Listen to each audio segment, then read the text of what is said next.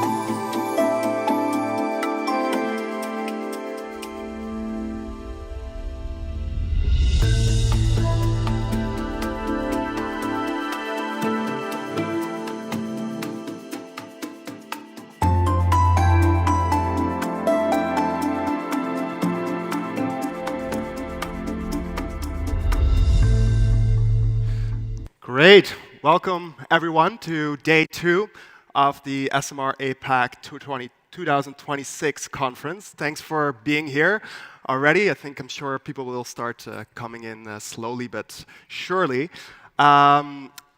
It's been a great conference, I think, so far. Hopefully, you all agree with me there. I think we had an amazing start yesterday with the drums to get everyone energized, but also some great talks from our SMR team, as well as the amazing Dr. Ken Mogi talking about Ikigai. I think a really amazing time to kind of reflect on all that he shared there. And afterwards, we had, I think, a nice, amazing variety of different topics that we talked about. Of course, a lot about it was around AI, but we also had some great topics around masculinity, around hyperinflation, around gaming. And I think the next couple of sessions very nicely reflect that variety as well. I think it's a nice mix of things to kind of really get the day going. We're starting the day with talking about a market that we don't really hear often about at these conferences. So I'm very excited for you to hear a bit more about Mongolia. We have Dharmendra as well as Tushin, who will be sharing more about how they have used AI facial decoding to talk about Mongolians Gen Zs. So guys, please take the stage and start us off.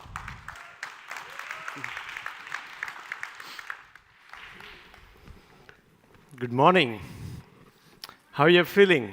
Hope you're enjoying the conference. Before we kick in, I just want to share that it is so incredibly great to be here on the stage today. And just a few seconds, I want to share my personal experience that I come all the way from Kenya. My travel time was around 20 hours. By the time I got to the hotel, it was 24 hours. It's a long journey. And it was a bit of adventure. Just until 2 hours before the flight time, I didn't know whether I'm going to make it or not. So I collected my visa on my way to the airport. So fantastic to be here. And this is Japan has been one of my dream country to come. So I'm personally very happy to be here. And the first-hand experience, which the day I came, I took a cab to the hotel. Obviously, the driver was a very elderly person. And we have communication barrier. Somehow he understood that where I wanted to go, and he did that. But just around my hotel, around the corner, he missed one turn. And then he stopped the taxi over there, and he concluded the trip and asked me to pay. I was not sure what's happening. But he said, no money after this. And he continued the journey and dropped me safely to my hotel. And that's the incredible people of Japan. Please give it up for people of Japan. Thank you. Thank you. Great. So we had a fantastic day one yesterday. And Dr. Ken Mogi talked about Ikigai and Nagomi, the purpose and how we blend the human and the AI. I think that is one thing which really stuck to my mind. And secondly, how we need to keep human first. And maybe not human in the loop, but human in the center. And the second bit about, I think the gentleman from Coca-Cola, he talked about power of observation. We are researchers, and we need to spend time observing and learning from that one. So today, our topic is Truth Beyond Spoken Words. Mm-hmm. So ladies and gentlemen, my name is Dharmendra Jain. I'm the founder and the CEO of Actionable AI, a Kenya-based AI startup for market research. And today I am with Tushin, who is our client. Thank you, DJ. Hello, good morning. I'm Tushin from Mongolia. Yeah, and early this year, we decided to do a kind of experiment how, if you want to really understand the Gen Zs, how you need to go and observe them first rather than asking questions. So this is next 20 minutes, I'm going to talk about Gen Zs, the neuroscience-based case study, whereby what we did is basically shown a commercial to the Gen Zs of Mongolia, and then observe how they react emotionally to this. There are two things I would like to make a point over here. Neuroscience-based studies are not new in market research, been there, but how actually it is the advancement of technology is redefining the whole approach. In this case study, we blended all those techniques together. That's the first thing I would like to mention. And secondly, Gen Zs actually is a kind of new force. If you look around what's happening around the world, they are becoming an unstoppable force. Some of the examples like Nepal, where government has changed. Recently, I hear something is brewing up in India as well. Gen Zs are the people who are vocal. They don't beat around the bush. They want clarity. They want purpose. And they are also wanted to be very close to their culture and authenticity. So that's the Gen Z as a whole, but how they are in Mongolia, I would love to hear from Tufshan. Okay. So let me talk about the methodology and insights. So I would like to share is why is Gen Z is a new force? Also, why is Gen Z is powerful? Also, we can see in some insights. Also, Gen Z is not a small group in Mongolia. Also, an increasing coming in 2 and 20 years. Also, should be in big market in Mongolia. Also, we know Gen Z is a native and mobile first, and Mongolian Gen Z also follows in global Gen Z behaviors. They love in YouTube and Instagram. Also, influencer is one of the biggest and trusted signals. Here we would like to share in some history. So last year in 2025 in Mongolian Gen Z is organized a huge protest against the prime minister. Also, they wrote in music and song using in AI. As a result, protest our prime minister of Mongolia resigned. That is why Gen Z is powerful. Also, they combine global and local heritage. Also, they love in K-pop, also international sweets. Also, that time, also they are proudly reviving in local and heritage and nomadic imagery. So, why should we do in creative testing? Also, why traditional survey is not longer enough?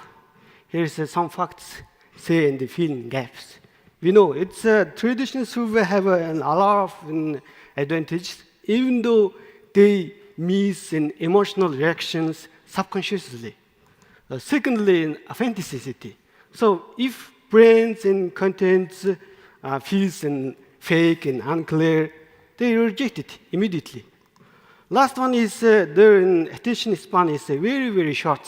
So if can't connect in first seconds, they scroll away. So long and repetitive and unclear messaging can't reach this attentions.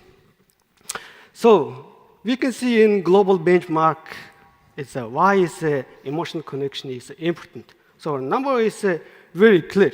We know emotional and advertisement is much more unlikely to succeed and compared to focused on in advertisement. So if we can connect successfully and emotionally, our lifetime value is increased 306%. Also, we can more revenue generated. Also, and creative performance also same. So now let's talk about methodology. So we tested in TV commercials, 1 minute and 34 seconds. So our client is in Mongolian well-known brand in telco and technology and company. In that case, we use it in 2 different tools. First one is an AI and neuro assistant for the measuring in emotional connectivity. Also, for the deeper analysis, we use an AI insight assistant that is we developed in-housely. Also was in online, so we created in web link, then submit to respondents. So when Gen Z click on the web link in camera, also in capturing all the facial expressions. Also covered in 3 cities. Ulaanbaatar is capital city, is biggest one. Erdenet and Dar Hang, also it's a smaller one. Now, let's watch an advertisement we tested.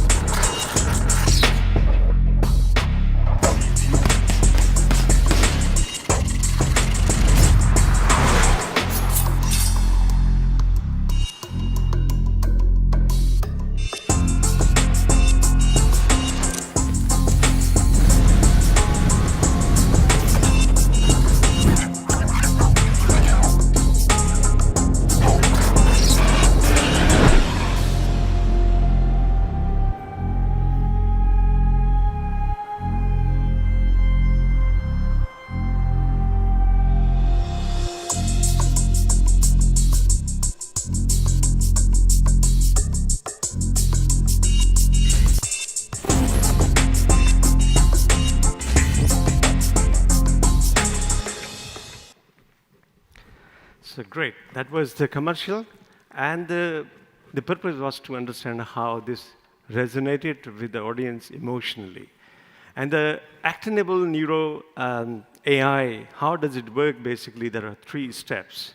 The first one, when the respondent clicks on the web link, it automatically starts the webcam of the device they use, whether it is a mobile or the laptop. It detects the face, takes the full facial sort of coordination, and after that, there is some modeling behind it. So while they're watching the ad, their expression obviously is meant to evoke certain emotions, muscles movement, eyebrows, cheeks, and all that, and the algorithms behind decodes that into emotions and classify. And there are around 500 facial points analysis happens. And creative testing has been always like there are 4 major KPIs to measure the effectiveness: attention, responsiveness, balance, and emotions. Attention is where people are actually engaged with the stimuli or the medium and how they react to it. That responsiveness. Balance is the emotion of happiness, minus any emotion which is either on the negative side, sad, neutral, angry, whatever. So absolute positive emotion and the various emotions. So what do we analyze actually, right from the beginning towards end, frame by frame, what are the different moments and what are the different emotions it evoked. If you look at these graphs, actually, attention-wise, starting was a bit slow, and then it picked up during the middle, but by and large, remained flat on that. And the second one about emotions, there are total 9 different types of emotions you can manage, you can monitor, but we talked about the major basic emotions, happy, angry, and surprised. Over here, if you look at the red line, which is surprised emotion, kept quite consistent, and the happy was there were a few moments where it really made them happy. When we talk about emotions, it is always certain, not angry means literally angry. It is maybe not really evoking any visible expressions. And over here in this graph, we can understand that the overall commercial remain really flat by and large. But there is a good news over here. They started very slow on the positive, happy emotions, but then around 40% gain towards the end of the commercial. the finally balance is the key measures because there's the absolute happy emotions, but that remained under average. That shows that the performance was mixed. It was not came out and out a winner, and that's the whole purpose of creative testing, to understand what's happening over here really. And these are few moments over here. The algorithm automatically detects where high activity is happening on the frame. So if you recall that towards the end, there was a red carpet flying, and the 5G button and all that really resonated, and does come as a special moment. And how they varied across the city, maybe Tushan, you can talk about more. So there is a three city, also there are three different reactions. Also, overall, its rating was 7.1, which means in advertisement has connected emotionally. But there is some problem. Also in Ulaanbaatar, there was a questionnaire. Customers said that was annoying and boring. Also, most positive customer is an internet city. So they love in energy and love and visuals. So after that, we measured in connectional emotional connections. So we do it in deep dive analysis. So our input was in open-end questions, also immediately asked in questions and video testing. So AI tools to help to analyze in 3 dimensions in data. So because we know it's a video, also an open-end question, also in quantity survey. So also gave to in true key insights as in predictive persona, also in strategic recommendation. And our team parallelly tested in only AI approach, which means in synthetic data created by an AI. So result was interesting because it's a synthetic data say that in your advertising is more in positive, but in real human data say that in both in negative and positive. So key learning thing is it's real human in validation is essentially. So let's look at any key insights. Also on predicted persona for the representing in Mongolian in Gen Zs. So first one is modern professionals, and second thing is a young dreamer. Young dreamer lover in visual and elements. And last one is pragmatic users. It's aged in 21 to 26 in lived in Ulaanbaatar. They want to in clear information. So our team should be in communicate with in clarity. And so AI powered in strategic and recommendation for the marketing team. It's Gen Z expected to in transparency and authenticity, also in inclusive. Also, we don't forget in cultural elements. And creative strategy. So Gen Z in Anthem was in dynamic, also in energetic and freedom, also in clearly. Here is we can see also in generated in communication strategy. So it's before we launched in mandatory in creative testing because in cold sound was and consistency negative for the customers. Great. So what we are talking about basically in terms of key findings, that when we are showing the commercial, that is different. It's different for different set of people, right? And if you look at purely from the performance perspective, then it was attention people were watching, but not necessarily they were gluing into it. There was some bit of distraction. 87% watched, but 75% distracted. That shows the content-wise, it missed the point somewhere. And the balance was more or less remained under average, which again is not a great sign in terms of evoking emotions. The finish was strong. Thankfully, towards the end, there were a few elements which really connected very well and that communicated the purpose or the message like 5G or speed and all that. So what really worked? Some of the opponents in the methodology we asked, what did you like, what you didn't like? And some of the respondents said they liked the visuals, the music around it. And I think that, as I said, towards the end, it was able to communicate the key message about speed. 5G button was shown. That was one of the recall came very, very clearly. And visually appeal. So there were a few elements like flying red carpet and leopard and all that was visually connected. And overall tone was modern and ambitious. So those are the elements which worked. So what we are drawing as conclusion, Gen Z is all about clarity. They want everything very clear upfront and very authentic. I mean, the brands don't want it to be like in generic, ambiguous. They want to connect with the culture. And that's what the anthem we kind of decoded from here. And as a researcher, what are the key takeaways over here? Neuroscience or the techniques which is based on neuroscience is not only the thing. I think it's the combination of the things. Now we have AI. We used AI to analyze the opponents, analyze the videos, and understood and connected the dot and get the holistic insight. And we also use qualitative way of analyzing, asking a few questions on that. So I think it's about holistic insights.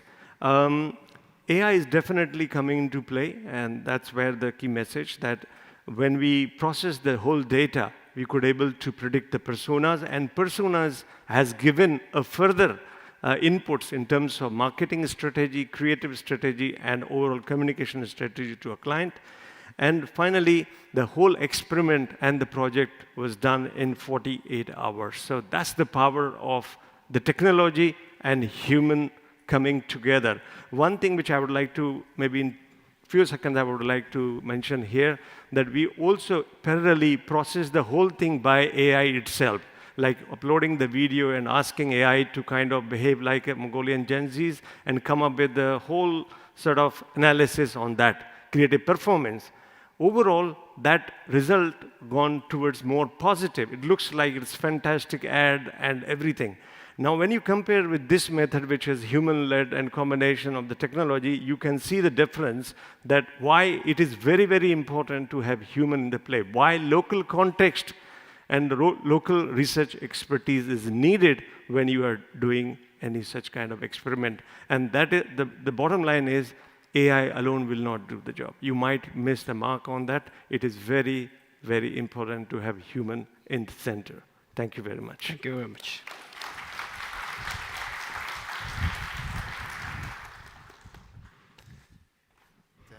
Thank you.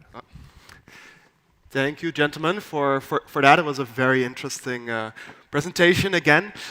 Just like yesterday, by the way, if you have any questions or want to continue the conversation around this, please, they will be later at the Meet the Speaker section in the exhibition hall. So please do meet them there and ask your questions. From AI, we're going to a bit of a different topic. We're going to influencer marketing. We will have Ramanathan from the Nanyang Business School, Singapore, share more about how we can have real impact with influencer marketing and what brands should stop doing. Ram, the floor is yours. Thank you. Thank you, Joey. Good morning, everyone. Hoping you're all having a fantastic conference experience. So our paper, which is co-authored by Esther and me, we talk about a special breed of humans, the influencers. They go by many names. Some are called creators. The best one I've heard is key opinion leaders, KOLs. But just to make it simple, I think I want to just call them as influencers. So as an influencer, we're essentially talking about people who showcase their lifestyle, their opinion, maybe their expertise, mainly on social media, and they usually are showcasing products and services as part of that narrative. And influencer marketing, which is what we want to focus on, is when a brand would partner with an influencer with the express purpose of promoting that brand's products or services. Now, influencer marketing is big business. The last few years it's kind of really surged forward, and it's also growing very fast, right? So it's projected to have grown 36% in 2025 versus an overall media spend of only 6% growth. What this essentially means is that brand teams are cutting their budgets from other marketing activities to fund their influencer marketing objectives.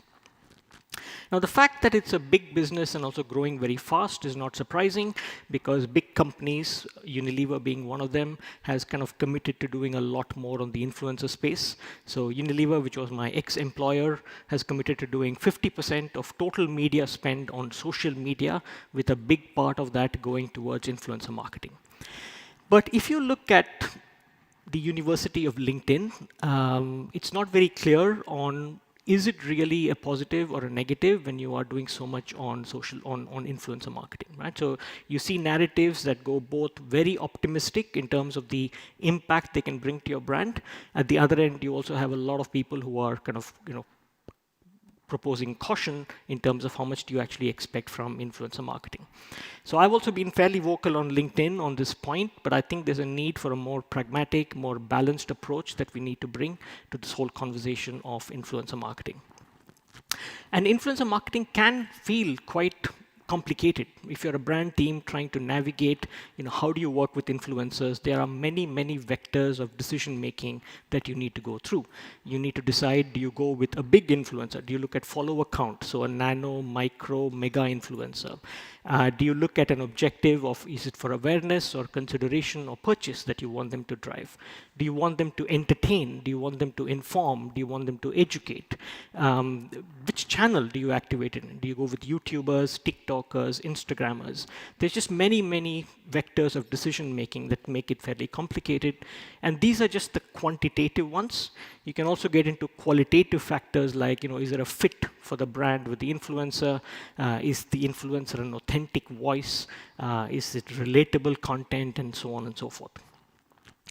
I personally think this is where influencer marketing is today, right? That the only thing that influencers influenced people to do is to become influencers until the point where everybody lost their influence.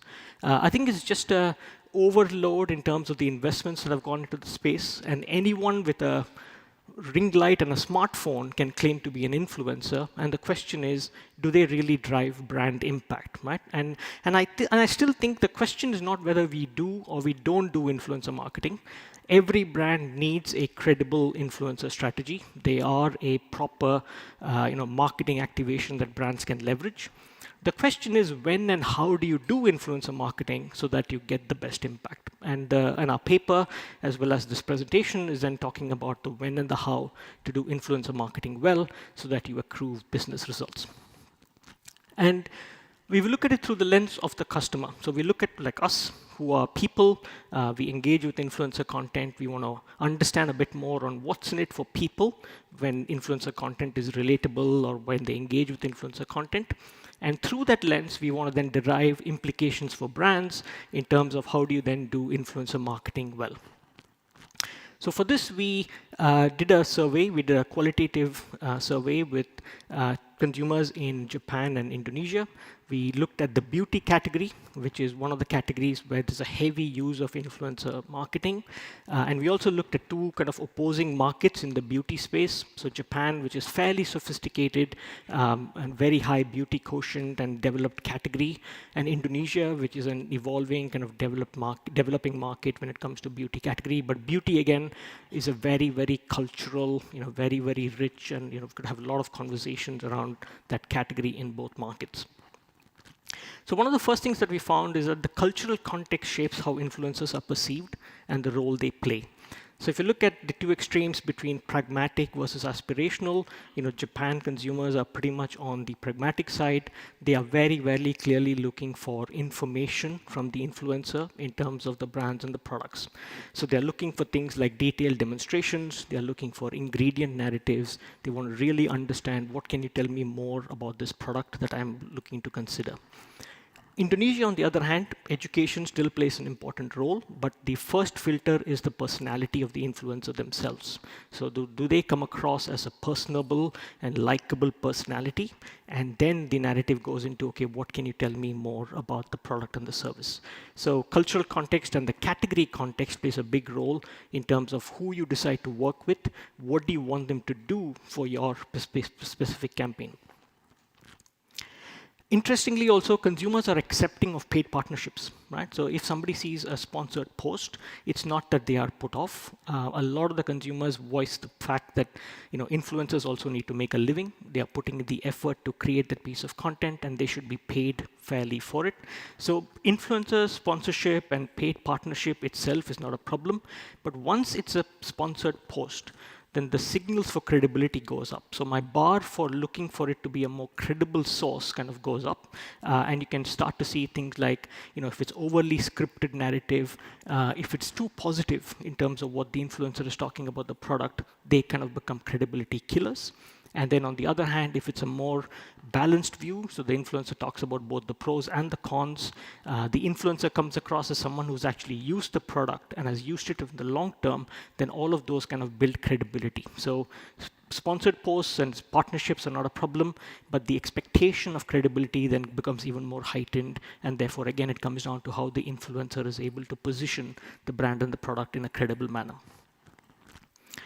Influencers are also kind of powerful discovery engines, but they're only one part of an omni-channel marketing ecosystem, right? So majority of the times, especially if it's a mega influencer, they do kind of start trends. So people discover new trends and new products through a mega influencer, but most times they are looking for other sources of information to kind of bolster their credibility before they go and buy, right? So they'll still visit the brand web page. They might still look at the brand on social media. They will still do word of mouth with friends and family, whereas influencers is just one part of that complex kind of marketing ecosystem. So we can't kind of expect them to do everything. They need to be balanced out with everything else that we can bring together to kind of position our product holistically. This, for me, was the core kind of learning from the research, that the true value that an influencer brings to the conversation is education, right? So it's not entertainment. It's not about just showcasing a product, but can you really tell me more about this product that gives me more information to kind of credibly make my choice? So in the beauty category, it would be things like, tell me what the product has, what ingredients does it have, how does the product work, possibly demonstrations on the right usage of the product. All of those kind of add credibility to the influencer, but also the consumer gets real value from that piece of content that they are then seeing from the influencer. That then brought us to this idea that it's no longer about testimonials, but it's got to be a testament, right? So most influencer content today is just a testimonial. Somebody who's just talking about what they did or some product that they used and what result it gave them. But when a testimonial can be anchored in a layer of expertise, then it moves into this layer of testament, which then comes across as more true. It also comes across as more credible, and that's the one that people want to believe. So again, when brands are choosing influencers, and if you're choosing for your specific category, it really helps. If you're able to choose influencers with a certain level of expertise, people who have experience in that category, who are possibly a little bit more of an expert compared to just any regular person, who can then talk more credibly about your category as well as the brand. So the implication of all of this is essentially that every campaign needs both brand and influencer content to be effective. And I see each of those having separate roles in the consumer journey. So brand content, so typical traditional brand advertising, is best suited for building awareness or maintaining salience of your brand.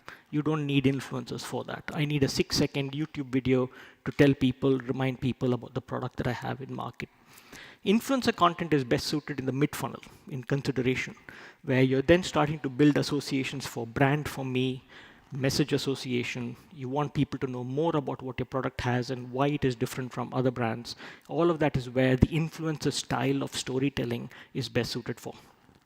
And once you then come to purchase, again, I think brand content is best suited to drive purchase. You could very easily be doing your performance marketing. You could be very easily doing your targeting or retargeting of people with coupons or other promotions. So again, purchase pretty much becomes a brand content narrative. So both of brand content and influencer content I see as two complementary paths. So two complementary paths that then build kind of campaign effectiveness and both end-to-end kind of campaign effectiveness, with brand content doing the memory encoding, the consistent branding and all of that. So a bit more of the rational side, and influencer marketing with the human story and the emotions and the detailed narratives kind of coming together to build campaign effectiveness. So that's what, from a consumer perspective, right? So what are they looking for from influencers? What does it mean for what we need to do in terms of building effective influencer marketing?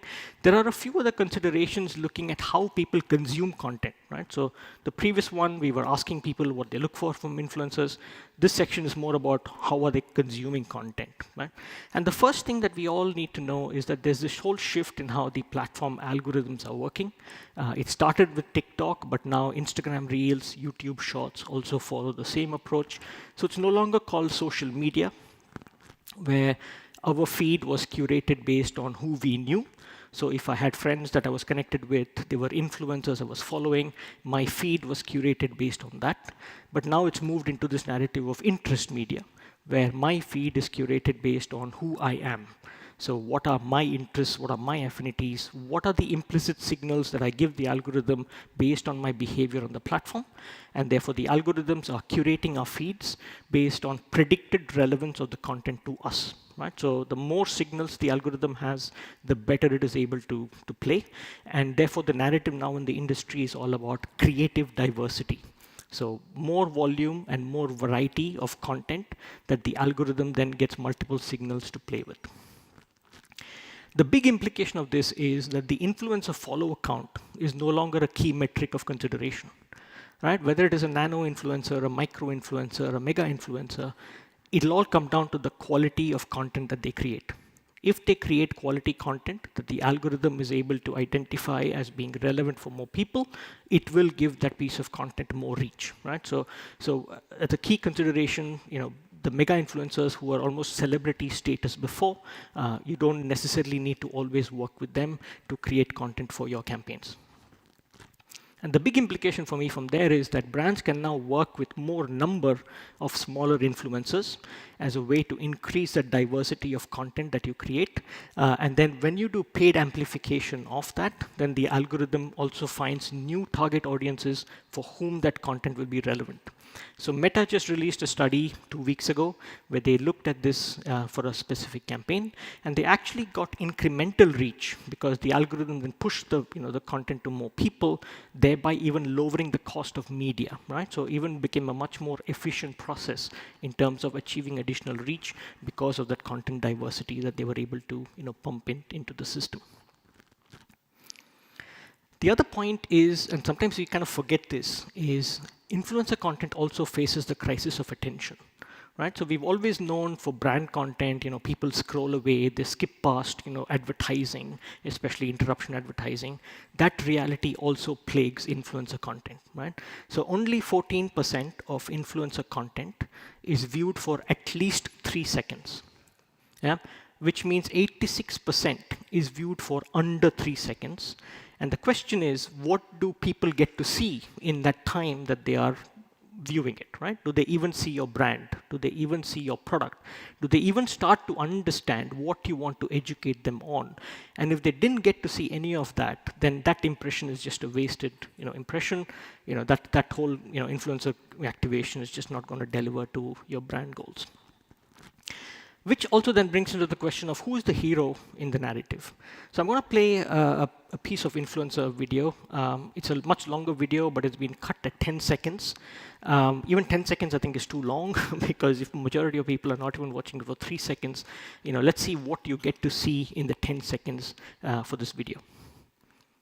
Page in one of my outfits for the day in my style. I'm so excited. No, I'm so scared. But first, because you've been wearing a random deodorant that makes you smell worse. Okay, which brand? Yeah, the hashtag Dove. Which category? Deodorant. Somewhere at some 11 seconds, she talked about smelling worse and some deodorant. But I don't know anything else about it. Like, what about Dove? What about Dove deodorant is being talked about? And I think this is the problem with majority of influencer content, if you see, right? The hero is the influencer. He or she is positioning herself and trying to build her follower base. And there seems to be this mismatch between objectives, right? So if I'm a brand and I'm paying an influencer to create a piece of video, I want my brand and product to be front and center. I want all the drama to be around that to drive attention to what I want people to understand about my brand and product. So that becomes a key expectation that people, brand teams need to have when you start working with influencer content. Because also, there was a piece of research done by Kantar where basically even after being exposed to influencer content, only in less than 1/3 of the content could people link back to the brand. So if people remember the influencer, but they don't remember the brand, it's not influencer marketing, right? I mean, you're not going to get any benefit to your brand as a result of that activation that you do. Which then means that the core creative tenets remain the same, whether it is brand content or influencer content, right? It's determined by the platform on which you're going to be advertising and the content consumption behavior that people have.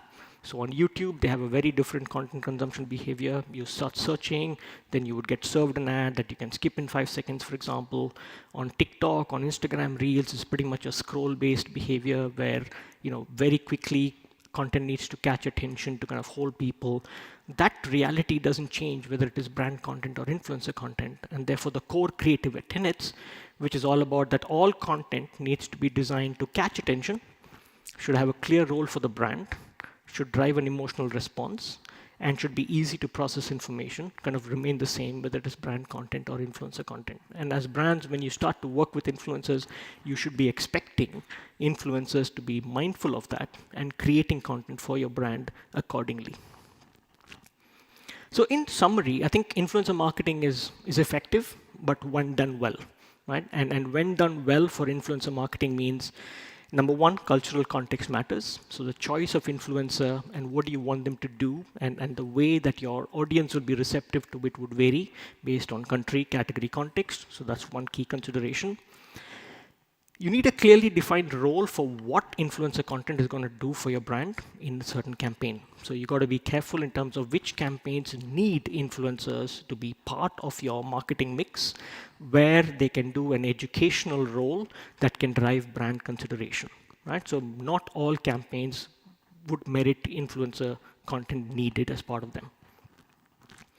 Then brand plus influencer is where it kind of really comes together. So all campaigns need to have both brand and influencer content doing different roles, but complementary roles to drive end-to-end campaign impact. Follower count is not an important consideration anymore. You want to look for the quality of content that the influencer can make for you, and therefore the choice of influencer and the working with more smaller influencers in more number is going to help us work with this whole interest media narrative that the algorithms on. And finally, the core creative tenets are universal, right? So it's got to be decided based on the channel in which you're going to be deploying the content. It is not based on brand content versus influencer content. And that's the end of the presentation. Thank you.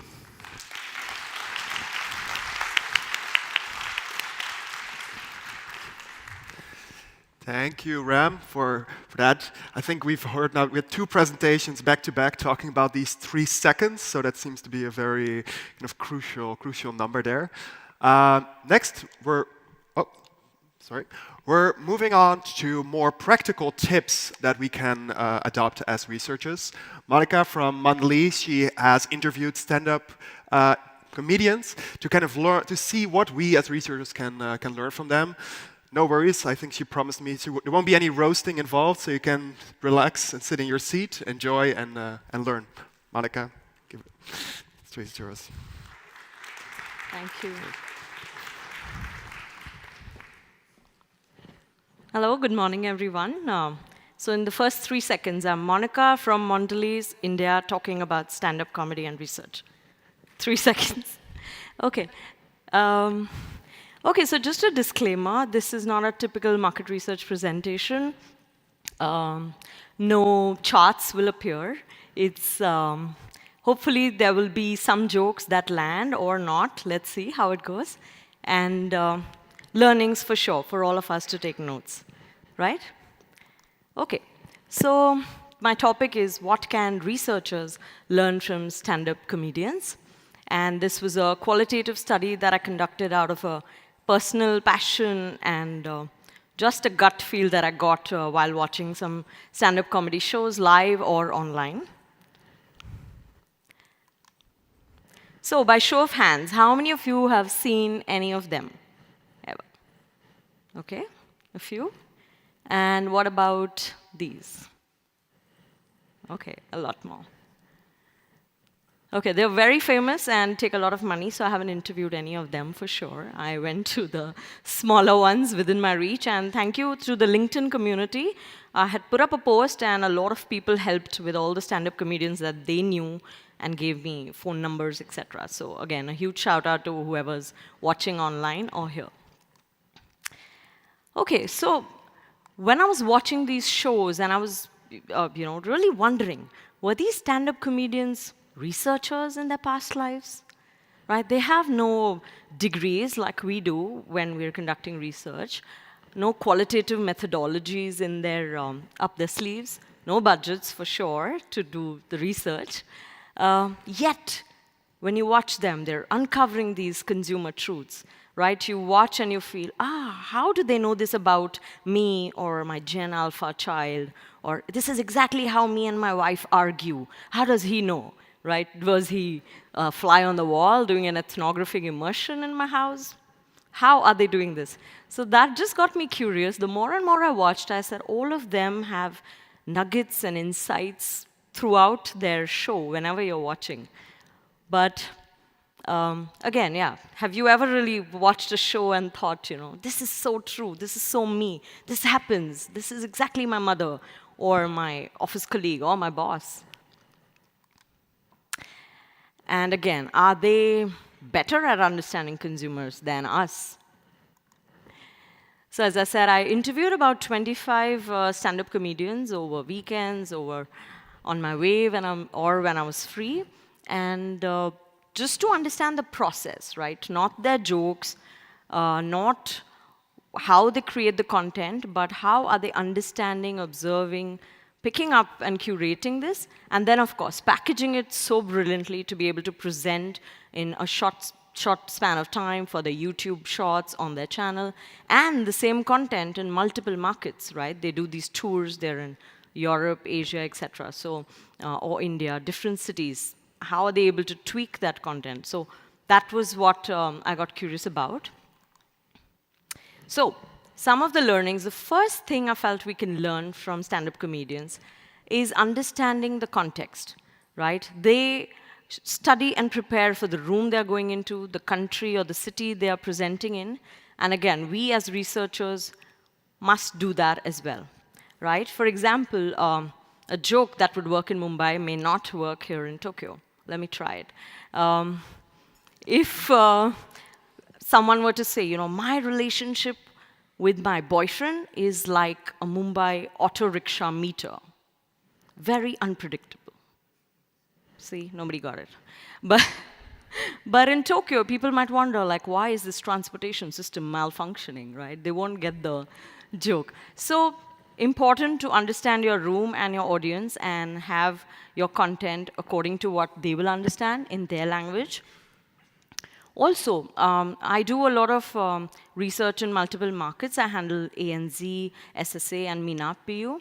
So when we're doing multiple market studies, right, there is data, there is charts. But when you understand the context of that market itself, whether inflation has hit Egypt or the cost of living in Australia has suddenly gone up, or there is some devaluation happening, you are able to draw better patterns and understand that same data much more, that why is a consumer in this market behaving in this way. So I think as researchers, apart from the data, understanding the context, which year you're doing that study in, which season, or what's happening at a macro level, very important to understand that context. And for example, now, don't have jokes around the war, etc., in sensitive countries, etc. Another second learning that I thought is the power of observation and note-taking. Stand-up comedians said, we are never off duty. They have their notes, their notepad, they're taking notes on their phone, they're observing at airports, in the cab, some of them on the bike. They said, we record our audio. You could just spot a funny hoarding, something written on a truck back, right? So you're never off duty. I think that's a note for us as well. Don't just get into inciting or observation mode when a study has been commissioned, but just open your phone and whenever you see something interesting, note it down. You never know when that will tie the dots somewhere. So this is one example of how a stand-up comedian has used regular observation while sitting and waiting at an airport in his content. This is Kanan Gill from India. Airports now are silent airports. Yeah, they don't make any announcements at the airport anymore.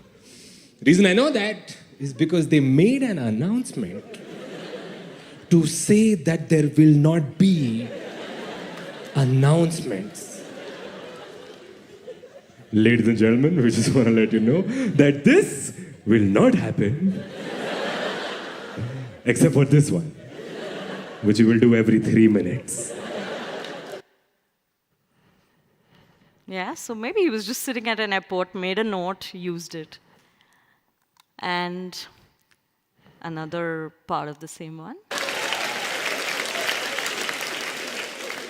So now, to prevent noise pollution, no announcements.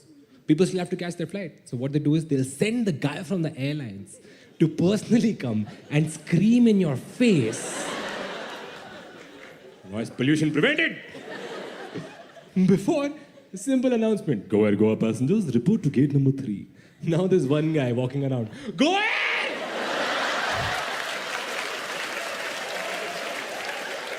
Go ahead! I've experienced that as well in Mumbai. It's become a silent airport, but yeah, this happens. There are actual people moving around.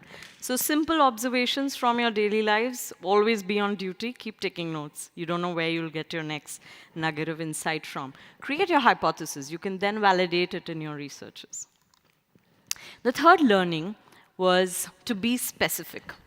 A lot of us say urban consumers, 25 to 35-year-olds, are behaving like this.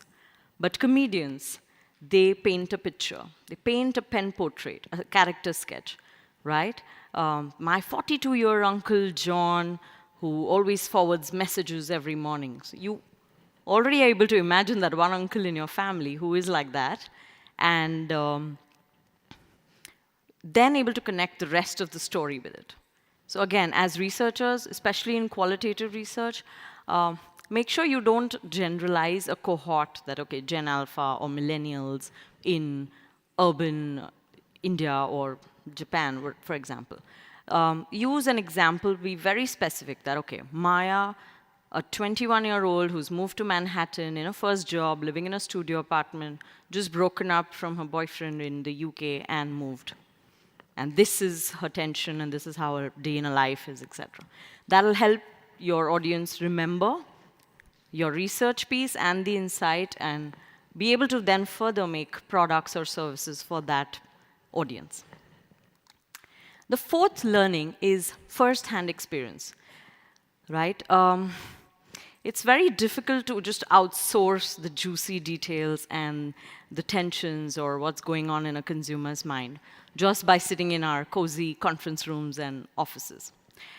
Stand-up comedians get their hands dirty. They actually go around, wait at cafes, observing people at airports, at shopping centers, wherever they are, when they're traveling, on vacation, in hotels, in spas, right? They're always observing, and they're not always doing that sitting in their own homes, right? They're out there on the field. So, of course, in the age of AI, a lot is happening through tech, but big urge to all the researchers, especially for qualitative studies, travel and be there in the room with your consumer as much as possible. Consumer home immersions can not be emphasized, less. It's just amazing to actually be there and, be in the room, be in that city, that country, that context, and then see what your consumer's facing.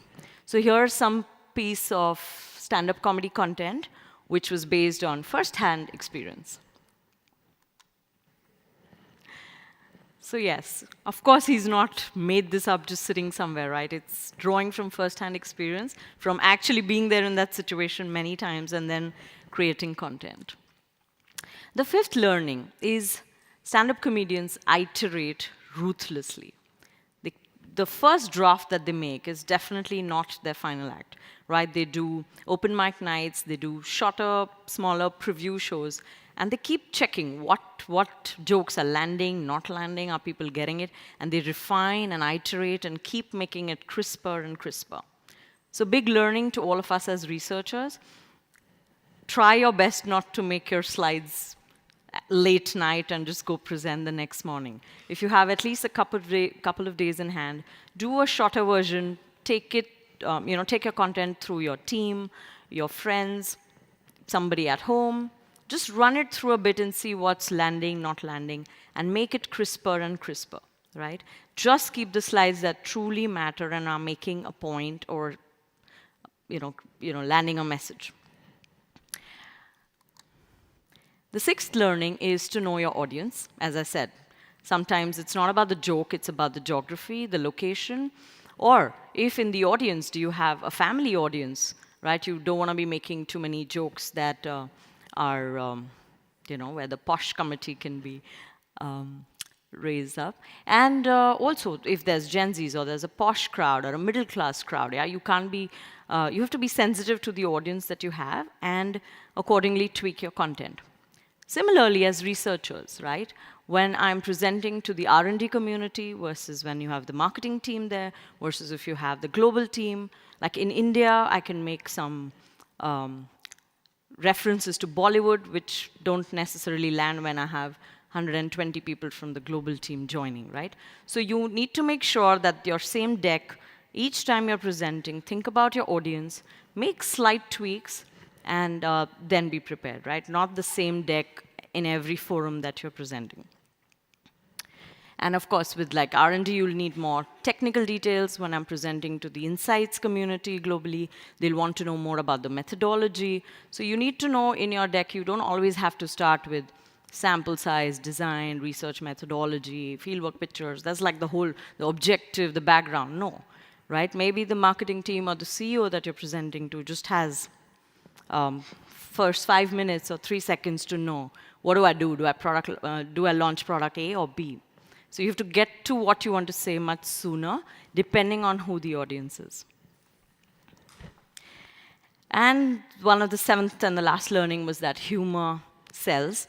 So even in your research presentation, of course, knowing who the audience is, a dash of humor definitely won't harm you.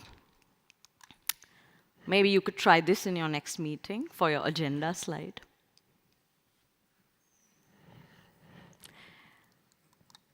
Okay, and 3 things which I think we definitely should not learn from stand-up comedians.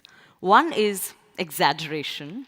You all know how much they can exaggerate and make a mountain of a molehill, and it's just something which researchers, of course, need to be very true to the data and what's coming out and don't blow it out of proportion just to elicit a laugh.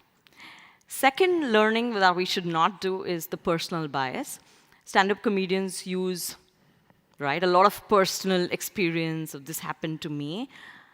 Even if you're studying the Gen Zs or Gen Alpha and you have that person at home, that person may not be representative of the whole country. You have client paying for this whole research with 200 consumers. Make sure that you don't bring your personal bias in. And yes, of course, roasting the audience. How much ever your client deserves it, try not to roast them. Okay, so this is in summary the 7 things that I learned from stand-up comedians and what we must not learn from stand-up comedians. So I hope just like me, now on you will never be able to watch a stand-up comedy video the same way ever again, always wondering what insight led to this joke. So thank you, everyone. That's been my time. You've been a wonderful audience. Thank you. Thank you. Thank you, Monica. Ever since we talked about it, I've been seeing this silent airport thing everywhere, and I cannot stop thinking about this now. From there, we're going back to the topic of influencer marketing, but in this case, Catherine from Mining Lab will talk a bit more about the AI solutions they have in this space. So, Catherine, floor is yours. you. Morning, everyone. I'm Catherine from MoneyLab Group.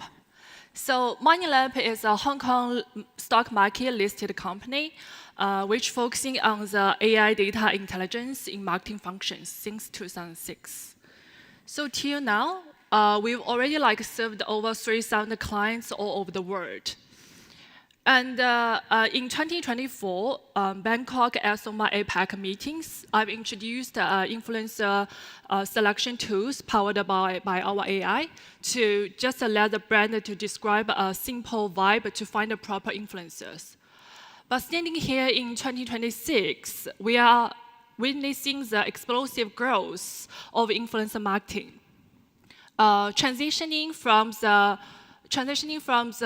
subjective dark art to the quantified science by autonomous agents. So currently, we are seeing brands have two bottlenecks in the influencer marketing. First is that how to secure their brand safety while collaborating with the influencers. If the influencer have previous history of a scandal or crime record, how can the brand know that in advance and prevent any reputation or financial loss? Second is that even though the brand find the proper influencers without any risk, which kind of creative elements should be embedded into the content to gain a good performance. Right now, the current practice, brand and the social agency is doing that purely based on the manual content analysis. But that is utterly unscalable and subjective, which will leading to the wrong decision. Our two solutions, brand safety and the content intelligence engine, can purely solve these two bottlenecks. First, let's move into the brand safety. So we build a culture intelligence engines. It's not just searching the bad keywords for the influencer, but it's scanning the years of history and the local news for the influencer to understand the context of an influencer's reputation locally. To deep dive into the details, our AI performs a comprehensive multilingual search based on the matrix of name variants and the risk keywords locally per influencer, and covering everything from the serious red line issues to minor controversies. It's just not keywords mapping. It is a deep contextual search. Then later on, our AI will synthesize all the collected data into the risk report, along with the partnership recommendation. So as you can see from the bottom chart, we are not listing the risk levels of the influencer, but we also providing the partnership recommendation. And this is purely based on the previous brand collaboration performance. So all in all, we can purely taking out the gas from the process. And the engine is actually built based on our three agent orchestration architectures. So you can think it as a well-oiled team. The coordinator is like a project manager. It assigns the task and ensures the quality. The collector is like a field researcher. It captures everything from the digital world about the influencers. And the analyzer is the intelligence analysis. It making sense of the data. But the key point here is quality loop. The analyzer is not just purely trust the collector's work. It verifies. If there is any data missing or insufficient, it will request an automatic rework process. Then based on this mechanism, we are able to capture 100% data coverage and ensure the accuracy of the data. So making the whole process transparent and robust at all.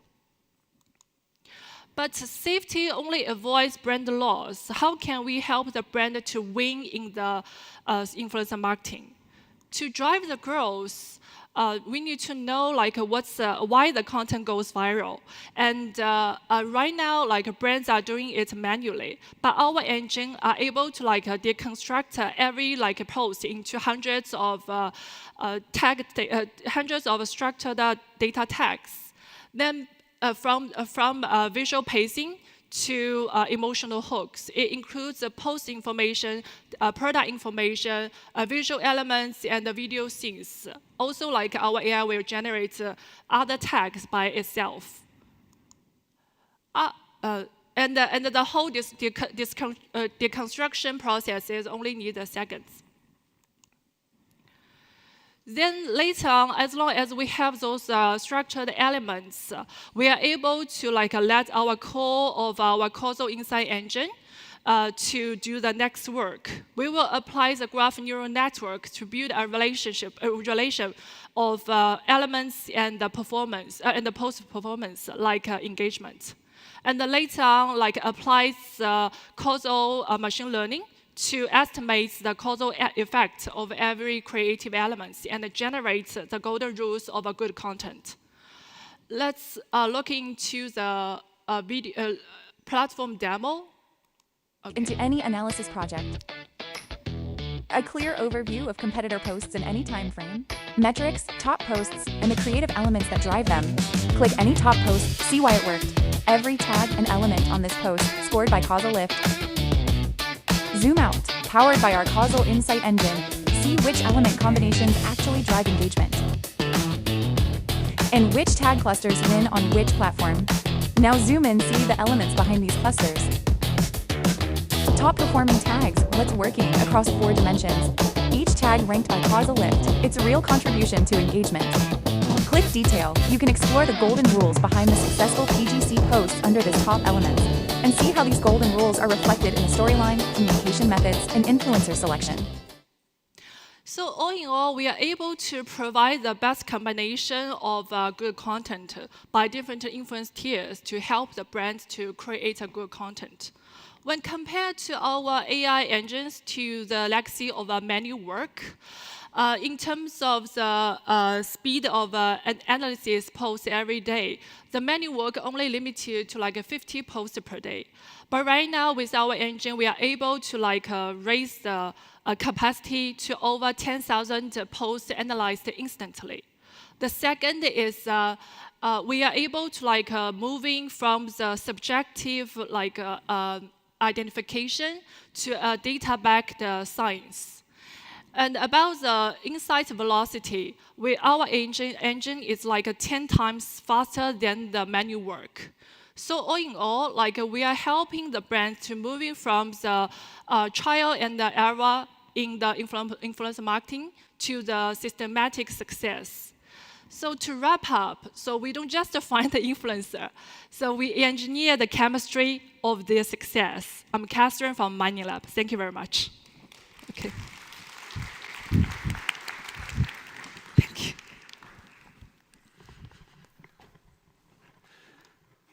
Thank you, Catherine. With that, we have had our 4 sessions. Thank you so much to all the speakers this morning. Please give it up for the speakers once more. Great job, everyone. Thanks for kicking us off. There is a networking break right now. We, again, like I said before, we have the Meet the Speakers section. So if you have any questions and you want to continue the conversation with our speakers, please do so there. We will be back at 10:55. Here we will have some sessions around insights at scale, but we will also have a few sessions at the lab stage, which will be around insights to activations. Thanks, everyone, and we'll see you there.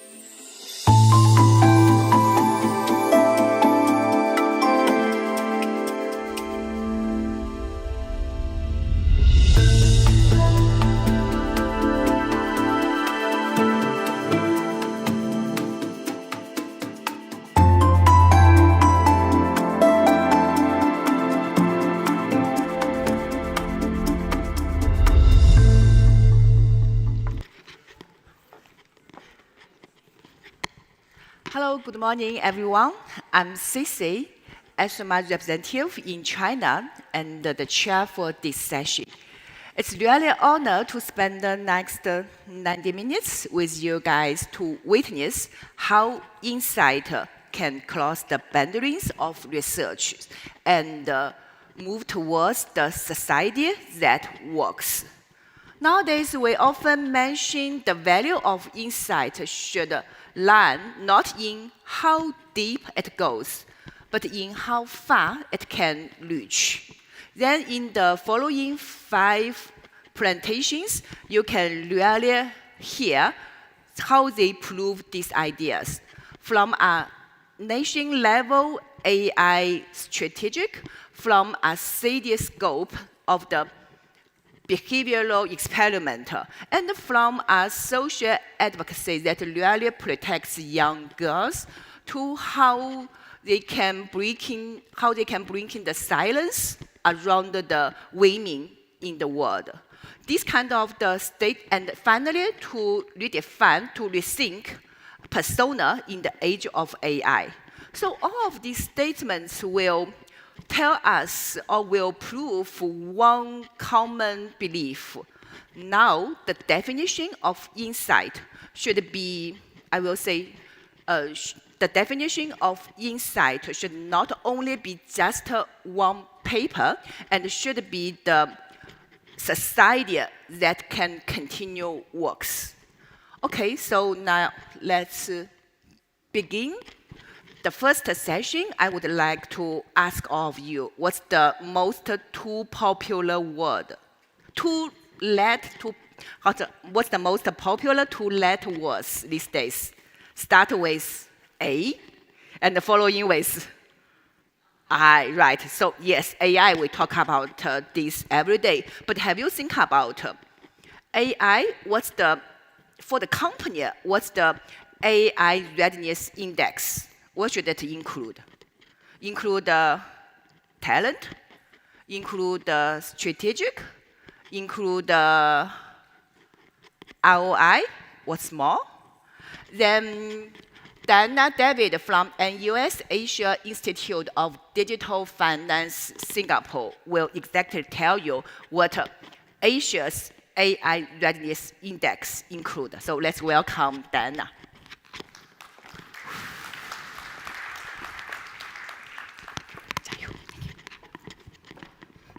皆さん、おはようございます。Good morning, everybody. I'm Diana David. I'm originally from the Philippines, adopted by Singapore in the last 18 years. I'm in a higher education industry in the last decade. I have a very important question to the audience. Who among you doesn't use AI? Raise your hand. Okay, that's what I expected. Arigato, thank you. Just last week, I was in Silicon Valley. I have the opportunity to interact directly with AI leaders, innovators, academic researchers, and companies coming from Google, Microsoft, Salesforce, Stanford University, Santa Clara University, and many emerging AI ventures. So what struck me most in Silicon Valley is not the most sophisticated, advanced AI technology. Shocking, right? I see all the faces. Good morning, right? So the most important thing around the conversation that we spent around about 5 days in Silicon Valley is 3 pillars: process, people, and technology, right? So now we are witnessing across Asia is more organizations are moving fast, but the organizations who are moving fastest are not the one with sophisticated tools. They are the ones building system around their governance, around their workforce, their leadership capability, and their organizational alignment. And that exactly inspired me, and that inspired deeply my presentation with you today in terms of the Asia's AI Readiness Index. Right? So Asia is the next big thing. We are the powerhouse, right? More of the enterprises are already integrating generative AI into their operations, finance, healthcare, workforce system, and AI has been there in more than 2, 3 decades. Right? Those people who knows BPO, who knows Netflix and all that, you can all agree. Right? So here, based on the Stanford Institute of Human-Centric Research that just released, this is 2026 data, right?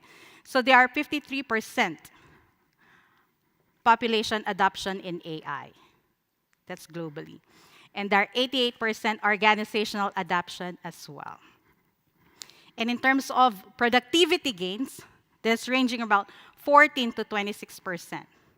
But then now, all of you are asking, Diana, what are these numbers for? Right? The question is no longer, are organization adopting AI? The question now is, are leaders equipping people to work side effectively with intelligent systems? Right? So that's exactly the Asia's AI Readiness Index that we will be talking about. Because the future of work will not define by the technology alone. It will define by the leadership capability. Right? So adoption is not readiness. Right? All the organization, all the enterprise, all deploy their AI. We are all rushing to it. 3 years back, everybody said, we want to use it. We want to invest into it. Right? We're putting a lot of resources there. But it's no longer, it's not saying that you're ready. Right? If your people are not equipped, if your decision makers cannot translate that into a measurable ROI. Right? So speed without structure creates organizational risks. And where are this gap? Your governance. Right? Everybody talks about governance, your leadership capability gap. You cannot lead or govern anything that you have not put your hands on it or even study about it. And your workforce readiness gap.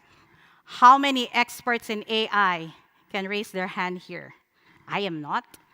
How many say we know ethical governance? We are expert to it. We are not, because it changes as fast as I'm speaking right now. Okay? So here, the research itself, it's inspired in terms of the published papers.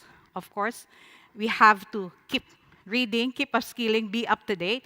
And at the same time, with a decade of experience with executives, leaders in Asia, Southeast Asia primarily, East Asia, Australia, and the UAE. Right? So this entire paper focuses more on the framework itself, the strategic vision, the digital infrastructure, talent enablement, ethical governance, and the measurable ROI. Right? So here, as I mentioned earlier, Asia is moving fast. We are the powerhouse.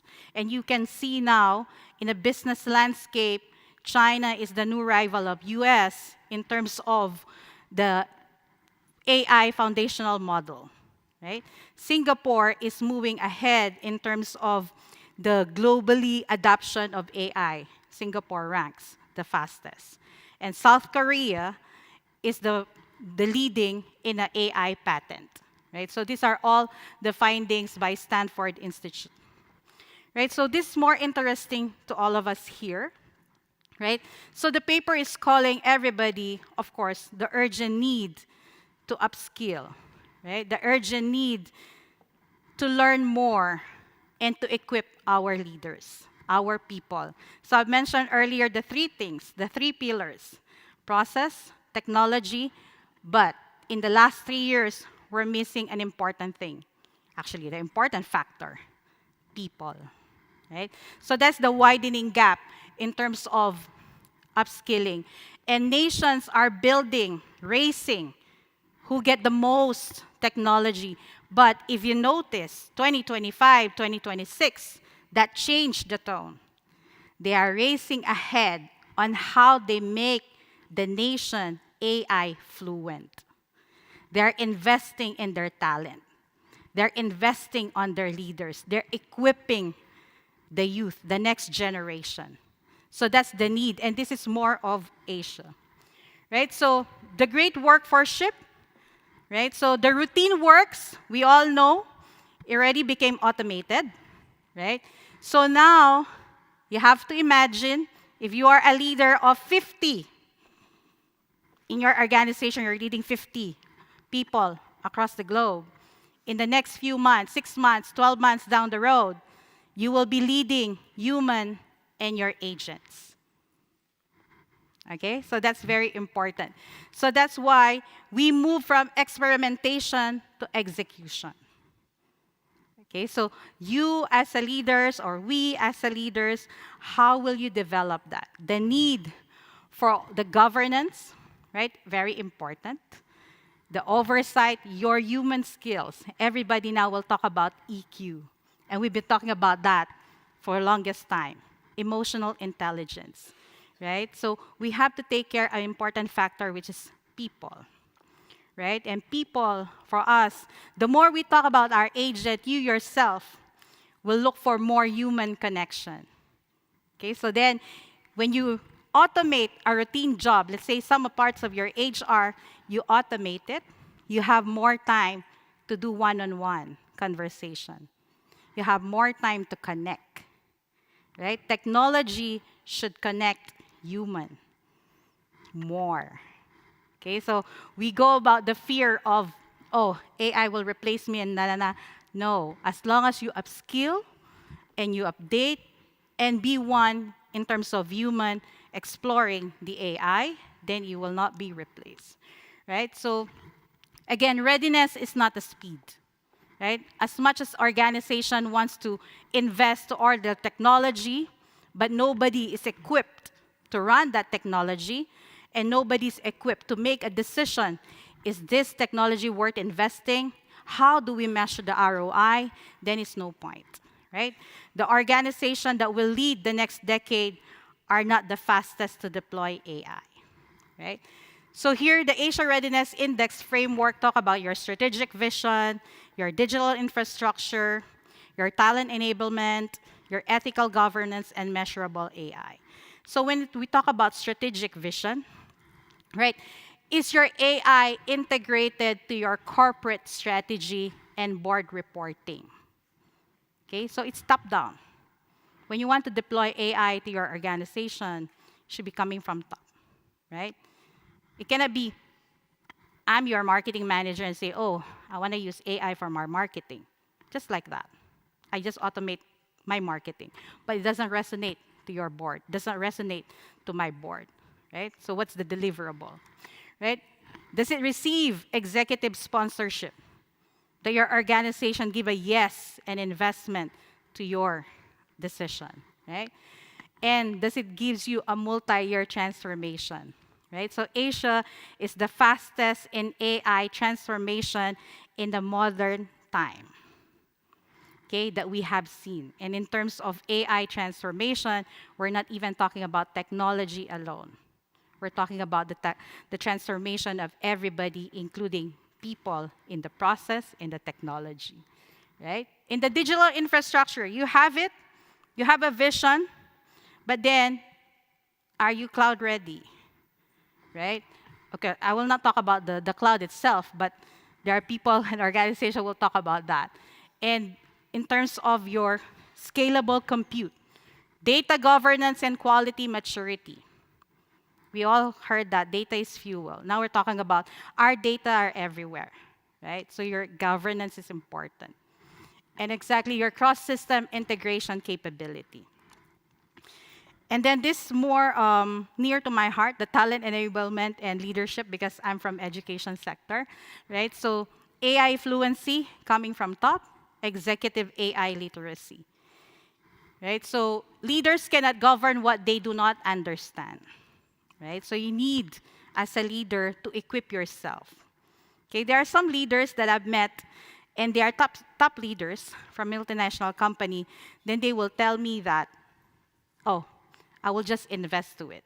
And I will really sit down with that leader and understand what's the thought process behind it, right? So, and then afterwards, you will get to learn that it's more of a fear and complacency why they are repelling to it. But then when you talk them through the importance of AI fluency, they get to understand it, right? And then, of course, your workforce transformation. You need to reskill the manpower, right? You need to redesign job, okay? Everyone talk about, oh, organization are laying off and all that, but as a leader, we need to find a way to redesign the existing manpower. If we want to wait for the next generation that will be 10, 20 years from now to educate, to give them a proper education. So we work on what we have and the resources that has been there. Know your culture. They blend into the culture. They know the job. You need to redesign the job, right? And at the same time, human-centered leadership, right? So we will be seeing an organization wherein they have people and agents, right? So again, there are 3 pillars: people, process, technology.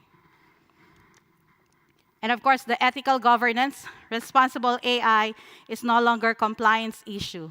It is a leadership capability, right? So everybody say, oh, we are compliant, we have this certification and all that. No. But that is no longer the topic today, right? So what governance comprises of? Your ethical AI frameworks, right? So your documents, principles, standards, and all that, are they in place? Your bias mitigation and accountability, okay? Structured and process and trails for high-stake decisions. Because right now, in a world that we are all evolving, this is currently the gap, okay? This is the honest gap that we find. The regulatory readiness. Everybody have done pestle analysis during our time in our undergrad, and we always analyze external factors, right? Do policies are ready for AI? And then your human oversight. Human keep on coming in, because we are part of it. Okay? So the measurable ROI, of course, anything that you cannot measure, it cannot be scaled. And we talk about, is Asia ready or enterprises ready for AI in terms of preparedness? And you want to measure your scalability, and then you have to have a measurable ROI. Your board level reporting, your value tracking, your enterprise performance metrics. So you have to put a measure and a ROI. And you will always hear this, that it fluctuates. Those who are in a training, you will see that it fluctuates and all, but in a boardroom, how will you translate that if you don't have any measure? You wanna invest to Claude, you wanna invest on this, but how and why, right? And of course, this is the gap of the entire paper, the execution gap that we have identified in this particular research paper. So in terms of the structure outperforms the experiments, because if you want to scale, your structural readiness predicts your transformation success, right? We are now on the execution. We are done with the experiment itself, right? So how to be ready as a leader in this particular era that we are evolving, right? You have to lead with clarity, okay? You have to lead with confidence and lead consistently, because technology should advance humanity and not replace it. Okay, so all those ads that we are seeing, we will be replaced by AI. No. Okay, we will be working intelligently with the intelligent system. Right? So this particular research works on the 6 imperatives for AI-ready leaders, and these are the 6 things. Embedded AI into corporate strategy, invest in workforce transformation, measure I/O rigorously, build infrastructure before scaling, govern before deployment, and lead human-centered transformation. Right? So I will close by saying that The future will not belong to the fastest adopters. It will belong to the most prepared leaders. Once again, I'm Diana David. Arigatou gozaimasu.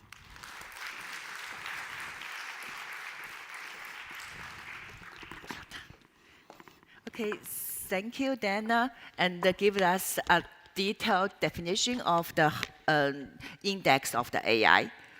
So now, Matt, let me say, okay, Matt from Human Aid will tell us an unbelievable, I will say, city-scale experiment they have done. You cannot imagine they successfully let hundreds of commuters give up their cars. Can you guess how long? Hundreds of commuters give up their cars. 1 day? 2 days? 1 week? 1 month. Why did they do this? How they can make it happen? And what's the result? Let's welcome Matt to share with us this wonderful studies they have done. Welcome. Thank you. Good morning. Let's see a show of hands. Who drives? Who has a car? Who drives? Okay, a lot of you. Imagine it's for school drop-offs, driving to work, errands on the weekend, that kind of thing. I want you to reflect for a second and say, all of a sudden, you can't drive your car anymore.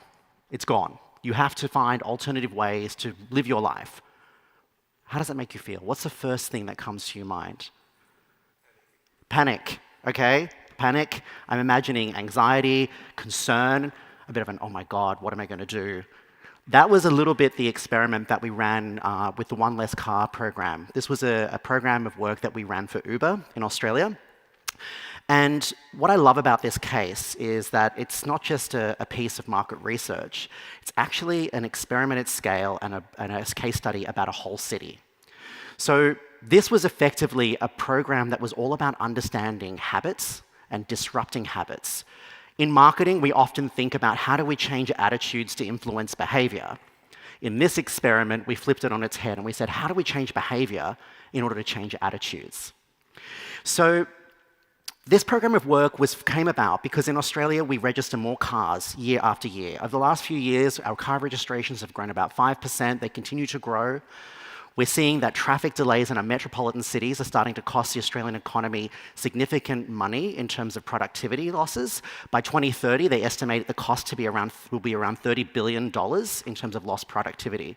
So there is an economic imperative that we need to rethink the way that we move around our cities and move people through them.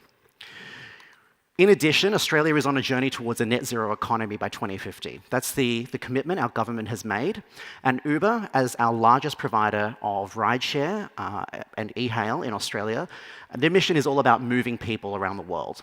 And so they see their role as being an imperative in terms of not just unclogging our cities, but also in terms of providing access to a route towards contributing towards net zero.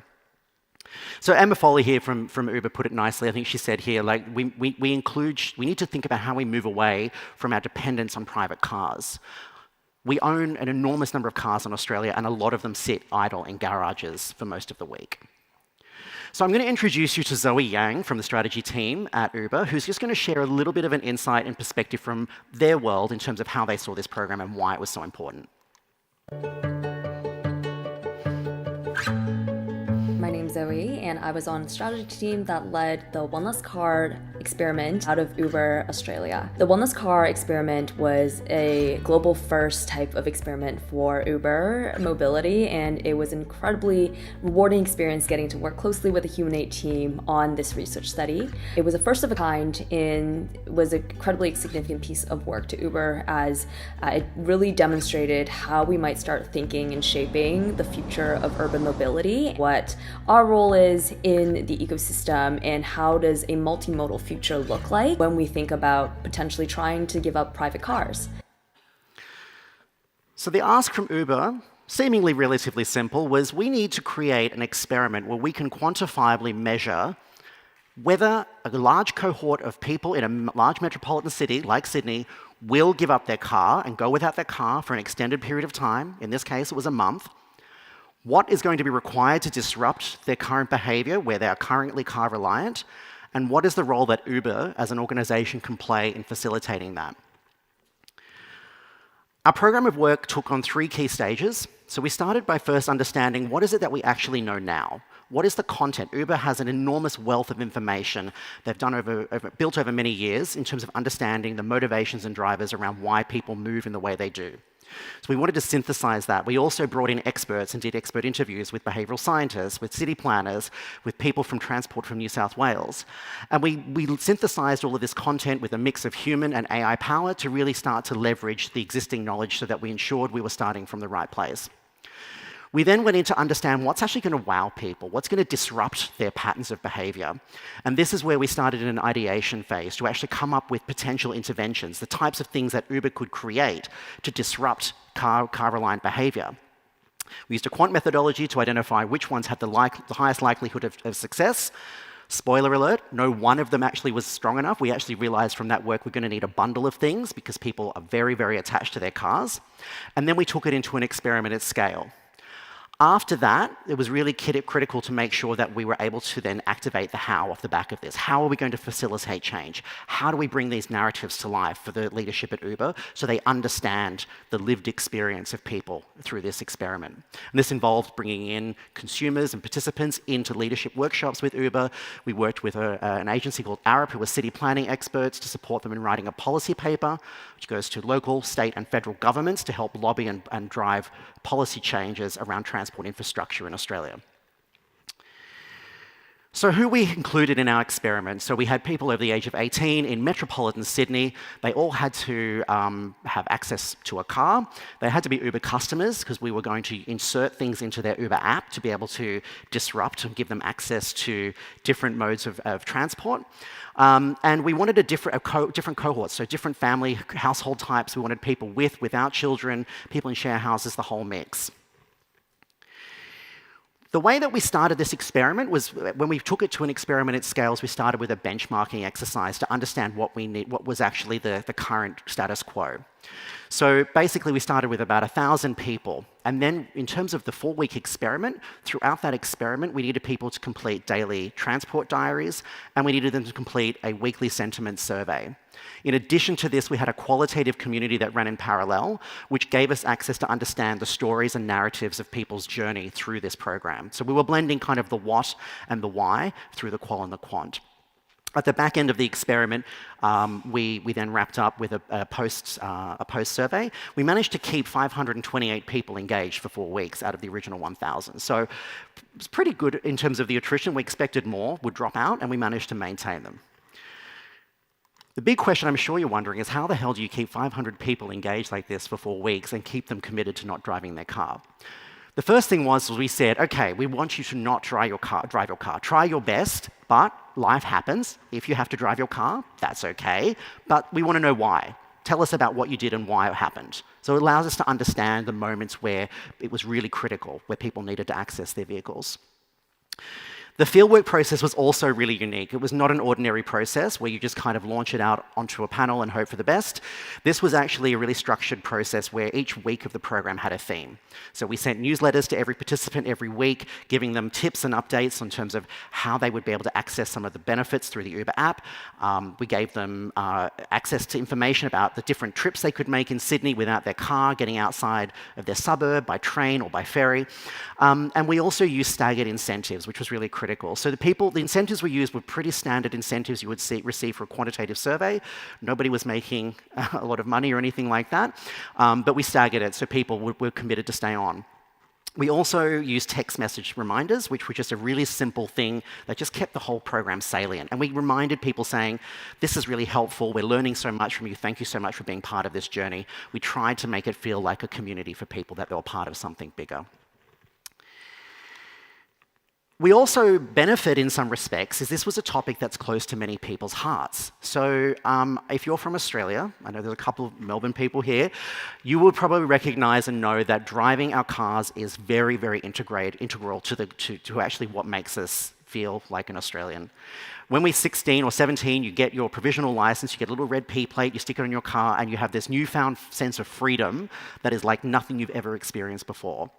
And so culturally, cars in Australia, they symbolize our identity as adults. They symbolize a sense of independence and freedom. They're much more than just transport to us. They badge us. So the type of car you drive also says something about you. So this idea of people stepping away and giving up their car naturally created some anxiety for people. One of the big things was actually we found that a lot of people dramatically underestimate how much it actually costs to run their car. So according to the ABC, they did some research about a year or two ago, which basically said the average car in Australia costs you about $430 a week once you take into account the depreciation, the insurance, your registration, your fuel, all the repairs, all of these costs. People generally thought it was about 25% of that or lower. So people were kind of gobsmacked when we confronted them with this information, and all of a sudden they're like, I'd never thought about this. But what it also did is it was clouding judgment. People looked at public transport or Uber and said, every time I tap on, I see the amount of money I'm paying for that ride. Whereas the cost of my car is hidden. It's in direct debits, or it's in a bill I see once every year. There's no kind of obvious transaction of money that I see. So it feels like it's cheap, because I can get in the car and drive and I don't have to pay anything.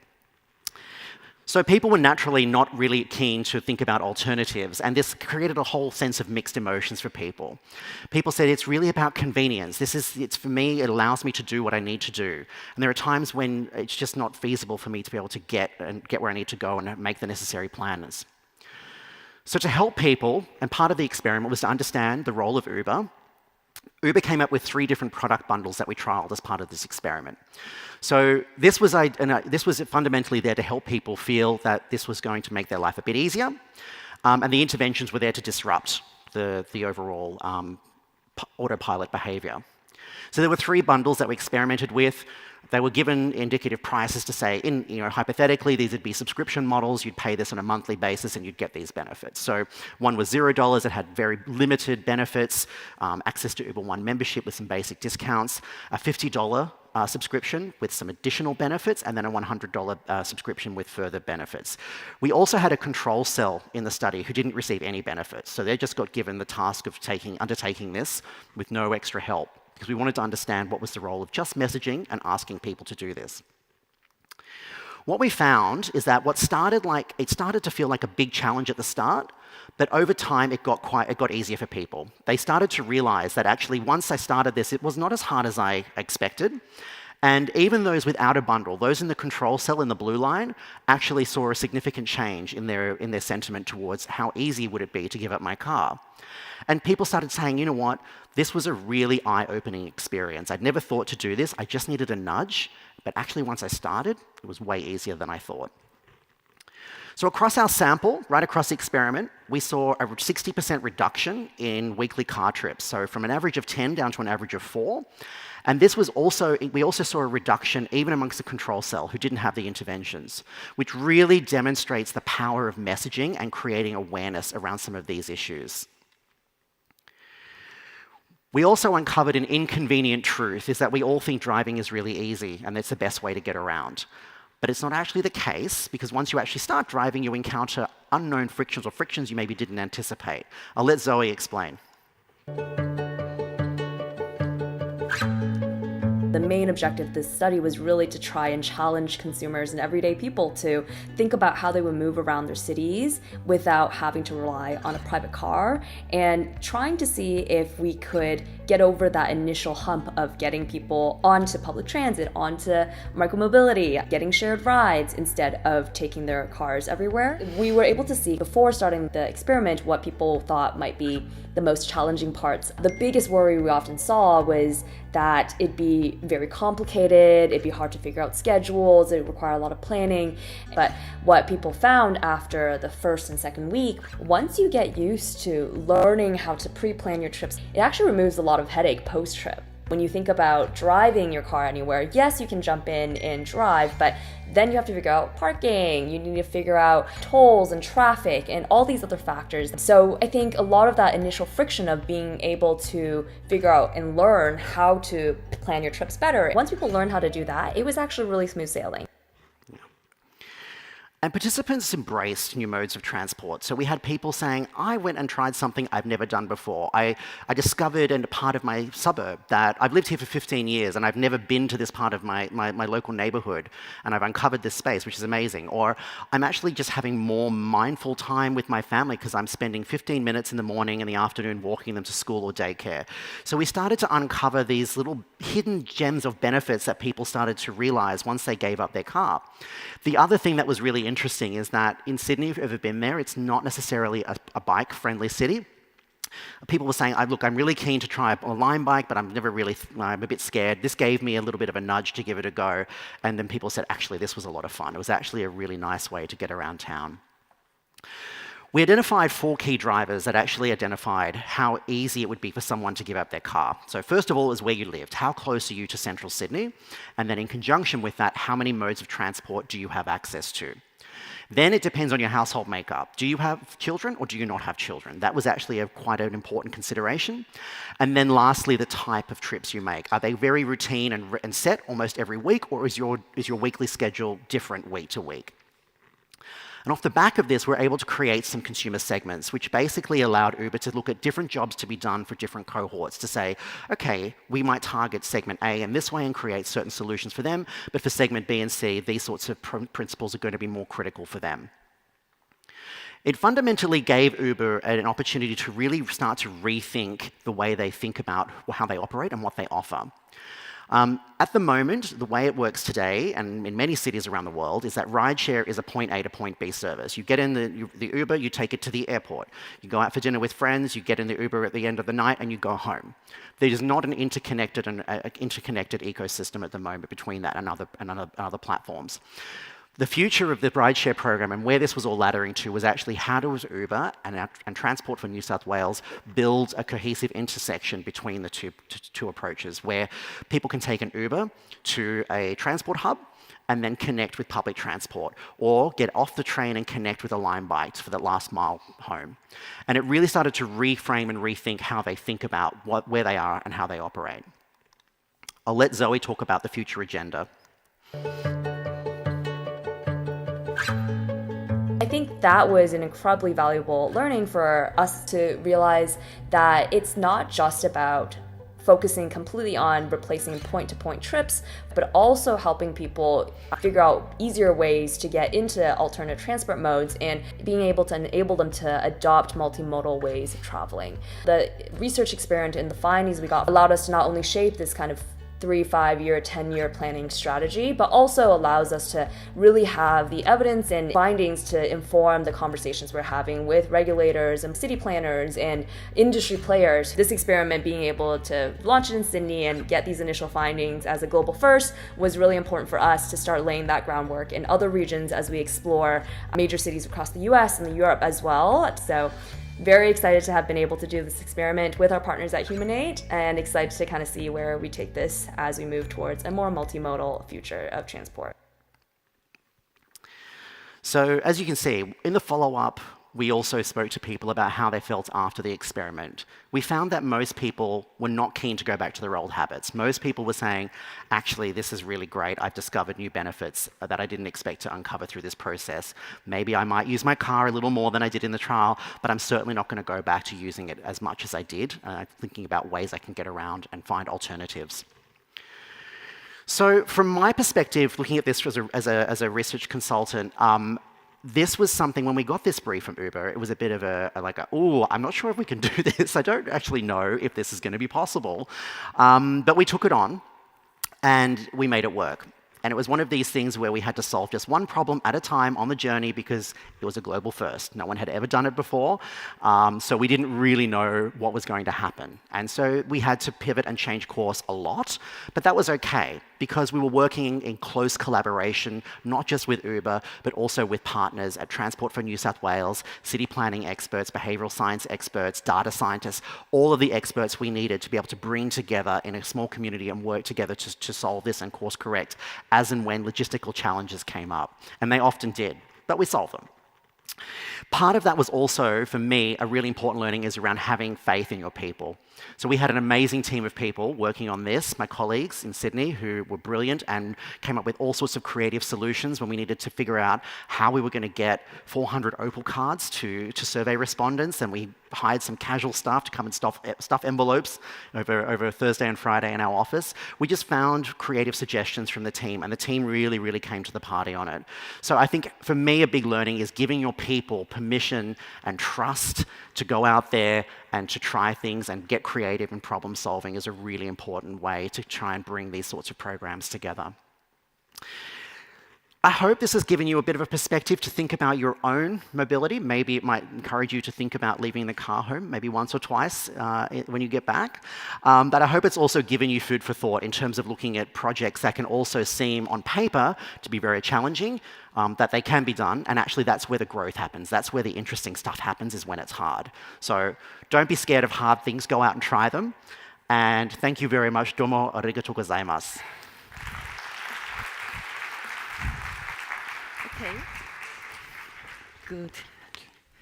Okay, thank you, Matt. And I forgot to mention, this paper is an award nominee, and we will have another one. So in this session, we have 2. So now we will welcome Bumadin and Kulan from MMCG Consulting Mongolia. They will bring us the topic, "You Are Not Alone." This is when I first read it, it's a story of how insight can be successfully translated into protect young girls, turning digital advocacy into a part of meaningful social safety. A really wonderful presentation, so welcome both of them.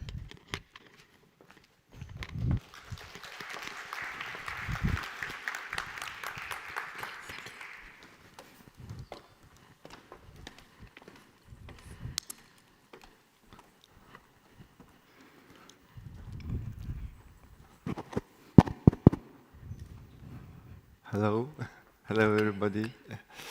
Hello, hi.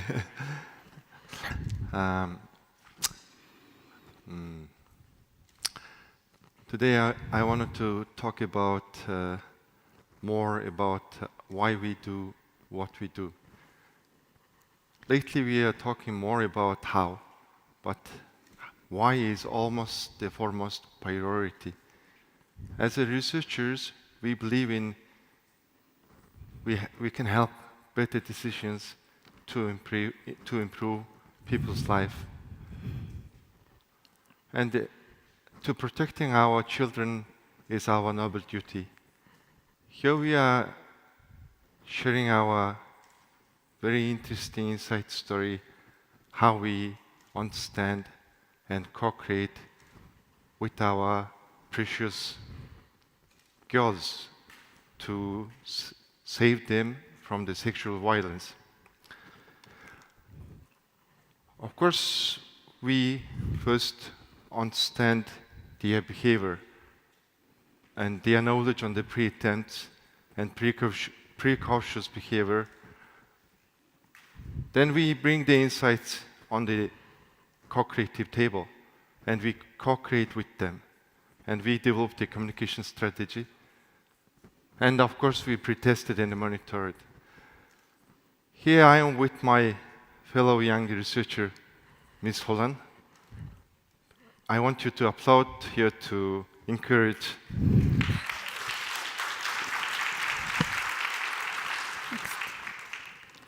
Okay, hello everyone. My name is Holland.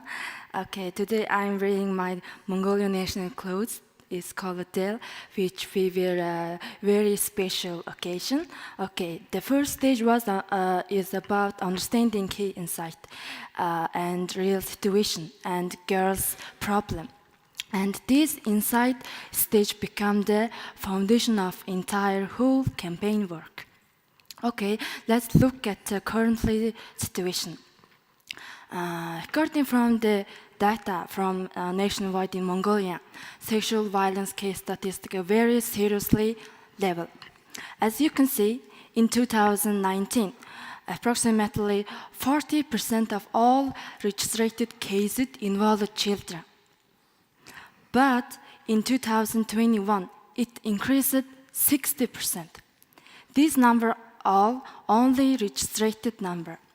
In other words, and the more than half of these crimes in the children. This clearly shows that the children in Mongolia, especially girls, are high risk of sexual violence. And next, we also explored how girls understanding sexual violence means. For girls, awareness and knowledge of sexual violence appears to very low. They say that it includes touching private or sensitive body parts without permission. And it also includes psychologically and physically abusing someone. And also, in addition, they say that forcing or pressuring someone to have a sexual violence intercourse. Therefore, one of the campaign objective was the increasing girls' knowledge and to make the meaningful of sexual violence easier, more relatable, and clearly for girls to recognize in a real life situation.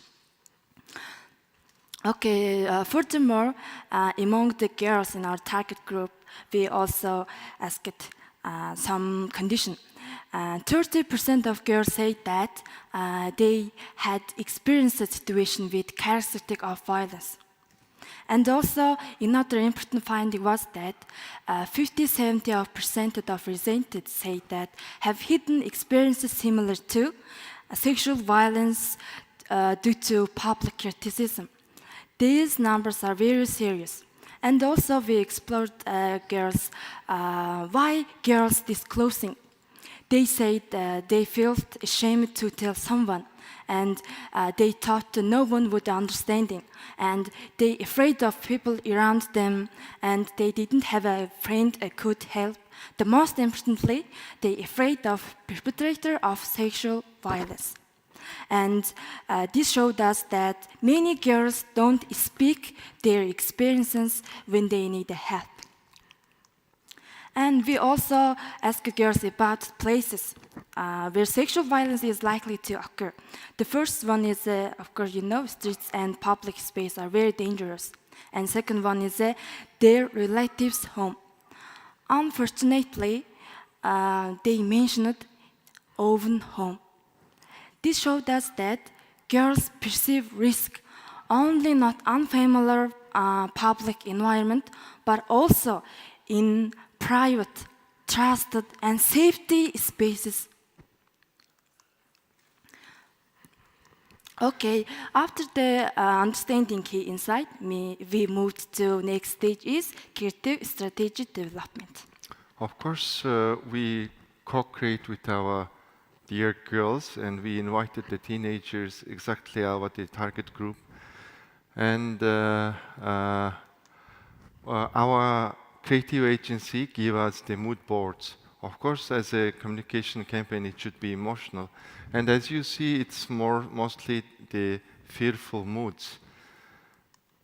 But our girls selected a different one. They want to show themselves to be more powerful and more bright. So in that way, they can be confident enough to save themselves and also encourage other girls. So this is the beauty of the co-creation. Maybe if I not co-created, we were choosing one of that scary moods, but it wasn't different. So we need to understand how they wanted to communicate it, how they want to be shown. That is the most important part. So then we selected also the campaign motto, which is "You are not alone. Don't hide, don't keep the secret." Exactly, it's reflected our insight, because the problem is they hide. When something happened, they hide. So we want to encourage girls, don't hide and get help. And we have a taglines, and our creative agency developed the contents. Of course, we pre-tested it among the online focus group discussions, and we improve our message, our content better and better. to communicate, to influence the girls. Then we also selected the channels and influencers and content creators very carefully with our national media usage study. We understand how they use in media, how they use in Instagram, YouTube, where they are, and how they perceive information. And now this media study powered by AI, which is very easy to use or very easy to create strategy and media strategy as well. Then we started our campaign. Let's see some of our commercial video.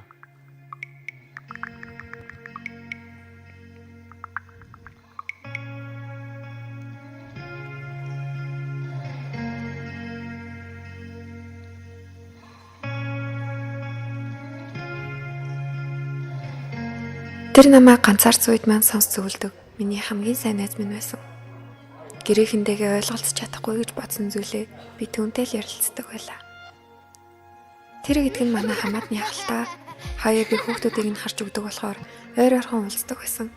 Хамтдаа гадуур явж сэтгэлээр унсан үедээ ярилцдаг. Хамт байхад тухтай намайг хинээс ч илүү ойлгодог юм шиг санагддаг байлаа. Заримдаа бэлэг авч өгч хэрэглээний мөнгө хүртэл өгдөг байсан. Нэг л мэдхэд ах дандаа л 2 дугаар сувгийн юм ярьдаг болчихсон. Заримдаа бид минь хамаагүй хүрдэг нь надад их тохгүй санагддаг байсан ч би тэр үйлдэлийг зөв буруу эсхийг мэдэхгүй байв. Тохгүй болохоор аль болох зайгаа барихыг хичээх үед надад эн чинь зүгээр л байдаг зүйлстэй гэж хэлдэг байсан. Нэг л зүйл болохгүй байгаа юм шиг санагдаад хин нэгэнд хэлхийг хүссэн боловч гэвч надад нуух тусам улам хэцүү санагдаж байсан болохоор ээж яасан миний охин би гэр бүлийнхэндээ хэлж мэрэгжлийн хүмүүстэй уулзаж зөвлөгөө авснаар тэр тохгүй үйлдэлүүд нь хүчирхийлэл байсныг мэдсэн. Миний хамгийн ойр итгэдэг хүн ч хүчирхийллийг үйлддэг юм билээ. Хэрвээ чамд альва харилцаа таагүй тохгүй санагдвал шууд л үгүй гэж хэл сурах хэрэгтэй. Хэрвээ чамд надад тохиолдсон шиг зүйл тохиолдсон бол гэр бүлийнхэндээ багш нийгмийн ажилтнаа хэлэх эсвэл 102 108 утсанд хандаарай. Ингэснээр чи хамгаалагдах болно шүү. Бүүнугаарай, бүүнугтаарай. So after the campaign ran, we also monitored our result, and Holang will share about what we reached. Yeah. Now let's look at the result and monitorings. As a result, the campaign reached more than 23 million reached. And this is a high number, very high number, you know. But also for us, it's not only about how many people we reached. We wanted to see real impact. And then we reached 70% in our target group. And then we also conducted workshop and many training with more than 1,500 girls in the target among girls. Through this conversation and shared experiences, we will identify around 35 hidden cases that could potentially sexual violence. More than 23 million reach. Identifying these hidden cases become this campaign most meaningful result. Thank you. And also, we also checked monitorings. After the campaign, 90% of girls say that if in the future they see or learn about the girls experiencing sexual violence, they would inform others. It's increasing 13%. This is a positive changing girls' behavior.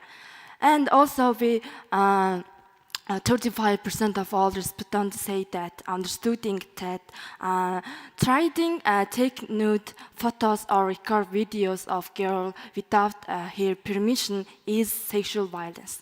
And this is the improvement of girls' knowledge and awareness. Overall, this campaign helped create real change in both girls and behavior. We are quite happy that during that workshop and training that 35 girls revealed they experienced sexual violence.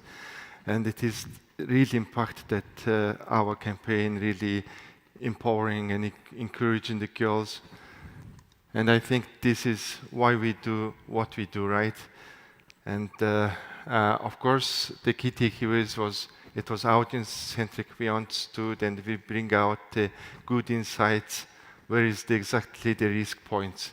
Then, of course, the co-creation was important because we co-created with the girls, and also the researchers was Gen Z, and also the creative company, all the managers who worked on this was like a Gen Z. So they created something beautiful for them, and they could protect themselves from protect their future as well. And it's end of our story. And thank you, everyone. Yeah.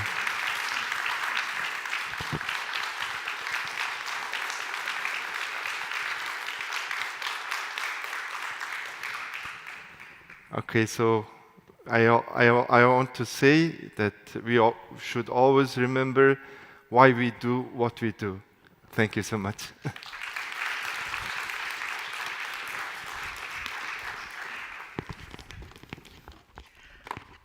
Thank you. I think when I first read the paper, I just feel like it's the meaningful of marketing research.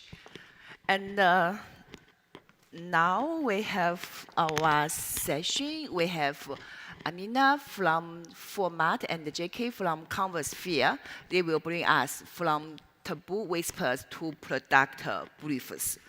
It will about how transforming the unspoken whispered conversation among Japanese social space into actionable briefs in women's health. So let's welcome two beautiful ladies.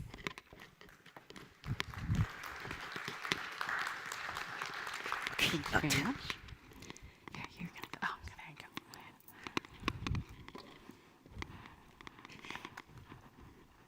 Thank you for having us. I'm Jackie Kivers, CEO of Convosphere, and I'm joined today by Amina.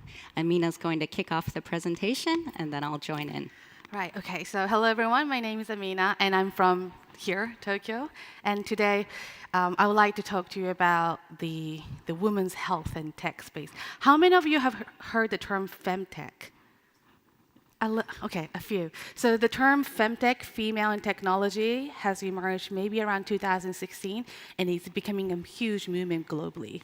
It's the first time in our history that we start to look into human body from a very scientific and technology perspective, and currently the market is projected to reach to 100 billion USD by 2030.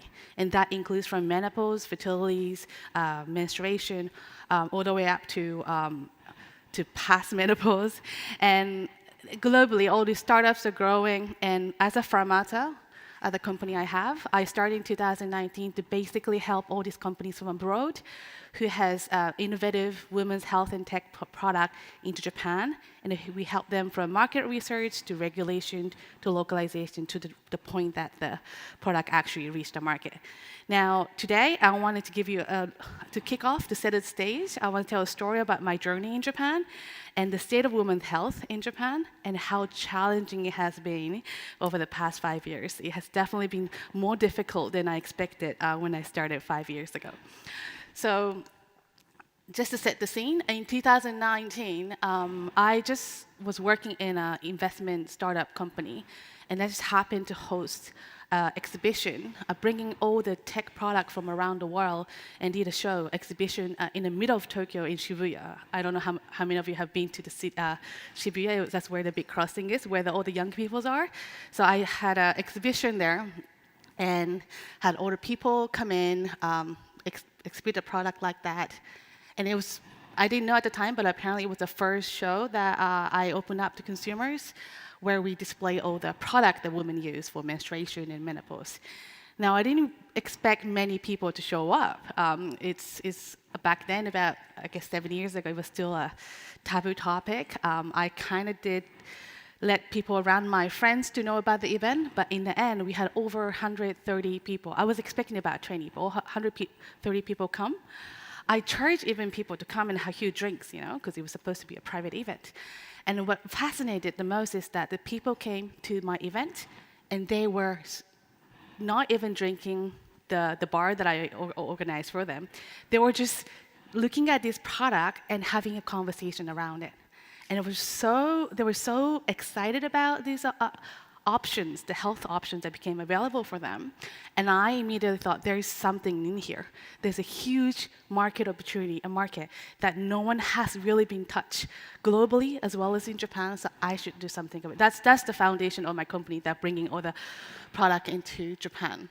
Now, around the same time, I was lucky because the government started to see that there's a huge problem with Japan, ranking probably the global gender equality index. We ranked one of the lowest. And the Ministry of Economy predicted number in around 2020, I think, that we were losing about 3.4 trillion Japanese yen. So that's about, with yen being weak, it's about 23 billion USD dollars on not doing anything about women's health. And one of the big causes is women leaving their work, and mainly due to menopause. So, Japanese big companies with majority of management being men, it's not men's fault, but having Ministry of Economy having this number really helped to drive them into women's health space. And within a couple of years, I started to see all these big companies like, Dentsu and trading company, Itochu, all these companies started to have department of women's health within their company and then start investing in it. So as Pharmata, we did pretty good for the first couple of years. And I thought that trend would continue. But what happened was after, maybe around 2014, 15, after a couple of years, that boom, the trend just died. There's literally probably no big company now thinks that the women's health is worth investing. They pull out the money. Some of the company that was investing in that company, they wanted to to buy the shares whole back, and it happened literally within 5 years. And the reason for that was quite simple, and this is sort of the vicious circle that I figured out over the past 5 years, that us women, I think, in the audience, we kind of get this, I think, that the things about women's health, menstruation, fertility, menopause, we don't talk about it. It's hidden within the family. We just only talk with our parents and grandparents. It's not something outspoken. And there's no data out in the world. So what happens is that the people don't do research about it. If there's no research about it, or market research about it, there's no product being developed. If there's no product being developed, we just don't know how to make policies or investment around it. And it's very difficult to block this cycle. But when we host an event in Tokyo, the first event that we did in 2019, it has now grown to the scale of about 6,000, 7,000 people that come, the consumers. And we host an event. We usually have a whiteboard that we ask people to just write down, the things that you can't even describe. We call it moya moya in Japanese, but something that is going on inside that is troubling you about your health, mental health, but just write it down. And in a matter of seconds, it gets filled with these comments. So the market is there. The people, there are unmet needs, but it's not out there in a form of data that no one is really getting, so that we're not getting attention to it. But I met Jackie maybe about a year ago, that she said, I have a solution for that.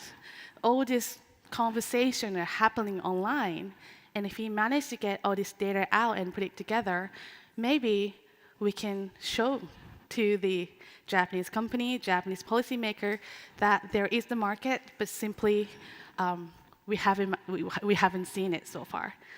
So the comments like this that we often see on the board is like, I used to think period pain was something everyone just had to endure, but until she found a huge sort of block of a uterine fibroid in her urine.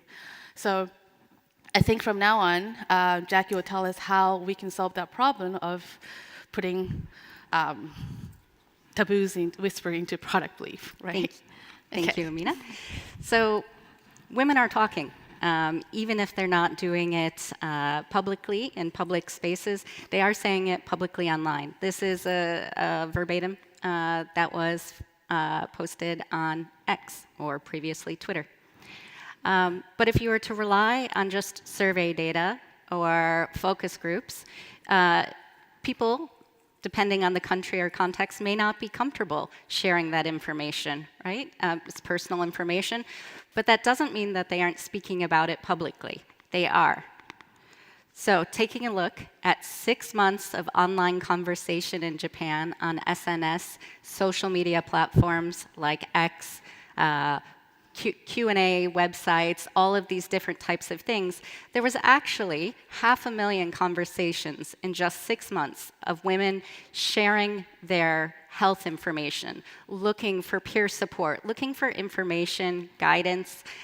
So what we did was we used a social listening platform. We collected all of the conversations that women were having across menstruation, perimenopause, menopause, broad women's health conversation and context. Then we narrowed down that data set, looking at first-person conversations, the I, the me, my, mine, we, to really find those lived experiences of the women. And then we used that data to, and the conversations to start trying to understand the landscape of when women in Japan discuss women's health. What are they talking about? What are their concerns? What can we set as the benchmark for measurement for Amina's company working in policy to improve women's health in Japan, to work with the brands that she works with, to really understand what's going on and to start kind of identifying the scope and scale of that. So the first thing was that we identified 4 main need territories in these discussions. 3 of them were around the health categories itself, and 1 was around products, the femtech products, brands, etc. So we're going to dive into each of these, but the first one was silent sick leave. So whether this was menstruation issues or menopause, people were finding that they were, in some cases, having to miss work, but were not able to articulate the actual medical reasons why. Next is lonely menopause. So people were feeling isolated with the symptoms that they're feeling and really feeling disconnected and looking for connection, information, and support online. And whether it was issues with difficult periods or menopause, there's a large sense of doctor dismissal. So people feeling unwell, going to doctors and being turned away, and many not seeking any support after that. And then the last is the cautious but curious. So there are less products available on the shelves and in pharmacies, or less awareness of these products, but people have an interest in them, they just don't know where to get the information. So the first one, silent sick leave. So as Amina showed on the earlier facts and figures, people are experiencing women's health issues which are driving them out of the workforce. So there is this, obviously, a communal desire not to let anybody down, to tough through it, but it's to the point where the people are not feeling supported in their roles or their organization to actually take the time they need, or to take the time for medical care, or to explain their condition. So they would generally say they're unwell, but they would only take off the time as a last resort because they're told by colleagues or even nurses to crawl if you have to, just to get it to work. The next is that doctor dismissal. So as you can see, first, people start experiencing uncertainty and fear. Is this normal? Is this happening to other people? People are seeking questions and support and information online or from their peers. They do finally get up the nerve to make that doctor's appointment, and it was in very rare cases that we felt that the women felt that they were being heard. Most often, they were being dismissed. They were told to wait and see. They were told, "You're a woman. This is normal." And some would have to go for multiple medical appointments over months or years, still feeling dismissed, unheard, and then they often didn't go back until it turned into, in some cases, a medical emergency. So there's this real information improvement that needs to happen and communication that needs to happen within not just the policy space, but the healthcare space and the work environment. The lonely menopause. So women are talking about women's health in Japan, in the US, in the UK, across the world. But one of the things that we saw here was that while menopause is discussed, perimenopause is not discussed in Japan. It did not come up as a topic of conversation or a category like we see in other markets. The vocabulary, the language that the women used around questioning, is this menopause? What am I experiencing? The language and vocabulary was very varied across the different conversations, hundreds of different terms for symptoms or sharing their experience. And that's actually very different than what we've seen in other markets where even the women and the patients themselves use clinical terms like hot flushes or hot flashes, irritability, insomnia, sleep disturbances, whereas here, that lack of kind of clinical description for things actually it left this gap where in communication and as a researcher in trying to find the conversations, right? But it does show you that when trying to understand, learn from, and then do future kind of product briefs or communications, that there is not, at this point, a really good shared language between these women. And there's an opportunity there to both learn from that and work with that. The last need state area was that curious but cautious, right? So people may have some awareness of fertility or menstruation apps. They may have some that may be available somewhere in the market, or things like menstruation or period underpants, or new solutions to support menopause. But they're just not available in terms of it's not on the pharmacy shelves, they're not seeing it, there's interest, but there's many, many questions and lack of access, questions about these products and their efficacy and their access, but there's a real opportunity, and a real interest. So it definitely shows that there is a market for the brands that Amina is working with and how to potentially tap into those.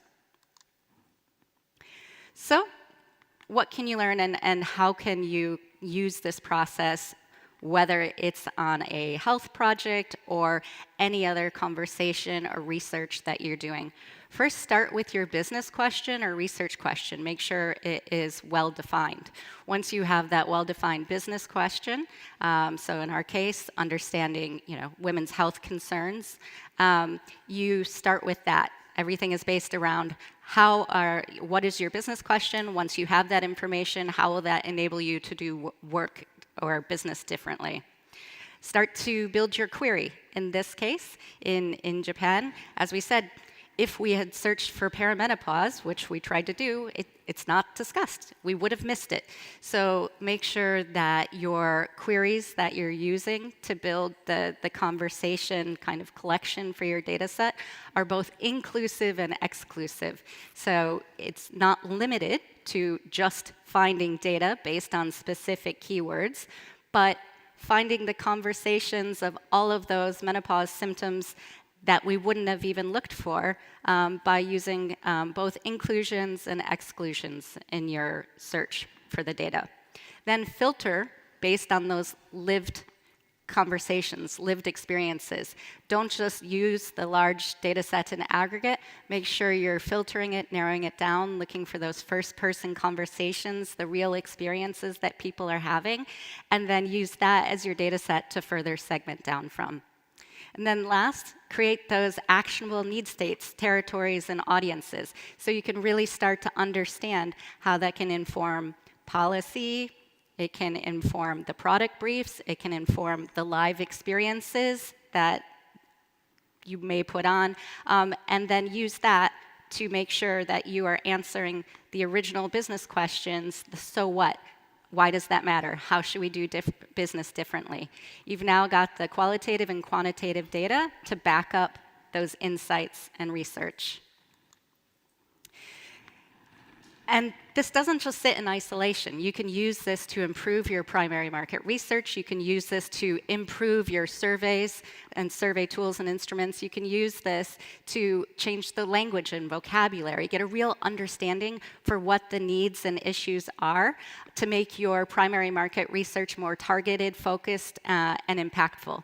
It can also be used to augment and size or scale issues that may have arisen in your surveys or in your focus groups, right? How big of an issue really is this? If it was a small focus group, you can look at the 500,000 conversations in 6 months to see, really, how big of an issue is this? So the data and the conversations are out there. They are, already happening. Even if it is a subject that seems very private or personal, the data is out there and available, and people are talking and wanting to be heard. So in this case, working together, and we're continuing to work together to make sure that these women's voices are being heard, that we can understand what their concerns are, use this information to help improve women's health in Japan, and work with the businesses and brands that Amina's company has been working with. So we're taking this whisper layer of conversations, actually quite a few conversations. The whisper turns into a bit of a roar online. And we're using those to really understand these experiences, these lived experiences. Then we're listening and tuning into that and doing quantitative and qualitative analysis so that we have the numbers and the scope and the scale to support the business decisions that are being made and the go-to-market opportunities that there are, and using the empathy and cultural understanding to bring that to life. So I hope you all find that useful, and thank you very much for your time.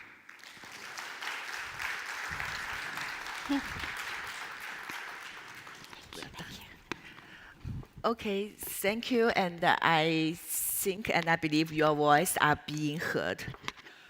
Okay, now the session we will have Robert from Bolt Insight. He will give us, he will give us a title with a very bold statement. Personas are dead, long live personas. So now in today's AI age, the static persona may have reached its end, but it will be reborn in a new interactive and conversational way. So let's welcome Robert. Thank you. Thank you. Okay, how's everyone going? Great, I got one answer. So yeah, last session before lunch, so I'll try to make it quick and hopefully informative to you guys.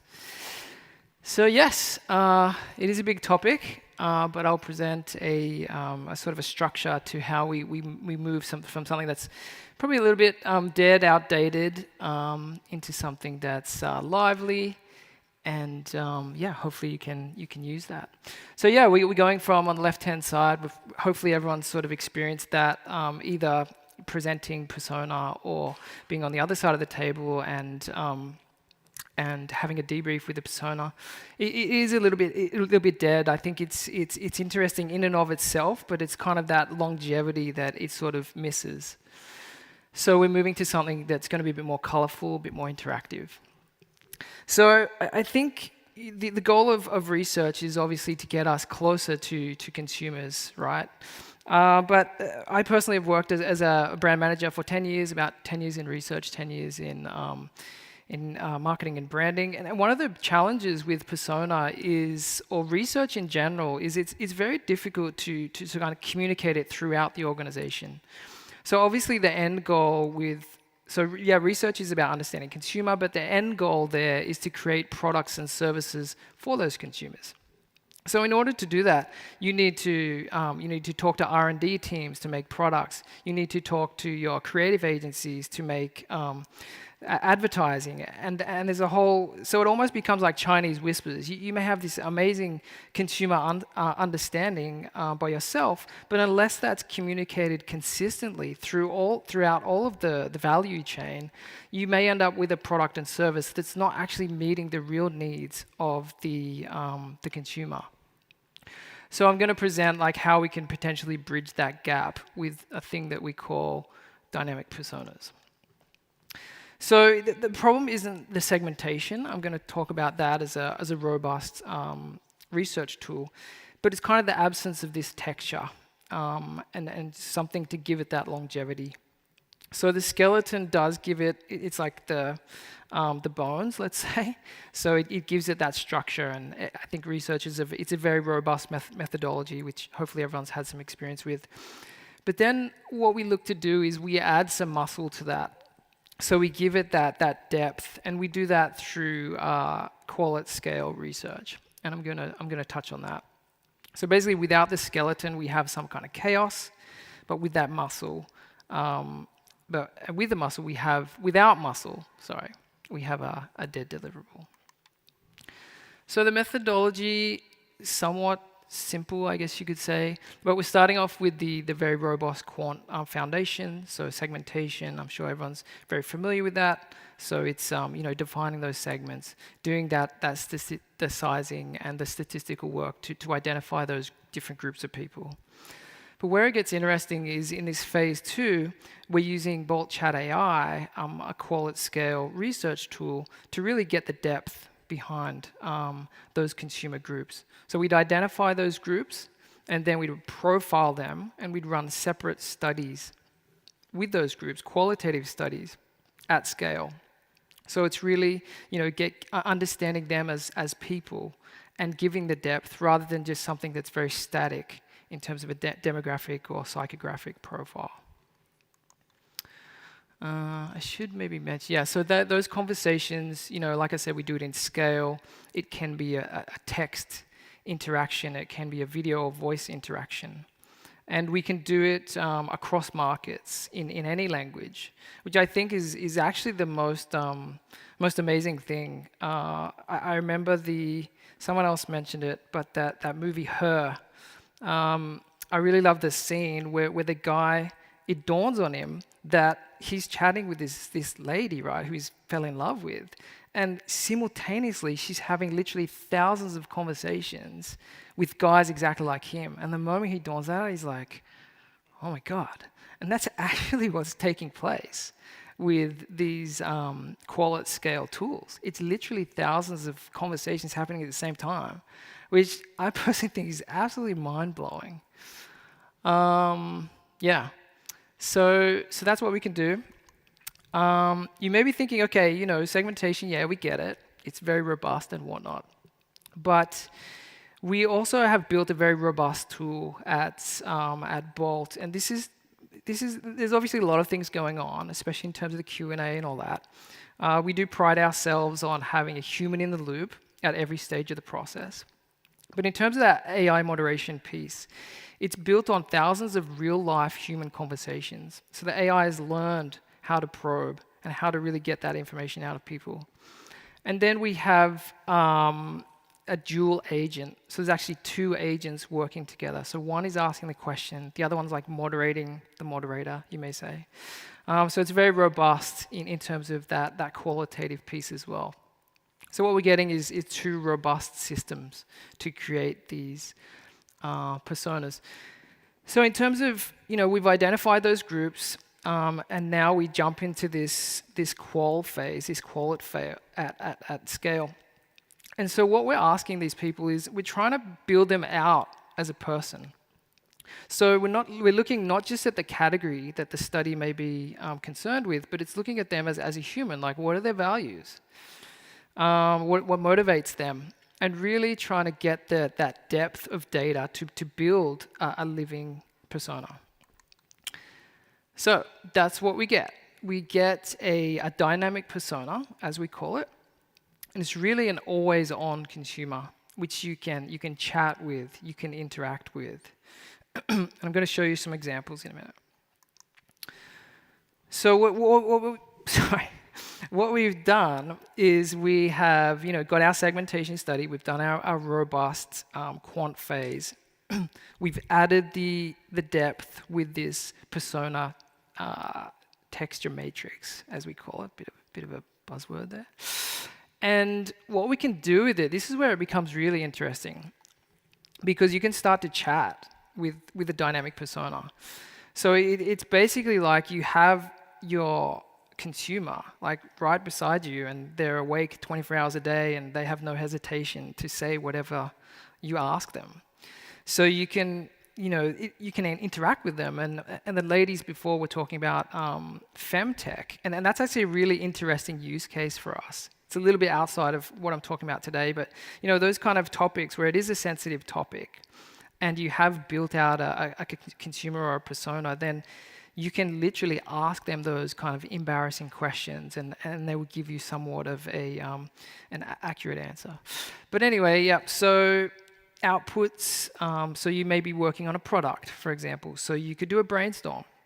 Some of our clients use it in workshops, so you may split off into groups and, okay, creating a product for a different persona and maybe the same persona, and then you can actually test those ideas. You can brainstorm with the persona, and then whatever you came up with, you can test it. Then you can do that with communications as well. So you may have a communication idea, you may have a key visual, you may have an ad. You can put that in there, and then you can get the feedback from those personas. Maybe I didn't make it super clear before. I hope it was, but just to be clear, we're talking with real consumers. So the AI is the moderator, but the consumers are all real. So that's what gives it the strength. So we did think about doing a live demo, but the Wi-Fi is not the best in here. It's always a risk. So we took a few screenshots of something that we had done before. So this is a female Gen Z persona from hair care. And so we open up the chat. And we say, okay, tell me about your hair, something pretty general to just kick off the conversation, get some context. Then it starts getting interesting because we asked her, wow, that's really small. What are your thoughts on this idea? So we showed like a product, something that could be on EC, for example. And we get her feedback. What does she feel about that? So she's saying, yeah, okay, this award would make me, it could make it seem even more credible and more high quality. And so you may sort of think, oh, well, she's just being positive, but then you can go a step further and you say, okay, what don't you like about it? And you can do this same exercise with your other personas, and then you can start to get an idea like, okay, this is really appealing to this one, or maybe this one and this one and this one. So okay, we've got something interesting from that sizing point of view. You then may go a step further and look at the messaging. So what kind of messaging what kind of messaging would make you think a shampoo is perfect for you? So now she's saying, oh, look, I love it when a brand talks about care, community, and celebrating little moments.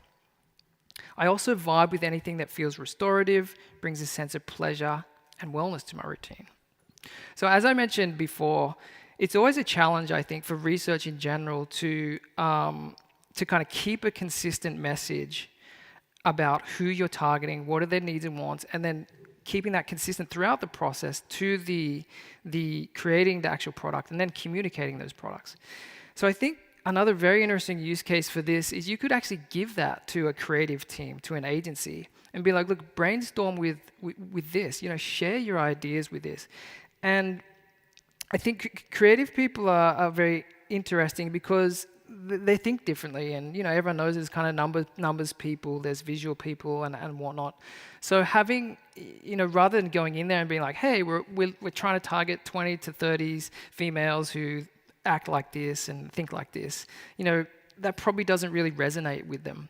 But if you give them something like this and they can start to interact and throw out some crazy ideas and brainstorm, you may actually kind of get to what you really need. And what I find is fascinating with that as well, it keeps the consistency. Because, instead of engaging that Chinese whispers kind of a thing, the consumer is behaving in a consistent way. So they can validate those ideas in a more robust fashion. So I'll show a quick video. This is another thing you can do to take a step further with those personas and actually really bring them to life, to maybe communicate something that are really core. It may be who they are as a persona, or maybe a topic that you're looking to really make sure is being communicated throughout the value chain. Sound. カームコンポージャー。私たちもパフュームをウェアヌも丁寧に考えます。何か強すぎず、何か舞いとどってトレーンで後ろの人を触らないかがビューティー、ヒアのことです。For yourself and for everyone around you. Amazing, right? So this was used because we were looking at different countries, different segments in different countries, and we wanted to kind of show the differences there. And yeah, now with AI, you can do some cool stuff, right? Like she's a Japanese lady, but she speaks with a Japanese accent in English. So what we've got now is we've got our dynamic persona. This is rooted in really robust data. So we've got the segmentation study. We've separated out those groups, and then we've gone into depth in each of those groups from the qualitative point of view. Another interesting thing, which I haven't really talked up until now, but you can actually then feed additional data into the system. So you may do follow-up studies with those specific personas, and then you can add to that data. So it constantly evolves and becomes more and more accurate. It's fast and responsive. It's predictive. It's even generative. So I showed you some examples of kind of asking it to react to some things, but it can also generate ideas for you. So I think that the brainstorming use case is a very strong one. Okay, so what does this mean for agencies, like research agencies I'm talking about here?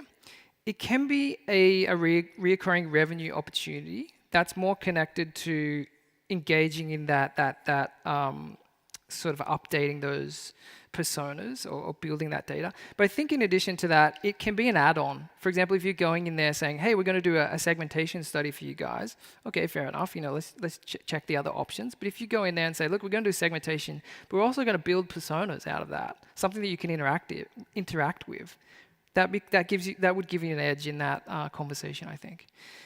Longer lifespan for research projects, so it's not that kind of dead book I showed you at the beginning, but it's something where it has longevity in the organization and greater strategic influence inside the client. So they can, ideally, the conversation wouldn't end within the research team, but it would go through to those other teams to the extent where they could even be sharing that persona with those creative agencies and media agencies, as it were. In terms of brands, faster and more consumer-centric decision-making. So it's always like the holy grail of especially like FMCG companies to be beside the consumer, all this kind of stuff. I think it literally enables that. Better utilization of segmentation investments are expensive, so you're not just getting a deck out of it, you're getting like a live thing you can interact with. And then that, similar point, but the research becomes usable beyond the insights team. So finally, just a quick little thought before lunch, but AI won't save bad research, but it may finally make good research usable. And that's in terms of that end goal. So really creating those products and services that the consumers, which we've researched so hard to understand, that they really need and want. That's it for me. We have a big booth out there, so I'd love to continue the conversation with everyone. And yeah, thank you for your time. Appreciate it.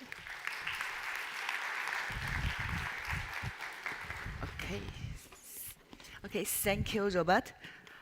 Finally, so I want to ask, are you okay? Maybe you're curious why I ask this. I'm not sure whether any of you heard this sentence. It's not from me, it's from Lei Jun, a famous Chinese CEO. He continued to speak this simple sentence in one of his English presentations. Are you okay? So I hope my English is better than him, as I'm a little nervous when I have to host a session in English. But in the last 1 minute, I want all of you to give a very loud, applause to all of the speakers, and hope you enjoy today's session, not because of my English. And then, thank you. And then, kind of reminder, tonight we have the farewell drink. So after today's session, I believe you still have someone you have the talk, you want to meet. So you the last opportunity to talk with the people. And now it's time for lunch, still in the exhibition, and then stop by the ESOMA booth if you want to talk with any of the speakers. So thank you, I'm Cici.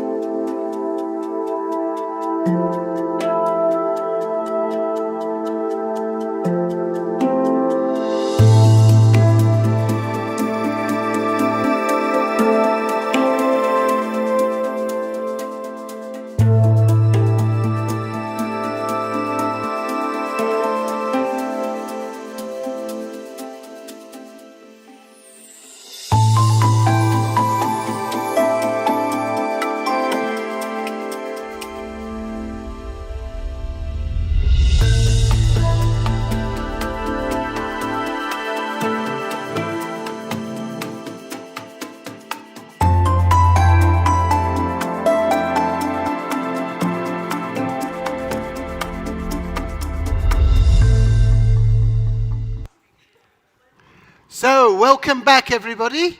Welcome, latecomers at the back of the room. This is going to be a little bit of an insight into what presentations will be like probably in about 5 years, 6 years' time, because there is a little bit of new technology you're going to see. There's a little bit of AI, but it's not about technology or AI. What you're going to see is semiotics, you're going to see culture, you're going to see how different lived experiences in different parts of the world are exhibited. When I was a youngster, we occasionally referred to the electric kettle. We didn't have one, but we knew of people who had electric kettles. And then later on, of course, you call them kettles. I remember talking about the electric typewriter we were able to use sometimes. Now we don't even talk about the typewriter. We won't talk about AI in 5 years, but we will talk about culture. We will talk about the lived experience. We will talk about things like ethnography and semiotics. So we've got 4 presentations which are really going to focus on those sort of aspects. So I'm going to invite Ruta Kamdar to come up and tell us lyrically how we can do this.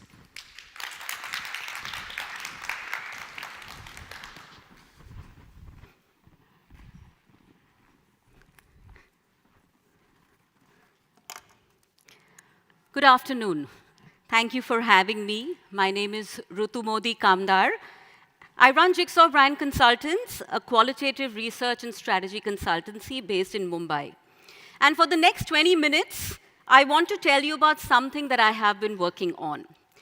It started off as a question, it became a method, and is now a working tool, which I hope to present to you, and I'm hoping that you can use it too. The premise is this, very simple. Songs are where culture rehearses what it cannot yet say. I want to start with a question that drove this. As researchers, we are very good at asking people what they feel. And, we get the answers from that as well. But there is a different question that none of our tools can actually reach well. What is a culture actually feeling but not yet able to say? Not because it is hidden or not because people are lying to us, but because that feeling has not yet surfaced. It hasn't formed a language. It is still forming. It is unstable, but it is very real. What I started doing is I started listening to it in songs. And this talk is about what I found and how you can use it. So why songs, you may say? Songs do 4 things that other cultural artifacts cannot. They name feelings before language catches up.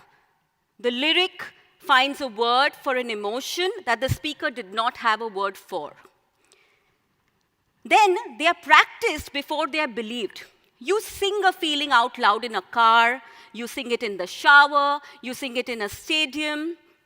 Then they're shared communally before they're even felt individually. A whole stadium is singing the same line about loneliness. Each of them are in it on their own, and they feel it in a very different way too. And finally, a lyric also survives social censure. A song can carry a very polite conversation. A song can carry something that a polite conversation would actually end up punishing.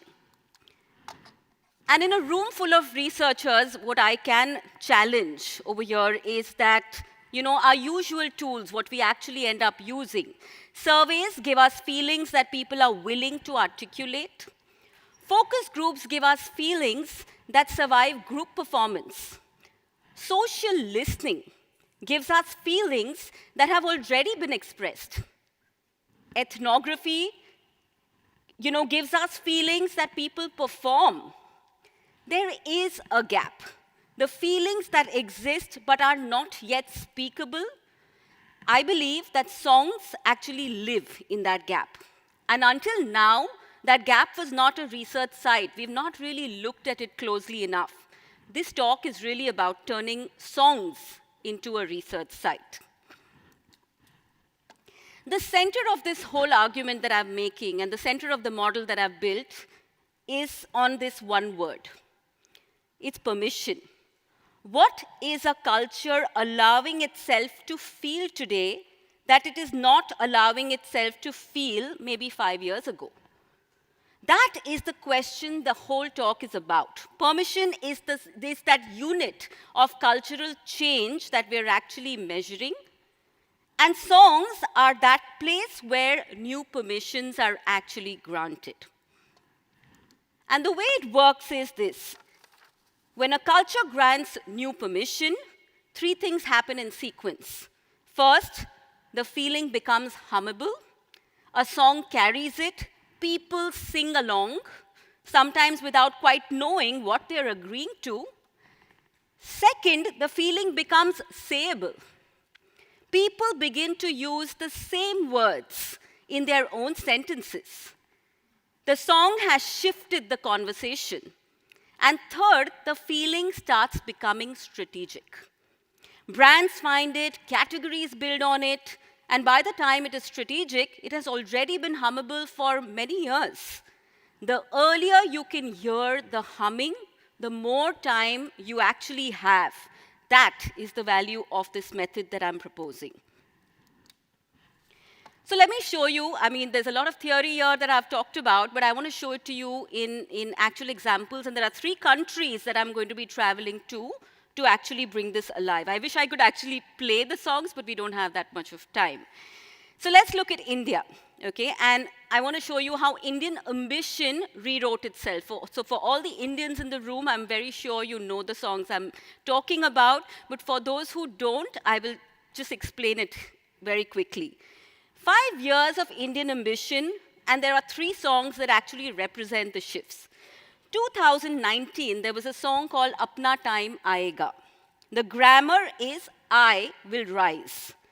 Ambition was framed as the fight for one's rightful turn.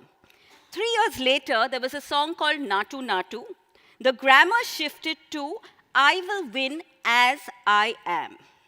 No apology, no transformation needed. And by 2024, big dogs, the grammar is, now I am already here. The future tense has disappeared. Ambition is no longer about arriving. It is actually about announcing what has already arrived. In 5 years, Indian ambition has moved from waiting your turn to performing yourself to actually taking the room as yours. And this is all through songs. Let's look at Korea.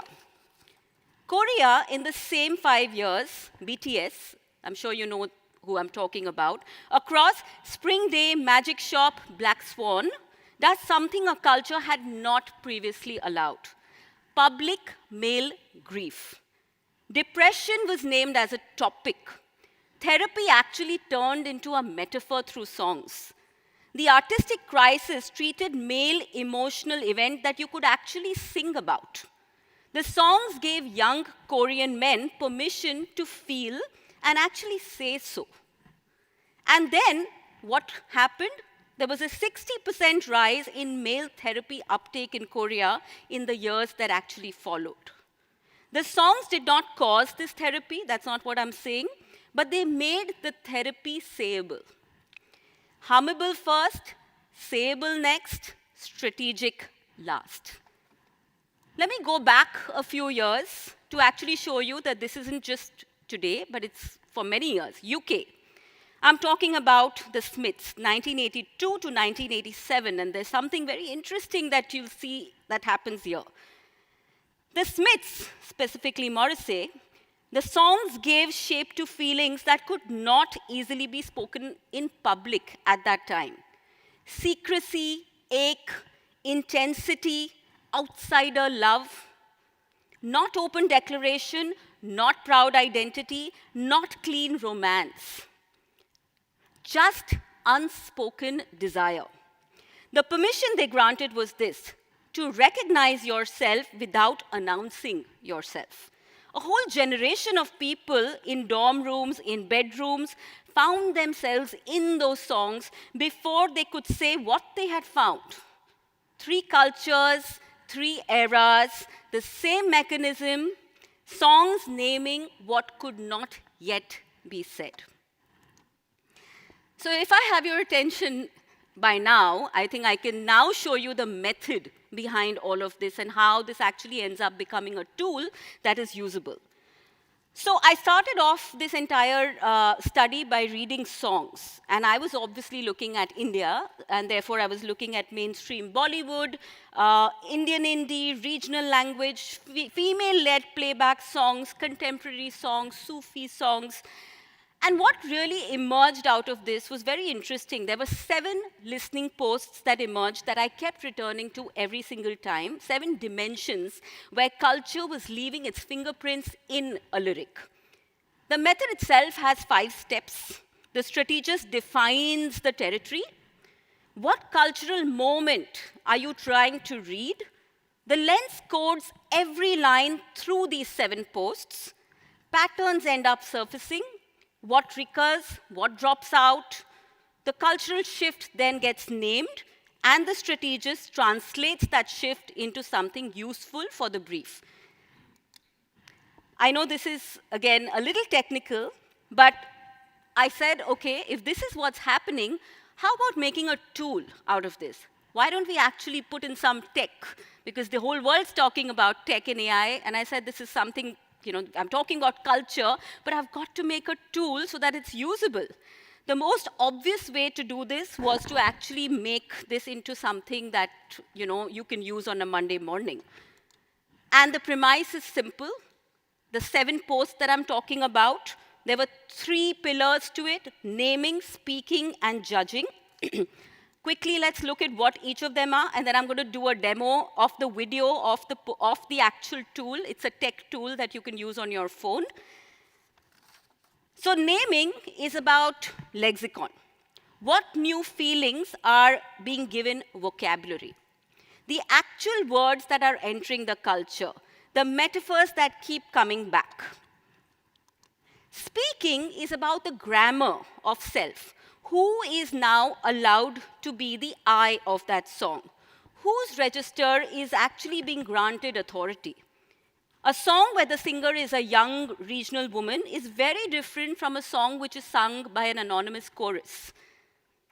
And finally, judging, which is the moral position. What is the song treating as good? What is quietly losing authority? Now, these 7 posts together create what I call the tool, and here I have now the demo for the tool, which I want to show you. I'm showing it to you from the Indian ambition point of view, the example that I gave you before, and then I'll also show you how it works if I was to use an example of Korea. Generation writes its anthem. In India, the young used to write theirs in the future tense. Lyric Lens reads 200 songs across 3 years, by hand, line by line. What it finds, ambition has stopped feeling like virtue. In 2019, Apna time aayega. My turn is coming, through the grit, through the weight. By 2022, Pasuri refused that contract. I want this, without permission, without proof. The vocabulary has shifted from climb, race, jeetna, to tak, ruk, sans. From hum to main. From later to now. Young India is no longer waiting for permission to feel okay. The next aspiration brand will not push. It will pause. So that was a quick demo of the tool, and let's go a little slowly so that I'm able to, actually show you what it looks like. So when you come onto the home page, this is a quick look. There's a little search bar where the strategist will tell the lens what exactly is the question. Now, let's take, for example, Korean masculinity, which I want to look for. So I put in Korean masculinity, and I choose the region, which is Korea, and the time period that I'm looking at. And then I click on listen, and that's really where the tool starts working. And it comes back with songs. It gives you songs as evidence where Korean masculinity is actually coming alive. So each of them, there are 5 of the songs that have come through the tool. Each one is tagged either as an old register or a transition or a new register. So you can see the songs right here. So there's Made by Big Bang 2016, which is the old register at full volume, where masculinity was really a spectacle. Self-sufficiency was really the proof of worth. The tone was quite a bit of swagger, really.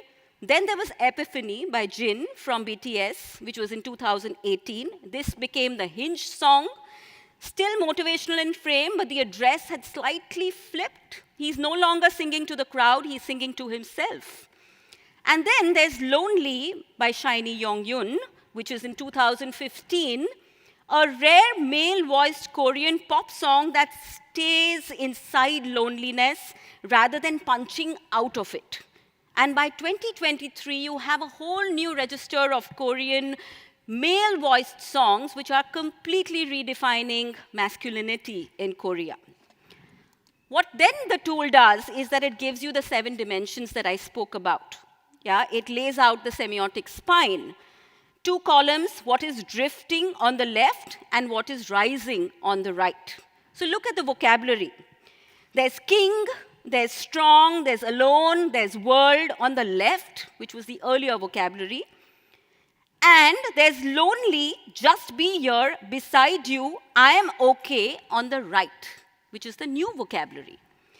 Then you have the pronouns, which are I, as a declaration, crowd addressed on the left, and underperforming beside you on the right.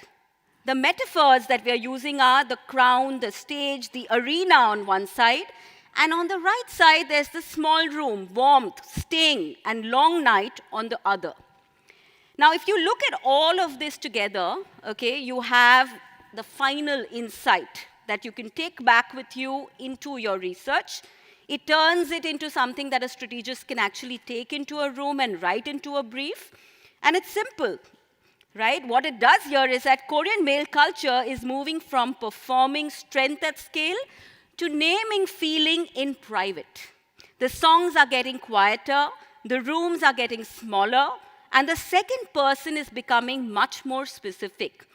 Brands that are still speaking the old register, which is challenge yourself, be the king, stand alone, are speaking to a version of Korea that doesn't really exist. And that masculinity is actually ending up fading. Where have we found this? We found this in songs. We found this in the time period that we actually created. So all of this is now available on this lens that we've built. What do you do with it? Yeah, and what do you get out of it? 7 things. You get the insight, which is the sentence the strategist will repeat in client meetings. The reading of what is shifting and why. The corpus, the actual songs as evidence of what you're reading. The lexical shift, the 7 dimensions of cultural change, which is the old versus the new. And the closing, which is the observations rooted in the actual words from the songs. Applicability of this is plenty. There's lots that we can do with this tool. 1, it could map a category. What is your category being asked to actually feel that no brand has acted upon yet? 2, you could stress test a brief. And maybe talk about the old register, whether you wrote it in the old register or are you writing it in the new register? Writing it in the way in which now communication or now cultural change or sentiment is actually rising to. What permissions are being granted that no brand has yet taken? You could also create a timestamp and create a shift. When did this feeling become hummable? How long do you actually have before somebody else acts on it? So these are early markers of change of what currently a culture is allowing itself to feel, and this lens answers these questions. I want to close with this. Every culture is constantly negotiating what it permits and what it forbids. That negotiation happens in quiet places. in songs, in lullabies, in idioms, long before it actually reaches the loud places where research actually ends up going looking. The frontier of permission is the truest map of where culture is actually moving today. And it has been hiding in plain sight in songs that we have been humming all along. Thank you very much.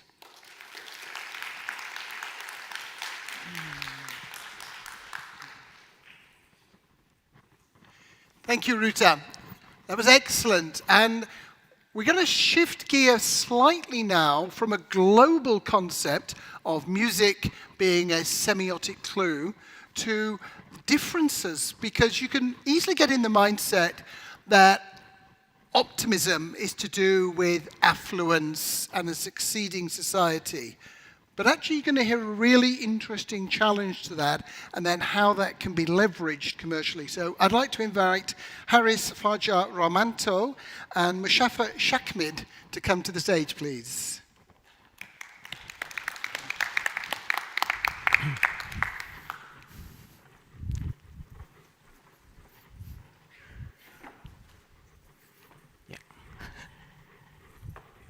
Okay, good afternoon.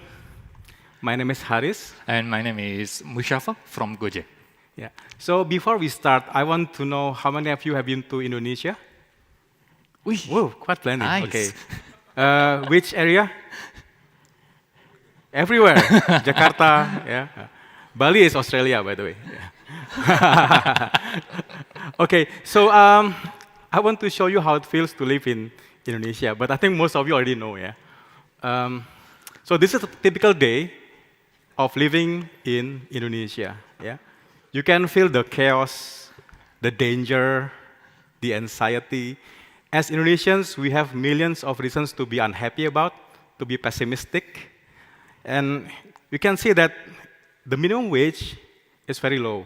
Most Indonesians live under 200 USD per month. The middle class is shrinking. Yeah, so. Again, many reasons to be pessimistic and unhappy about the condition. However, we see a very interesting pattern. Yeah. So this is consistent across so many studies that I've seen. So we are number one globally in the study of flourishing and happiness. You don't see people flourish on the previous slide. And then also we are number one in terms of consumer confidence from the Ipsos study. And from the Irish study, 70% of Indonesians believe that the country is heading to the right direction, which apparently, objectively, is not. Right? So this brings me to the big question: why Indonesians are extremely optimistic? Is it a survey bias? Is it optimism bias? Or is it something else? And then we have the hypothesis that optimism is actually the cultural operating system of Indonesians. So if we go deep into the language, the religion, the culture, there are a lot of signs about optimism in Indonesia. Yep, totally agree with your point, Mas Haris, that actually the optimism value has been rooted in Indonesia for the long time, for every single everyday life of Indonesian people. Especially for us, like a Gojek, as the local company and Indonesian company, I think we have been implementing the optimist value as well in every single innovation that we did start from day one. Maybe for those who never know about Gojek, hopefully you already know the Gojek is, but Gojek itself is the pioneer of technology and innovation in Indonesia that focus on on-demand services that cover online transportation, food delivery, and also online logistics. As a local company as well, we believe that we need to embrace the optimist value as well in our communication and also in our in-app experience. That's why during our rebranding period in 2019, we have a specific communication and brand communication that embrace this value into our communication. That we call it as a pasti ada jalan or there's always a way. Let me show you the ads. Ini kisah para cendekiawan, anak bangsa yang berkarya dengan kecerdikan. Segala perkara dapat dituntaskan, garpu pun jadi alat berbagi kesejukan. Lika-liku jalanan tak mampu mengusik, menyangga kepala jadi inspirasi bagi yang melirik. Mereka menantang aturan klasik, kuah mie bakso, kompak, satu plastik. Dan bukan demi eksistensi, namun ranah lebih untuk memperkaya galeri selfie. Mereka menerobos semua permasalahan, lepas tangan pun bisa teleponan. Menakjubkan. Setiap hari mereka menyirami diri dengan gagasan. Terus melangkah dalam ruang gerak yang minimal melampaui batas dengan penuh akal. Jadilah cerdikiawan dan raih ragam solusi untuk setiap situasi. Layaknya aplikasi, karya anak bangsa. Pasti ada jalan dengan Gojek.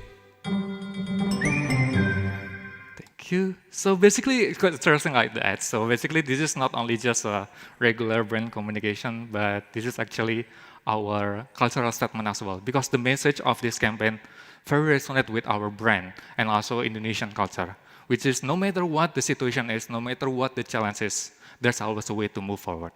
And in this campaign as well, we emphasize that the innovation, it should be not only coming from tech company, but actually Indonesian people has been doing this for the long time. But we know that the context after pandemic has been evolved as well. The challenge in our economics, the dynamics in our politics impact every single day challenges of our Indonesian people. That's why the biggest question for us is it still relevant to communicate optimist value in our market? And also, how to communicate it properly in current situation? So, Ilme team will answer this question after this slide. Yeah. So, no AI, I promise. Yeah. So, to answer the question, we look at semiotics. Yeah. We collect about more than 200 artifacts, and we split it into two areas, what we call the foundational corpus and the contemporary one. So because Indonesians are 87% Muslims, so we also look at religion as one of the core value, and we also look at the ethnicities. There are 5 major ethnicities in Indonesia, so Javanese, Sundanese, Bugis, Malay. Yeah. So we look at also the traditional ethnicities concepts, and also we look at the contemporary expressions of optimism taken from the digital memes, social media posts, YouTube videos, basically any digital and contemporary sources. Yeah. So the finding is very interesting that we discover 5 codes of Indonesian optimism. The first one is called sacred resilience. So this one is definitely the foundation, the fundamental of Indonesian optimism.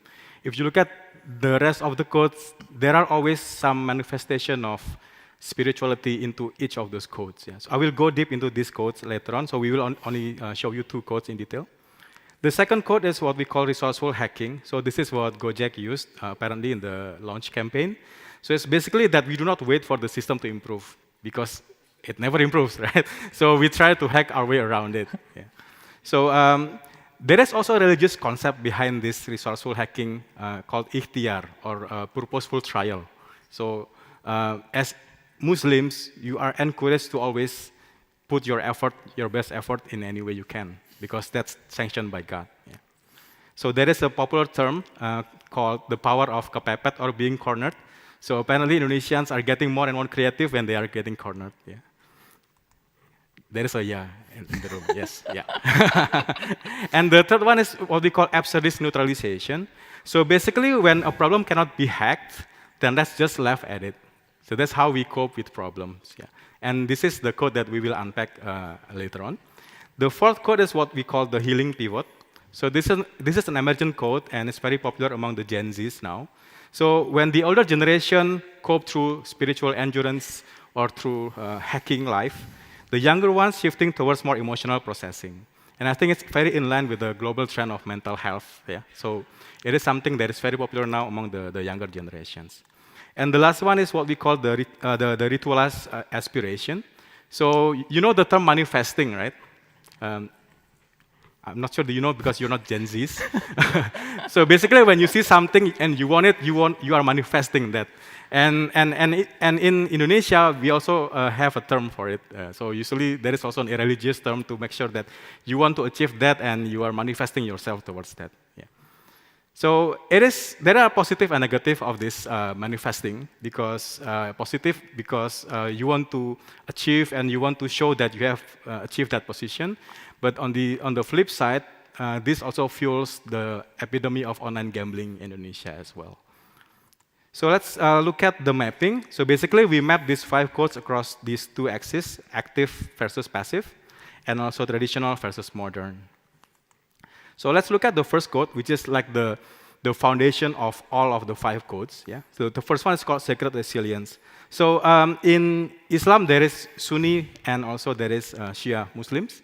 And the foundation for the Sunni spiritualism is that it sits in between fatalism and free will. So there are areas that can be changed, like wealth, health. It's something that you can change.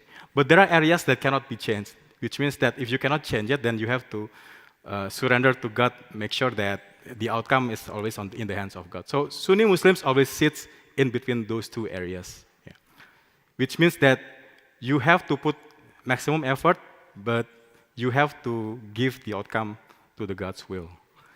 So this brings into the 4 key concepts in spiritualism. The first one is called ikhtiar, which is the human effort or the purposeful effort. And then the second one is called sabar, or divine patience. Basically that if you endure hardships, then you have to show patience and know that there will be a positive outcome after that. And there is another concept called tawakal, which is the trust in the divine. So after you've done your effort, you are patient, then you release the result and you recognize that the final outcome are not yours to control. And the final concept is called husnuzon, or positive assumption towards God. So if you look at all of the situations, there are always assumptions that this is the process that I have to go through to get God's blessing. So all of these 4 concepts becomes the foundation behind Indonesian optimism. Yeah. So let's go into the next code. This is very Indonesian. Hopefully you get the absurdity of Indonesians in facing hardships. So this is last year, I think. There were floods in Jakarta. And, well, you need to eat anyway, right? So Indonesians are very calm. There is a concept called santuy, which is like a slang from santai or chill. So when you cannot avoid it, just chill, right? Just go through it, yeah. So this is the spirit how Indonesians see disasters. Yeah, there is a spirit of chillness and carry on. And there is also another concept called receh, or you can say like loose change, small coins. So when you see problems, you just see it as a small things. Yeah. So you try to minimize the gravity of the situation and see it as a small things that you will go through it anyway. So this is a very popular memes in Indonesia. When you see any news about how crazy the government is, how some policies have impact on you, you see in Twitter that we put these memes like, "Dear God, why am I Indonesians?" Yeah. And the last one, I'm not sure you are familiar with this. Tung tung sahur. Yes, the Gen Z. Yes. So this, if you remember last year, there is this brain rot phenomenon. So this is Indonesian contribution to the brain rot phenomenon. So it's extremely popular last year, and I don't know why it gets worldwide, but it is what it is. Yeah. So this is how we, as Indonesians, turn trauma into comedy. Yeah, because we cannot avoid situations like this. So let's just make the best out of it. Yeah. Okay, so next is another essential question, come back to me again, which is, as a brand researcher, we found a lot of interesting findings in our research, which is a lot of cultural codes in optimism value. But in the end, as an internal team, we need to transform and translate it into something that we need to execute. That's why it's really important to us to have something that we need to bring and communicate as well to our stakeholders. That's why I think we need something that can make sure that our findings is consistent across our channels. That's why after we found a cultural code, we need another communication principle, actually, that we want to implement in every single our communication. So I will show you, after this, several our implementation and also principle that we use in our communication. Let me show you first with the quote number 1, which is about the secret resilience.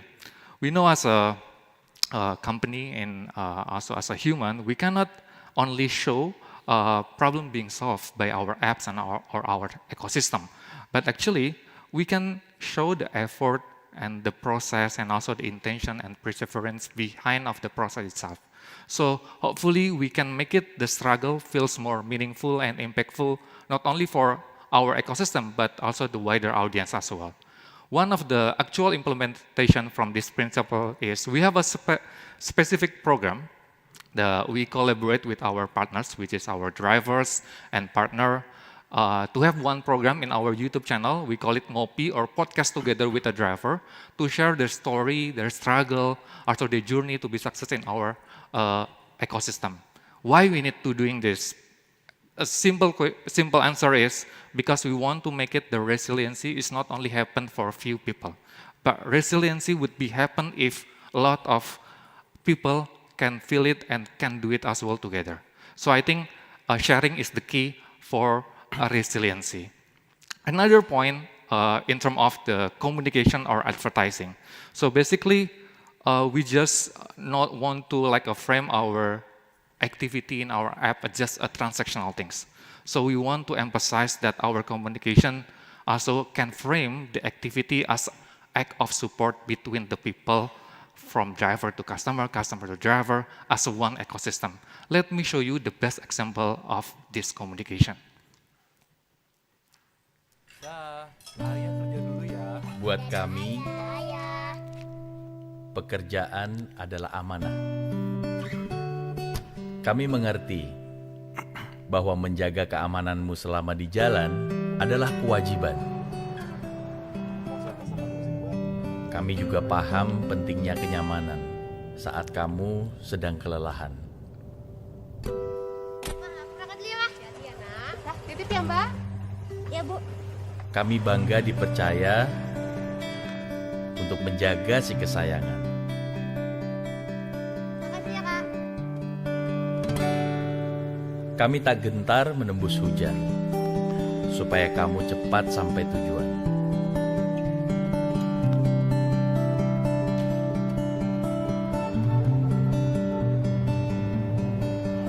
Kami siap mengantar barang yang ketinggalan, karena kami tahu kamu sangat membutuhkan.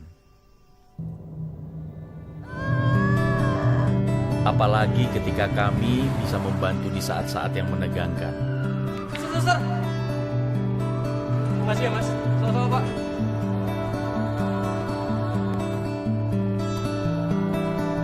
Kepercayaanmu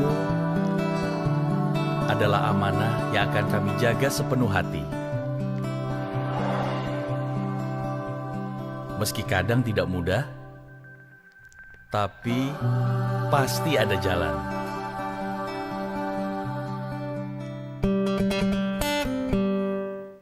Thank you so much. So next is about the quote number 3, which is absurdities neutralization. So basically, we realize that brand cannot remove the friction and challenge in everyday life, but we believe that brand can help the people to manage their emotionally when facing the challenge. So from the absurdities neutralization, we convert into communication principle that we focus, make it the chaos feel lighter and also fun into our user experience. That's why one thing that we consistently develop is we have a colorful and design language that emphasizes a lot of fun in humor as well in our ecosystem, like illustration, witty tone, witty copywriting style as well in our push notification and also description. I think this approach is quite common in Japan market as well, because I saw a lot of communication in train station using this cheerful colorway as well. But for Indonesia, I think Gojek is the first one that implement this approach, and the result is positive as well because we perceive as a youthful and fun brand as well, especially among our Gen Z segment.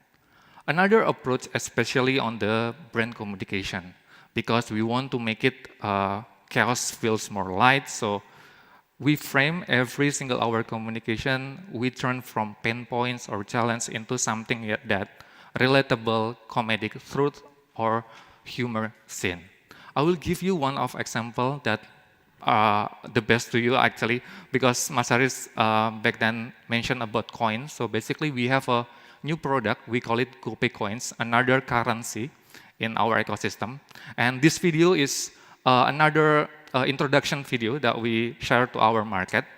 The interesting part from this video is because we put a lot of Indonesian culture, Indonesian cultural context as well, especially for Indonesia when they looking for some small things or coins or penny in their society. Let me give you an example of this video. Hoi, Mas, ngapain Mas?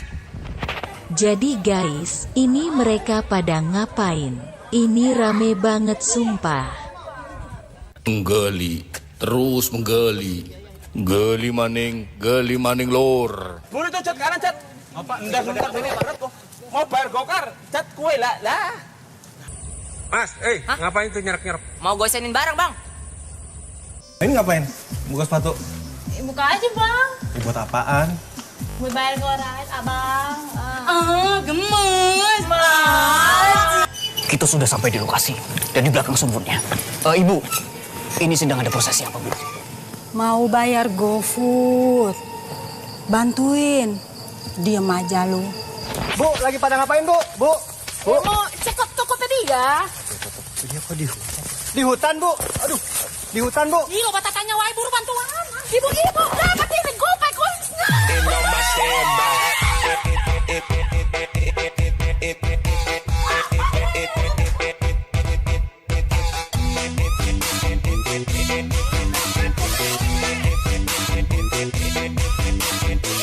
Dapat GoPay coins-nya. GoPay coins bisa dipakai buat bayar Gojek dan Tokopedia. Mantap. Bayar gokar, GoPay coins. Bayar GoRide, GoPay coins. Bayar gosen, GoPay coins. Bayar GoFood, GoPay coins. Belanja di Tokopedia, GoPay coins. Iya tak? Semua jadi bisa dapat GoPay coins. Kok saya nggak dapet? Mau GoPay coins? Pesan Gojek atau Tokopedia dulu. Pilih promo cashback GoPay coins.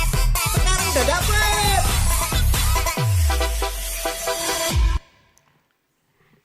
Yeah, so as a final statement that we know that optimism is a universal value, right? Just like any other values and emotions like happiness, trust, or connection. However, the cultural manifestations of these values are not universal. So that's why it's very important to invest in cultural research. Thank you so much. Thank you.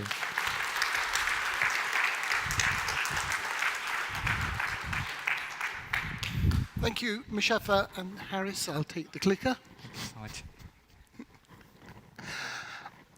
So we're going to move, again, you heard codes being talked about there. We're going to see codes now applied again in another context. So I'd like to invite Sanchi Bhardwaj, Siddharth Chaturvedi, and Vibhansu Singh, to come to the stage and look at how you've applied codes in a very different field. And I'll give you the clicker. Thank you, Ray.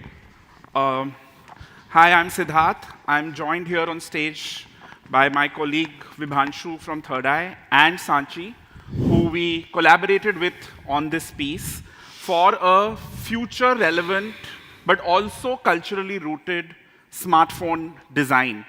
And when the client, which is Vivo Smartphones, came to us with this brief, we realized it is going to be a highly ambitious and audacious brief, but also hugely layered and interesting. It had two aspects to it. One, as smartphone designs in terms of color, material, and finish, which is CMF, and you'll keep hearing CMF through the course of this presentation, start to look increasingly similar. How do you differentiate in terms of design was one part of the brief. The other part of the brief was also, how does this particular range of smartphones become the voice of Gen Z and their cultural codes, values, and how do you really bring it alive in this device called the smartphone? The added layer to this piece was also the vision for design for Vivo comes from China, but you can't just lift and shift when it comes to design, aesthetics, cultural sensibilities, and therefore, how do you make that relevant to an Indian context? To know more on this brief, we'll hear from Arshad himself. Arshad is our client, who unfortunately couldn't come here, but he's kindly agreed to give us some bites. So this is Arshad telling you a little bit more about the business context of this brief. Hello and good afternoon. This is Arshad from Vivo Mobile India, and I'm heading the category research and innovations here. So let me get started by setting the context first.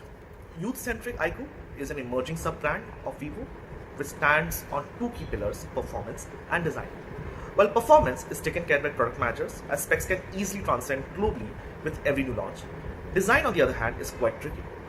A strong need was sensed by the business to develop a future-ready CMF design language for building a visual identity of iQOO Mass series. There are two ones, Neo and Z, through culture cues and Indian consumer lifestyle. And it had four key demands. One, performance DNA had to be visible in design, not just with the specs. Second, India-centric aesthetics were very much needed. Third, mid-segment clutter required clear distinction. And the fourth, the design had to be ready not for just one launch, but across multiple future series. While our earlier design work was around secondary trend-based design studies for building design directions, we wanted to go to the next level this time and build an elevated multi-year CMF design language using consumer sentiments as well. Well, however, it wasn't an easy task for resolving such business problem. It was challenged by multiple constraints that were intangible and irreversible in nature. A project so complex that it needed experts from multiple backgrounds. A user-centric strategic research team from Vivo, a qualitative research expert team from Third Eye, and a meticulous industrial designers from Cross Design. As this project gives a sense of design research, what you are about to see is not just any other design trend report or a quick CMF study. It is the next generation out-of-the-box methodology engineered to redefine how the future of smartphone design is imagined at iQOO. So we knew we had to reframe research. As researchers, I'm sure many of you would agree, we are hardwired to engage in the process of abstraction. We extrapolate, we read between the lines, we actually construct from hard data. This required us to turn that wiring on its head. We had to take something abstract and actually deconstruct it into very specific design briefs around color, material, and finish. We also knew that this design language needed to actually trigger inspiration. This was not supposed to be prescriptive. It was a creative and generative exercise that we were getting into. Like Arshad said, it had to last multi-years, and therefore it had to have a longer shelf life. We were really looking at the today and extrapolating into the future in terms of what it means for design. And that's why linear, structured research approaches were not going to be sufficient. They usually look at data in a linear way and land at a prescription. This was something where we needed to converge from multiple sources and gain inspiration from various ways of looking at how people live their lives. And which is why the study actually needed an iterative approach. We started macro. We looked at meta trends. We then converged and said, okay, how does this play out for India? From India, we again went into the consumer's life and said, let us know how you live. Legofy your life for us, because play with different aspects of your life to really generate imagination and design. And from there, we arrived at behavior, we arrived at design orientations, we arrived at aesthetic orientations that finally became part of the design brief for the client. More on this from Sanchi. Good afternoon. Just elaborating on that process a little bit, we started looking at the global macro shifts. Not just trend cycles, but deeper shifts in youth identity, in culture, in geopolitics, in technologies. And we tried to understand how these shifts were manifesting and traveling across cultures. Because trends don't enter cultures linearly. They adapt, they mutate, they hybridize. A trend that may signal aspiration in Seoul could signal rebellion in Mumbai. So we really had to understand which of these shifts were genuinely being felt in youth identity of India. And then, once we studied these macro shifts, we realized these are still abstract cultural observations. They had to be rooted into the lived realities of real people. So we designed a multi-chaptered immersion where we spoke to different respondents and tried to understand their daily rituals. How do they spend their day? What are the moments that they hold dear? We looked at the material memory, the objects that they own, the shopping carts that were left unchecked, their lived atmospheres. How do they design their rooms? How do they design their desks? And most importantly, digital aesthetics, because most of where we live today is on the internet. So what are the Instagram feeds looking like? What are their Pinterest boards looking like? What their desktop wallpapers are looking like? And through this exercise, we completely decentered the smartphone for a bit to understand how these young people in India were exercising their aesthetics and their identity. And after studying all of that, we built a massive library of stimulus. At this point, we took a very deliberate decision of not doing the standard concept testing, where you present certain ideas and ask people to choose. Instead, we brought in an open-ended, highly tactile, Lego-like library of materials. And what changed in the room was that instead of people picking something, they started curating. They started deliberating on the materials. And we observed how they would reject a certain material, combine a certain color with a certain texture, or settle the contradictions. And through those observations, the aesthetic logic became very clear. For example, a respondent said, "I really love that lava-like texture. It is so ethereal, so rare. But I don't like this very aggressive red color in it. I want something soothing, like water-inspired pastels." And these are the kind of deliberations that made it very obvious on what kind of philosophies these people were operating on, not through post-rationalization or forced verbalization.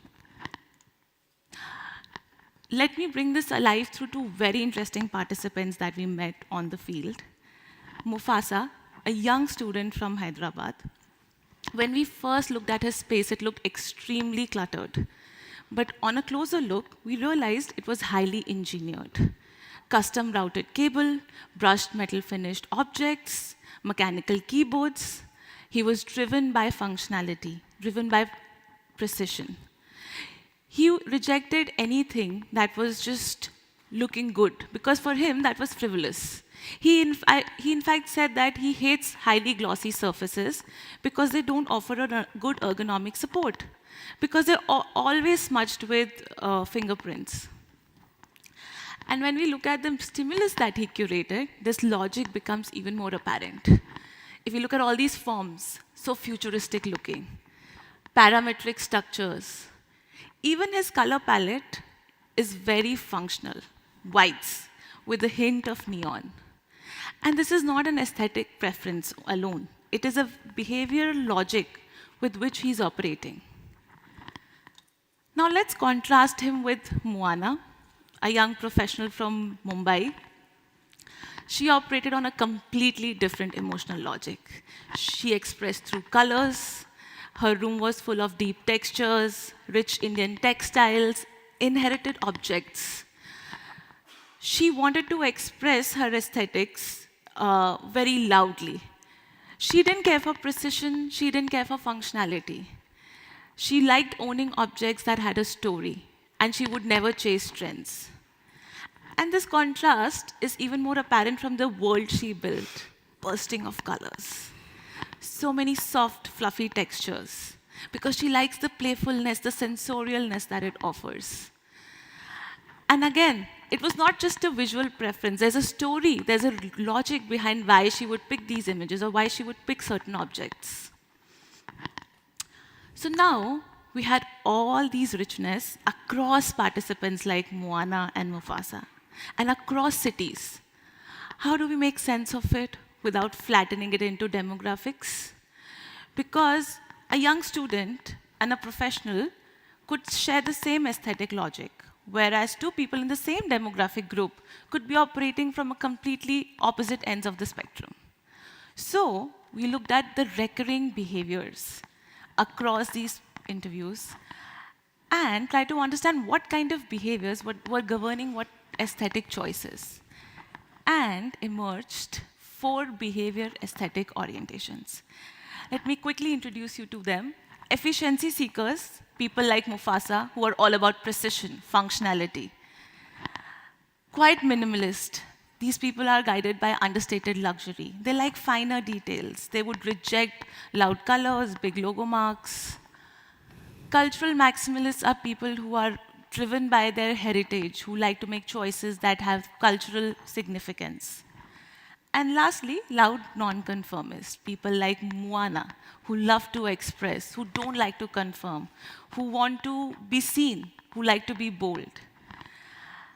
And if we think about it, if we look around the room, maybe we find all of these different kind of orientations here as well.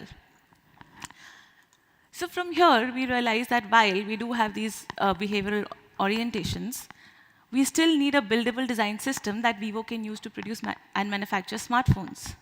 So all of these 4 aesthetic behavioral orientations were further built into 10 distinct design themes. Each design theme had a color story, a material logic, recommendations of what kind of textures and finishes to use. We also defined what to do and what not to do in terms of what kind of form factor to look at, what kind of ergonomic principles to follow. I would like to illustrate this with an example. This black phone that you see is something that Mufasa would love because it has the perfect flash placement to the cameras. It also looks very futuristic. But he may completely reject this gray phone because he would not like that frivolous sparkle in it. Whereas Moana would completely reject the black phone because it just seems something maybe trending today, and she would rather pick the gray phone because she can customize it through different kinds of rings. And these are the kind of design directions that were told to the Vivo team so that the designers could ideate and actually build a future line of smartphones. And more on how they took it forward from Vibhanshu. Thank you.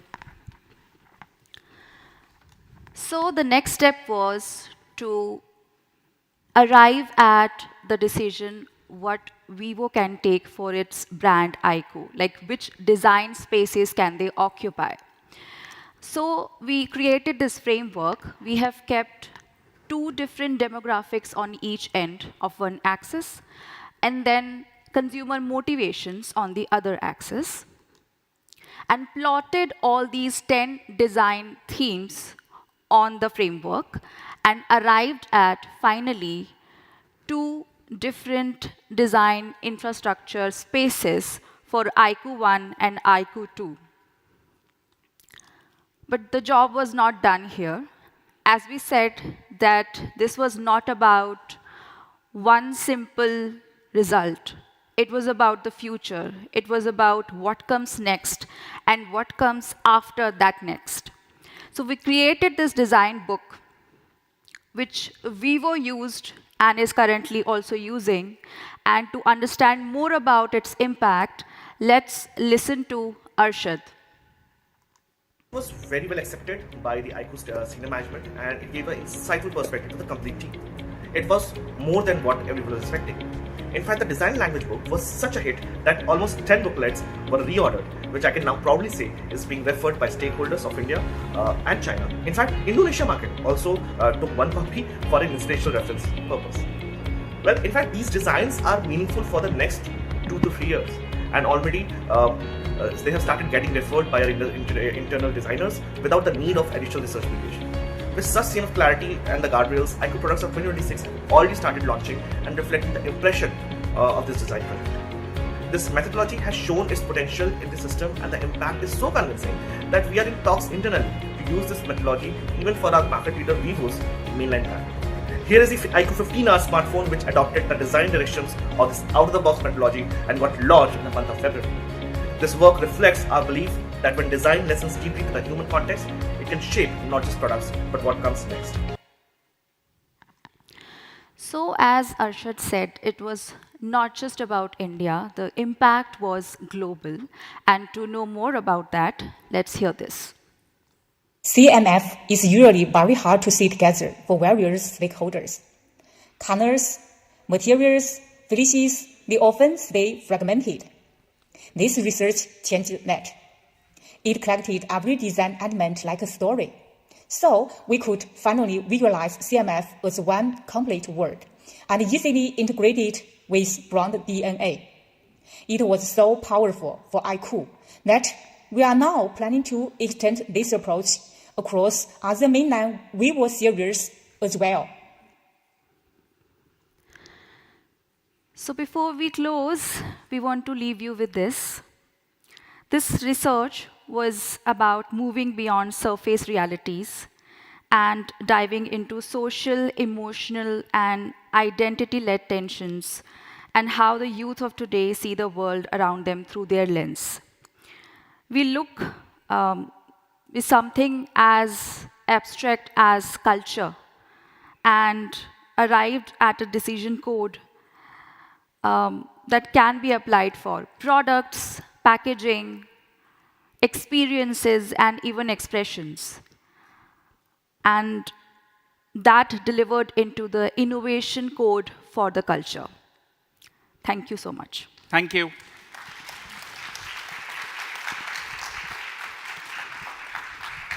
Thank you, Vivanshu, Sanchi, Siddharth. Thank you.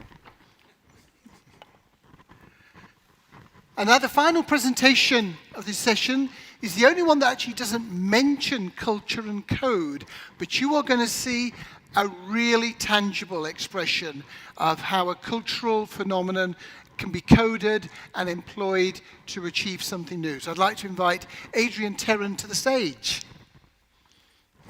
Thank you. Okay, I must warn you, it's going to get a little loud as we go through this presentation. Now, we may be from different countries, we may be from different organizations, we may even have different castes and creed. But there is one thing that we can all find in common. But to tell you what that is, I'd have to take you back to a day of great love. That day is Feb 14, 1990, when the Voyager 1, from 6 billion kilometers away, took this shot of the planet we all have in common and call home, planet Earth, the pale blue dot. It was the astronomer Carl Sagan who immortalized this in his book and essay 4 years later. He said, look at that pale blue dot. This is here. This is home. This is us. Everyone you have ever known, loved, or heard of has lived their life on this planet. Every person who has ever lived has lived on this little speck of dust suspended on a sunbeam. Fantastic words that reminded us and still remind us of human humility and planetary stewardship. Now, I'm going to say something slightly controversial and provocative despite the title of this presentation. No brand or business can hope to save the planet. It's too grandiose and too pompous of any brand to suggest that they can. But every brand, every person who works for every brand, does have in them that aspiration that they can do good things for the planet. Right? So what gets in the way of that? What gets in the way of that is this multiverse, is the sheer effort it takes to connect society to citizen, to consumer, to brand assets, to media platforms, to culture, to what things want, to how people live, is too effortful, too challenging, and too onerous. But it is worth doing. Because when you connect the various cohorts together, magic happens. Because I think as the presentation slide, I don't know if you missed it, said in the presentation before, there is no planet B. Now, unless you're a billionaire with your own spacecraft, this is all we have. And it is worth protecting. Now, is there a more consequential cohort when we talk of connecting cohorts than Gen Z? Anyone from Gen Z here? I know Arfa's here. OK, so we can talk behind their back. Arfa, you'll have to keep that secret. Okay. So let's take a look at Gen Z, right? Now, we know these statistics. They are massive, right? $860 billion of consumer spending globally. Now, there are a couple billion in size, but the biggest cohort of them resides in India, 377 million. And the stat that's not up here, which is even more mind-boggling, is that $20 trillion of spending over the next decade is going to go to them as a result of generational wealth transfer from baby boomers. So there is no more consequential, for the foreseeable future, consequential generational cohort. But how do you study all of them all at once, at scale, without the bedeviling problems of sample bias? So here's what we did. I know we talk of Gen AI, but we rarely ever talk of Gen AI outside of creating fancy content that goes viral on your WhatsApp groups and on Instagram. We use Gen AI to study Gen Z at scale by mining 5 million artifacts of multimodal content, whether they were memes, whether they were words, whether they were videos, it didn't matter. We use machine learning to study and scoop up all of that and econometric modeling to find out what the real narratives within them were.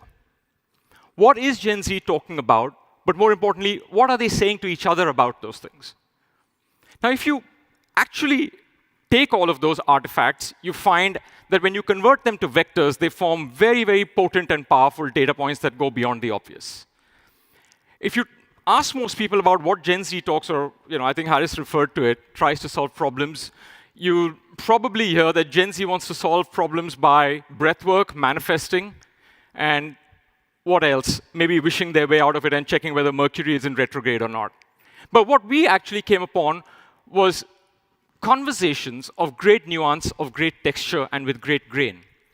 And what we found them talking about when it came to sustainability was not all the boring jargon we put into our annual reports and corporate literature.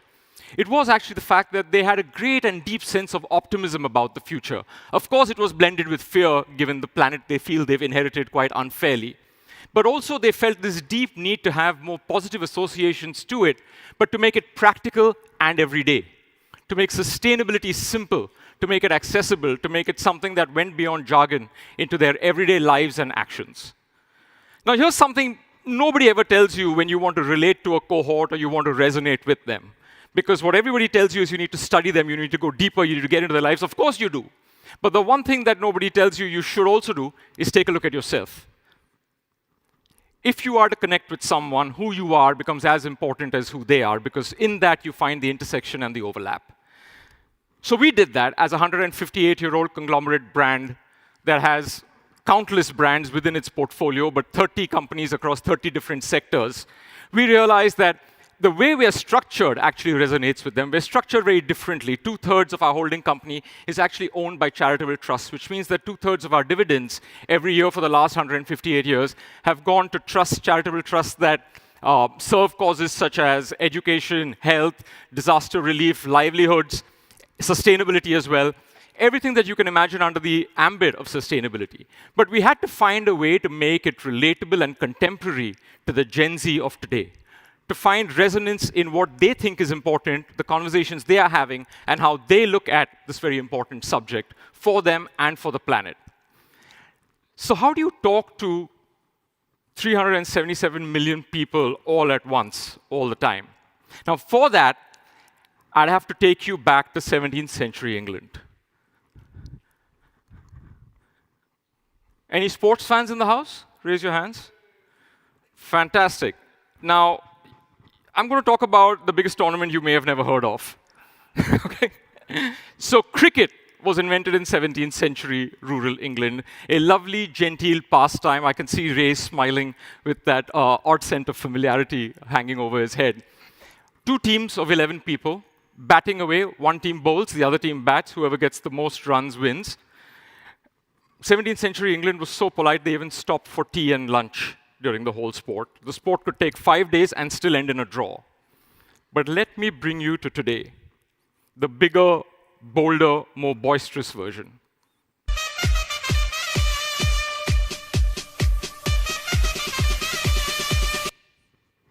From 5 days to 5 hours, still the same format, still 11 players each, still each team trying to bowl to each other and bowling them out. But this time it has become a behemoth. While cricket itself has 2.5 billion viewers annually, which is second only to soccer, the Tata IPL, which is now branded the Tata IPL, in every annual season covering 60 days, covers about 495 million television viewers, 630 million digital viewers, a 1 billion viewer reach through season, right? And 515 billion minutes of watch time. That's how massive this platform has become. On my way here over the last month preparing for this presentation, $3.4 billion have been invested by global investors in just 2 team franchises. That's how massive this platform is. Now here's the problem. And it's a problem that all of us face, all of us as brands have ever faced, and all of us will continue facing. We face the insurmountable, invincible enemy of brand clutter. 150 comes up. The catch is taken. Everything as inventory, as exciting moments in a match that could be branded, has already been branded and taken. You are competing with 400 brands, 900 creatives, and $750 million, not rupees, dollars of ad spend. Tell me if this sounds familiar when it comes to trying to break clutter and get noticed, right? So having a big megaphone is only the start. Having something to say is the continuation. But saying it in a way that resonates and cuts through this clutter is the real challenge that we faced, right? So what did we do? We looked around and looked at the sport and called all of our partners in from research, from media, from advertising, right? From brand activation, from sports marketing, and said, what do? We don't have anything to play with. All the inventory's taken. And how do you cut through? How do you compete with $750 million of ad spend? And we found nothing. We found the most boring moment in the game when nothing happens. That was all that was left, right? So the bowler bowls, the batsman either tries to hit the ball or doesn't. No runs are scored, no wickets taken. The audience is just holding their breath for what will happen next. The audience moves on. So we asked ourselves, can boring be better? Can that silence be celebrated? And from that was born the green dot ball, where we committed that for every dot ball in a match, we would plant a certain ratio of trees, of tree saplings, and give back to Mother Earth what she has so abundantly given us.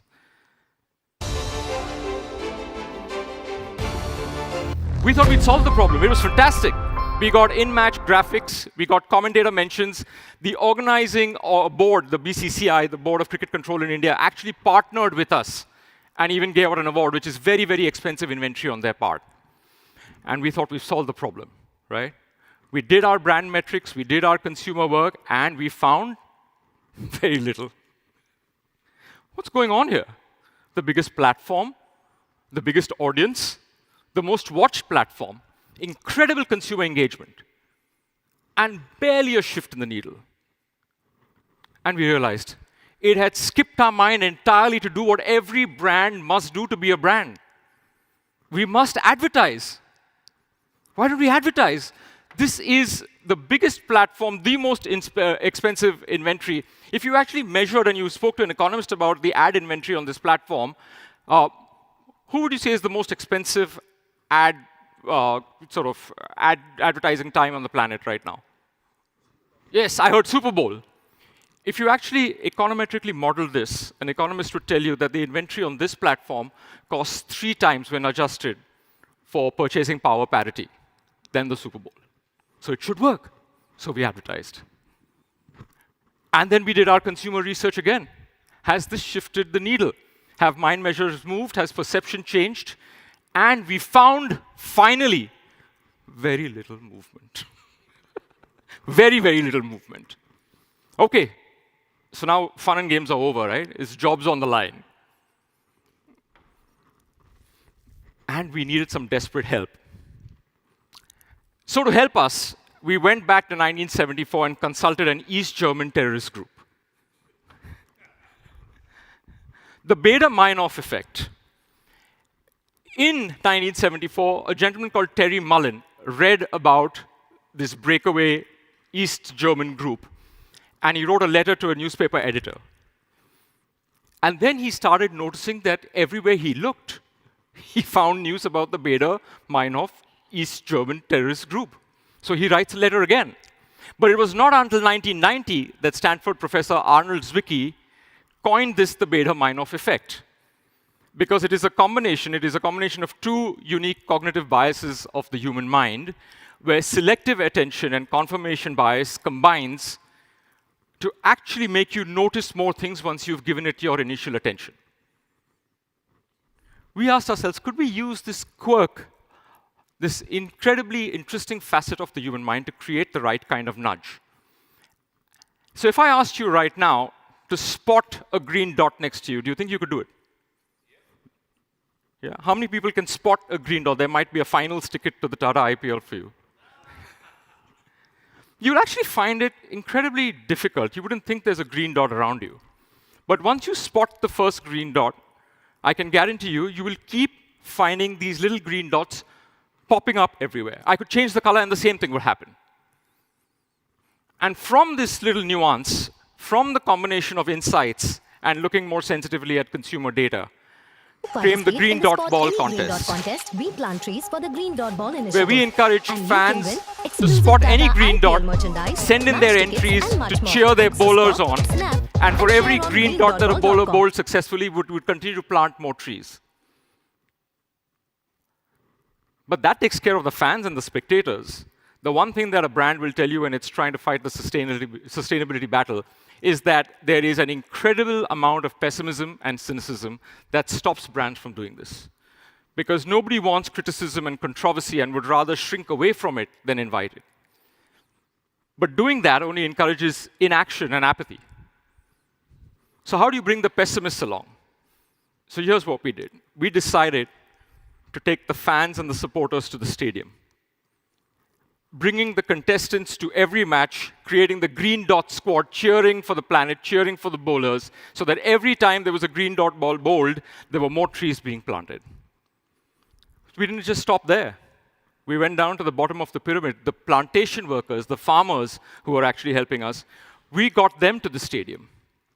Now, if you think about a farmer's life in India, it rarely goes beyond the farm. For many of them, this was the first time they were even taking a flight. I know this sounds very common to people who travel around the world, but imagine taking your first flight and landing up on prime time in the stadium. If that wasn't enough, we took the supporters who were cheering on the players to the plantations to show them what was happening. Actually make them plant trees, meet the farmers, engage very different societal groups, very different cohorts, very different stakeholders who might not otherwise ever meet, now coming together to support the one place they both call home. And if that wasn't enough, whenever you have big sports events, you have one thing that all of them across the world have in common. They do gargantuan promotions everywhere, right? Outdoor displays, hoardings. We took down all the material after they were used, and instead of sending them to the landfill, recycled them into cricketing kit bags given to aspiring cricketers, young cricketers deserving of it, because we drew the parallel between nurturing young talent on a platform like this and nurturing tree saplings to support and serve the planet and serve society. Now, that's a lot of activity, and as any philosopher will tell you, activity is not achievement. So what did finally come out of this? We were shocked to see that there was a stunning increase in consumer engagement with 1 million entries, right? 600,000 trees planted as a result of this, because we also linked the planting of trees to consumer entries, and they felt they were getting a hand in changing things positively and changing things simply in the way that they did. A doubling of brand associations, a 25% increase in brand preference, and a 9x increase in the brand valuation of the brand on this platform in just 2 years. That, to us, was the power of letting the consumer lead you, rather than assuming arrogantly that you can, as a brand, lead the consumer anywhere they don't want to go. But these are mind measures. What about market measures? Because we have multiple brands on our portfolio, or had multiple brands on our portfolio in those 2 years, what we noticed was a discernible and tangible increase in not just preference and awareness, but also purchase intent from categories as diverse as electric vehicles to e-commerce, where you had people not just stating their preference, but also buying into those categories because they supported and felt linked to and connected to the master brand that owned these brands. But in this 4-year journey, what has really heartened us to be able to strengthen our approach to meeting consumers, and this is something that any brand can borrow at any scale to engage with consumers, is this idea that true consumer engagement, regardless of the scale, actually relies on 4 or 5 principles that are critical to the way we execute by understanding and translating insight. Of course, we decode insights. Of course, we deploy assets, but we look at delivery ever so often. Delivery doesn't come at the end. We redesign our interactions and interventions basis what is or isn't delivered. All guided by the 4 key principles that I've put out here. Clarity of purpose, not your purpose, the clarity of the consumer's purpose, authenticity of not just your actions, but the consumer's actions, but actually looking at actual returns through the duration of a period of consumer engagement. The tournament itself continues for 60 days. So when you have a campaign duration, make sure that you're studying consumer reaction so you can redesign and, if necessary, discard previously conceived notions of what might appeal to them and relaunch them ever so often. The AI for us is not artificial intelligence, it's always iterating. Right? And that ultimately, when business and brand comes together, the magic is when they are one and the same, not one or the other. And that mind measures and market measures can combine to be the same thing if you treat every touch point as a data point. And that's the model we've evolved over the last 4 years of all our trials, tribulations, falls, and fumbles that we believe every brand can learn from. But if I were to extract for myself what's not in the presentation as the true wisdom that has come out of this journey for us, and that we're very happy to share thanks to all the hard work of our team and our partners and our ecosystem, it is that if a brand hopes to go beyond the obvious in its service to society and stakeholders, it must define interactions and interventions that interconnect different parts of society so that it can hope to not just restore balance, but truly replenish it and rejuvenate it. Thank you.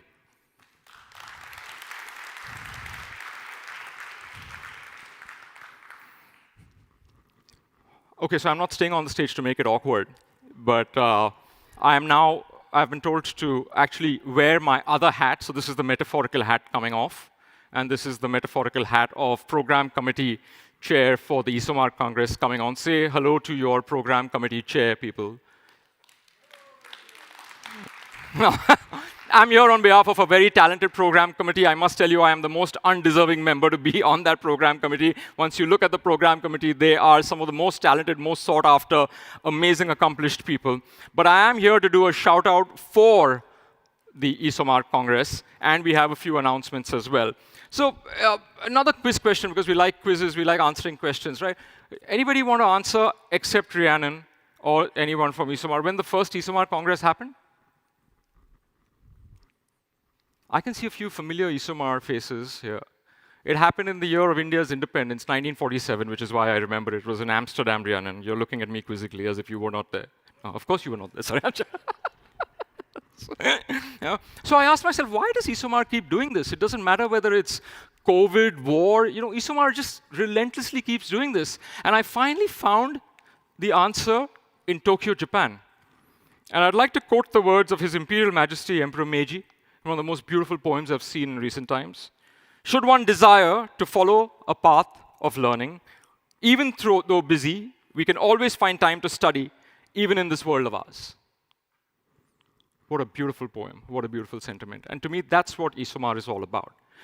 Every year, every Congress, every event, building on the one that was previously. And as beautiful as this one was, I think the one in Valencia, if we can announce it, is going to be as beautiful, as illuminating, as enlightening. Can we have that slide up, Amy? Please? Yes. And the theme is metamorphosis. So meta is going beyond. Morph is to change. But nobody tells you what OSIS stands for. Anybody want to guess, or anybody know what OSIS stands for? Any Greek or Latin experts in the room? OSIS is the process of continuous change to go beyond. And that is the theme. Please applaud a fantastic theme copywritten by ESOMAR. I have to tell you, one of the secret weapons that ESOMAR has that nobody knows of is their copywriting. It is just world class. It is fantastic. Please go to the program site. So this is happening in, for those who are initiated, Valencia. Just say that with me. Valencia. Right? The dates are up there. Now, Valencia has very many interesting things, like very many interesting cities in the world. But in research, the Holy Grail is about the future, right? Will what you said, Siddharth, will happen? Will it happen? That's what we're here for. That's the business we're in. And the Holy Grail, or at least one of the 200 most credible Holy Grails, are in Valencia. But so is paella. It is the official home of paella. Now, I may not be pronouncing it like a local Valencian, if that's a term, but I can guarantee you I can certainly eat it like one. And I'd invite all of you to be there as well, right? What are we going to be talking about? Agentic AI, vibe coding. Everything that you heard here is going to be built upon, improved, enhanced, state-of-the-art, up-to-date 6 months from now. What else are we going to be talking about? We're going to be talking about human emotion, the undiscovered dimensions of human emotion. I didn't even know that there were undiscovered dimensions of human emotion unless me, as part of the program committee, read 275 entries, curated, distilled all for you there, and generational cohorts like Gen Alpha and the creator economy. Some fantastic subjects we're all going to want to know about. So how do you get there? Now, we're obsessed about the future at ESOMAR, but the other thing we're obsessed about, I can tell you if you've attended if you've ever walked into an ESOMAR committee office room that's typically at the back of a hall, it seems to me that other than the future, ESOMAR is obsessed with chocolate. Right?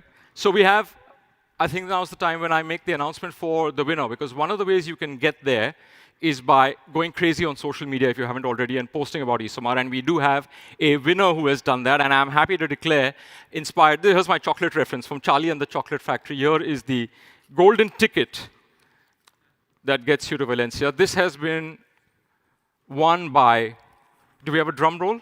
If I announce the name. Yeah. Is it you? Is it you? Is it you? It's Rivesh Mishra. Now, Rivesh couldn't be here, but please give him a big round of applause. Rivesh Mishra gets to the Congress in Valencia in September, as can you. The final registration date is around the corner, June 11th. So get on your phone. I know most conferences ask you to keep your phone away. I'm asking you to get on your phone and register. And now it is time to actually take out your phone. Could you do that? Could I request you to take out your phone? It's not impolite. I'm asking you to do it. No, actually do it. You're going to vote for the best presentation. Can we have the screen up, please, as we walk people through the instruction manual? So if you open the ESOMAR app, that's the button you need to press, vote for the best presentation on the top right-hand corner. You have to answer both questions. I've been told to specify this and repeat this multiple times. You have to answer both questions, and then go back to the top right and submit. We're not in the surveillance economy, but I can tell you that the control panel is monitoring how many responses are coming in, and we will not let you leave the room until you have surveyed. No, I'm joking.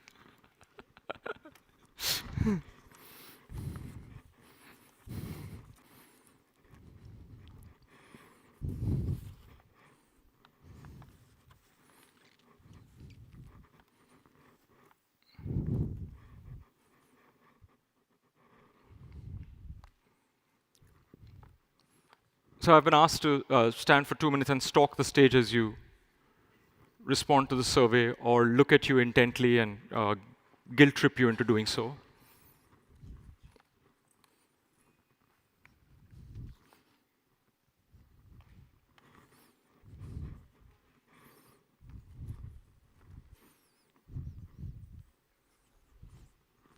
All right, so your fingers look very, very tired and in need of a 30-minute break, which is what we're going to enter into. So please come back after 30 minutes. The program committee and me will see you in Valencia, but here we will see you in 30 minutes for a fantastic keynote closing and the announcement of the Best Presentation Award. Thank you.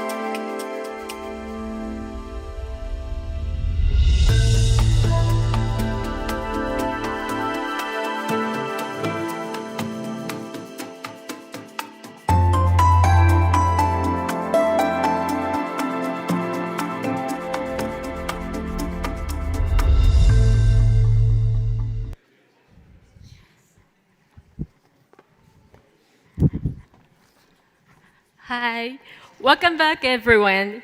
And just like that, we have come to the end of our all presentation session of ESOMA APAC 2026. First, can you give me a huge round of applause to the amazing speakers who share their brilliant work for us?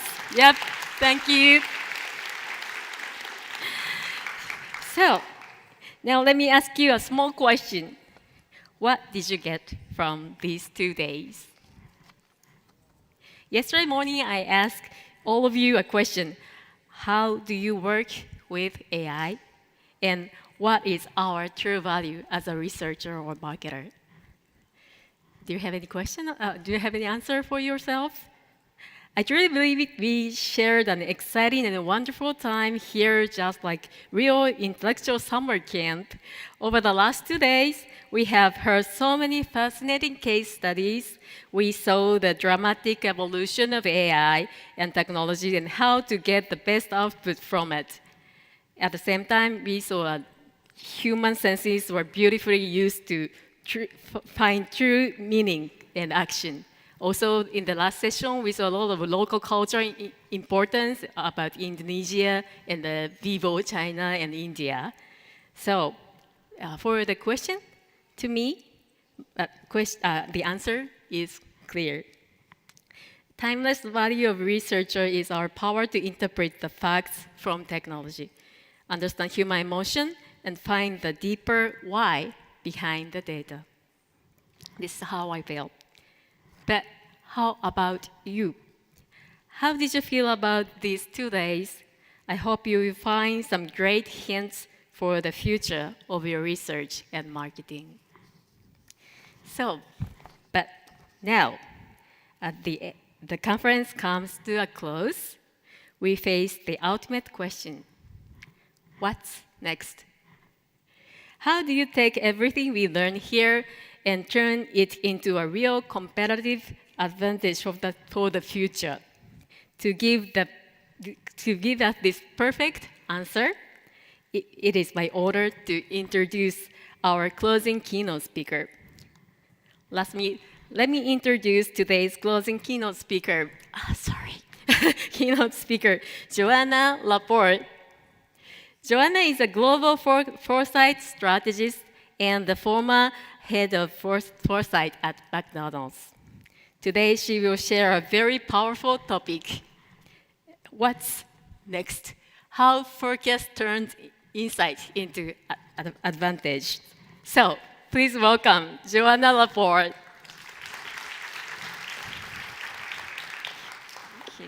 Thank you, Akiko. And I mean, gosh, you guys made it all the way to the end. What a great turnout for the last session. So I think it's worthwhile us just taking a moment to give a big round of applause to the SMR team. And it's a real pleasure and an honor for me to be able to ask you to do this. A huge thank you for an amazing event. So SMR team, well done. We're almost there. And as this title kind of denotes, I am a foresight strategist. So foresight is all about looking into the future, 5-10 years out. And so the big question is, what is next? Can I predict the future? I can. We're going to go to drinks after this. We're going to continue some amazing conversations. You know, with events like this, and this was a truly insightful event. I loved so many of the sessions, and I'm sure you guys also wrote down a ton of ideas. The challenge is when we get back to work, right? We get back Monday, and then we're pulled into all of those short-term decisions in those back-to-back meetings. How do you pause and consider how you can change the trajectory of your organization to think differently? It's a real challenge, and my gosh, it's a huge challenge right now. I know that many of you are feeling this. Only 1% of companies globally are looking beyond a 10-year time horizon. So a quick show of hands. Is anybody here planning in their business, no matter what kind of business you're in, for 5 years or more? Hands up. We have about, oh, that's not too bad. Yeah, okay, we have about 5 hands up. That's not bad. So you're not alone if you're not. Most organizations are planning 12 months out, 24 months out. And in fact, we know that CEOs today are thinking much shorter term. They're thinking about 6 months because the climate is so volatile. It feels like we're constantly wading through crises. That makes it really challenging for us as brands to act differently when we're pulled into the present moment. We used to be able to look at amazing organizations around the world and point to that and say to our leaders, but look at what they're doing. They're transforming, they're reinventing, they're innovating. IBM, 5 major innovation transformations that made that company the success that it is today. Kodak, well, look at how they didn't move and didn't transform. So let's try to avoid that. Lego, a company that repivoted its entire purpose and product and became the success story that it is today. These companies are rarer and fewer and further in between to find as examples to give to our business. We have now Disney struggling, Nike struggling, Alibaba, Nissan. So is that uncertainty real? It sure feels real, as you can see from the uncertainty index. We're feeling personally really nervous about the future. And actually from a business context, we are more nervous in making business decisions. It ain't easy. It's harder to run a business these days. This study by McKinsey looked at about 5,000 organizations around the world over a 15-year period.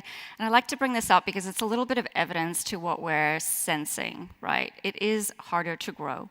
The world's largest organizations grew at half the rate after the global financial crisis. It's been different in business for a long time now. You can see here that only 1 in 8 businesses are growing above a 10% growth. It's challenging. You might get some short-term wins, but then what about long-term? It's harder to sustain a business over decades. This study this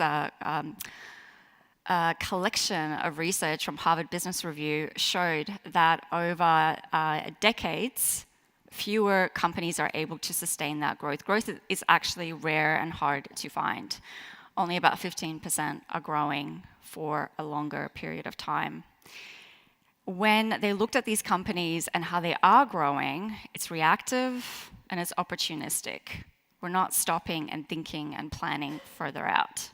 So, okay, I might be telling you things that you already know, but perhaps you're thinking, well, it's different in APAC, right? Because Asian organizations naturally think long-term. We think in dynasties. We think, about the generations that we're passing our businesses on to. Yes, but CEOs are feeling really nervous in APAC. Even here, they feel like their company's not going to be around in 10 years, almost half of them. So that nervousness is seeping into our confidence. And what that means is that it's causing a sense of paralysis. So let me ask you, is it worse to make a bad decision or no decision? Because what's happening right now is that business leaders are making no decision. We're kind of just waiting. We'll just wait and see what happens. Like, don't want to take that bet in case it's the wrong bet to make. The sense of paralysis is really very natural. It's very human. In essence, it's kind of a state of anxiety. And I think my marketing team got really excited about animations in this deck. So apologies, that went too fast. Søren Kierkegaard, a Danish philosopher, said this beautiful quote that anxiety is the dizziness of freedom. I love that because it's talking about the fact that actually being anxious and realizing that we have so many choices is a good thing. It means that we're unlocking this sense of self-awareness that we can make a choice. We have the power to make the decision. And it's the people who make the decisions that run the world. So making decisions is important, but it's also really, really bold and brave of us to be able to do that. To be able to, in particular, look at our businesses and go, we're going to do it differently. So the example that I love at the moment is Toyota and their Woven City. I don't know if any of you have had a chance to discover this. It's at the foot of Mount Fuji. And they're calling it a living lab. So it's a place where they're designing a future city ecosystem, smart infrastructure, advanced robotics, different mobility solutions, testing that in a real world city environment so that they can see what their place in that future could be. They're essentially rehearsing the future. I mean, they're basically doing scenario planning, which is beautiful. Now, Toyota actually started, way back when in the textiles industry, and then they pivoted to automotive. And now they're thinking, where do we pivot again? Because the world is changing, and therefore our business needs to change. And this is really important for organizations that are either headquartered here or that have a presence here. Because as it was mentioned several times yesterday, and I think Ken said this really well, it's the old and the new coming together in Tokyo. There's this beautiful tension of retaining heritage in the APAC region, respecting where we've come from, respecting our ancestors and what they created, but modernity, progress, doing things, making decisions around the future. And you absolutely can do both, but it's really hard because our intuition about the future is linear. So we kind of think whatever has come before, and I mean, in the research world, this happens quite a lot. We take the historical forecast and we project it out into the future. Thinking about the future in a non-linear way is really challenging. And this is what we do in Foresight. So if you're just looking straight ahead and you're extrapolating, what happens? You get a really, really nice looking prediction and a linear extrapolation of the present, but you miss everything that's around you. So sometimes we say, because this is actually called a cone of plausibility, it's a Foresight method, we say it's kind of like looking through, a telescope or like roll up a piece of paper. If you're not opening that up, you're only seeing what's in the center. You're missing everything that's around you. You're missing the potential scenarios. You're missing the next crisis. You're missing the wild cards and the surprises. So opening up that cone allows us to see potential. And from a business perspective, if you kind of flip that around and look right through the center of it, you can see prediction sits at the heart of our organizations. We want to know what's next, and we need to forecast what's next. That's very normal. But for us in Foresight, and something that everyone can practice, is we just zoom out a little bit. We look at what are the high impact uncertainties, and that's what tells us where the human behavior is coming. What are those emerging needs or unmet needs that are being served by an adjacent category, a different market, a new competitor? We're observing all of that in the periphery, and then we're zooming even further out and we're saying, what are those alternative futures? What are the mega forces and the mega trends that are driving change in the world? And then we bring it all the way back into the business, right? Because you never want to leave a business with, well, here's, things that are happening 30 years out. Good luck. You want to connect it into an impact, a recommendation into the present moment. But when you zoom out, when you can do that, what it allows you to do is to connect more things together. And we heard this actually in a presentation a little bit earlier this afternoon, this ability for us to look at context, which is obviously, again, a key facet of what we do in research. Looking at those higher level drivers of change, what is actually moving this along, looking at the interconnected nature of things, what is emerging, where are things converging, and then looking at the things that are surprising. And when you can do that, it's really important because what tends to happen is, I don't know if any of you are familiar with Amara's law, where we overestimate the short term and we underestimate the long term, which happens quite a lot. We say, oh, that's small, that's going to probably peter out, it's not going to happen, it's less important. But AI, that's going to be really big. That's what tends to happen. And so what I have done is actually created a set of global megatrends for us to have a look at. And if you like, just reach out to me and I can share these with you. It's 16 global megatrends created off the back of our research and through my partnership with the Copenhagen Institute for Future Studies. So there's kind of 16 core ones, and there's a few key ones specifically for APAC. So in looking at what's next, I don't want to give you just theory. Let's talk about practicalities. What is actually coming down the line for this region in the next 10 years? Now, we say megatrends, macro forces, it kind of doesn't matter. But as John Naisbitt famously said, trends like horses are easier to ride in the direction that they're going. And that's why I call them forward forces. They're the things that allow us to just see momentum. Where are things merging and converging? That drive allows us to step into it so that we can follow where the world is going. So there's 4 that I've highlighted here for you, for the APAC region specifically. Now, some of these might not look very surprising, and that's a good thing. That means that you've been paying attention to the world. But I do want you to think about whether or not your business has been actually doing anything about this. Are you researching differently? Do you understand the impact of this on your business? Are you making plans through your marketing and your brands to do anything about this? So consider that. The first is an aging world. Now, we know that the world globally is aging. And often what happens is we look at APAC and we say, not here. We have a very young population in APAC. But actually, China, Japan, Singapore, Thailand, South Korea, aging faster than any Western nation. Japan and South Korea aging faster than we've ever recorded in human history. They are a sign of 20 years from now, what's going to happen to the rest of the world. And yes, we do have younger demographics in Asia, in places like Indonesia and India, but in both cases, they're going to be impacted by AI in the workforce because we're going to need to supplement that labor, and we're kind of outsourcing that labor. But it's not just the workforce that's being impacted, it's the entire consumer journey.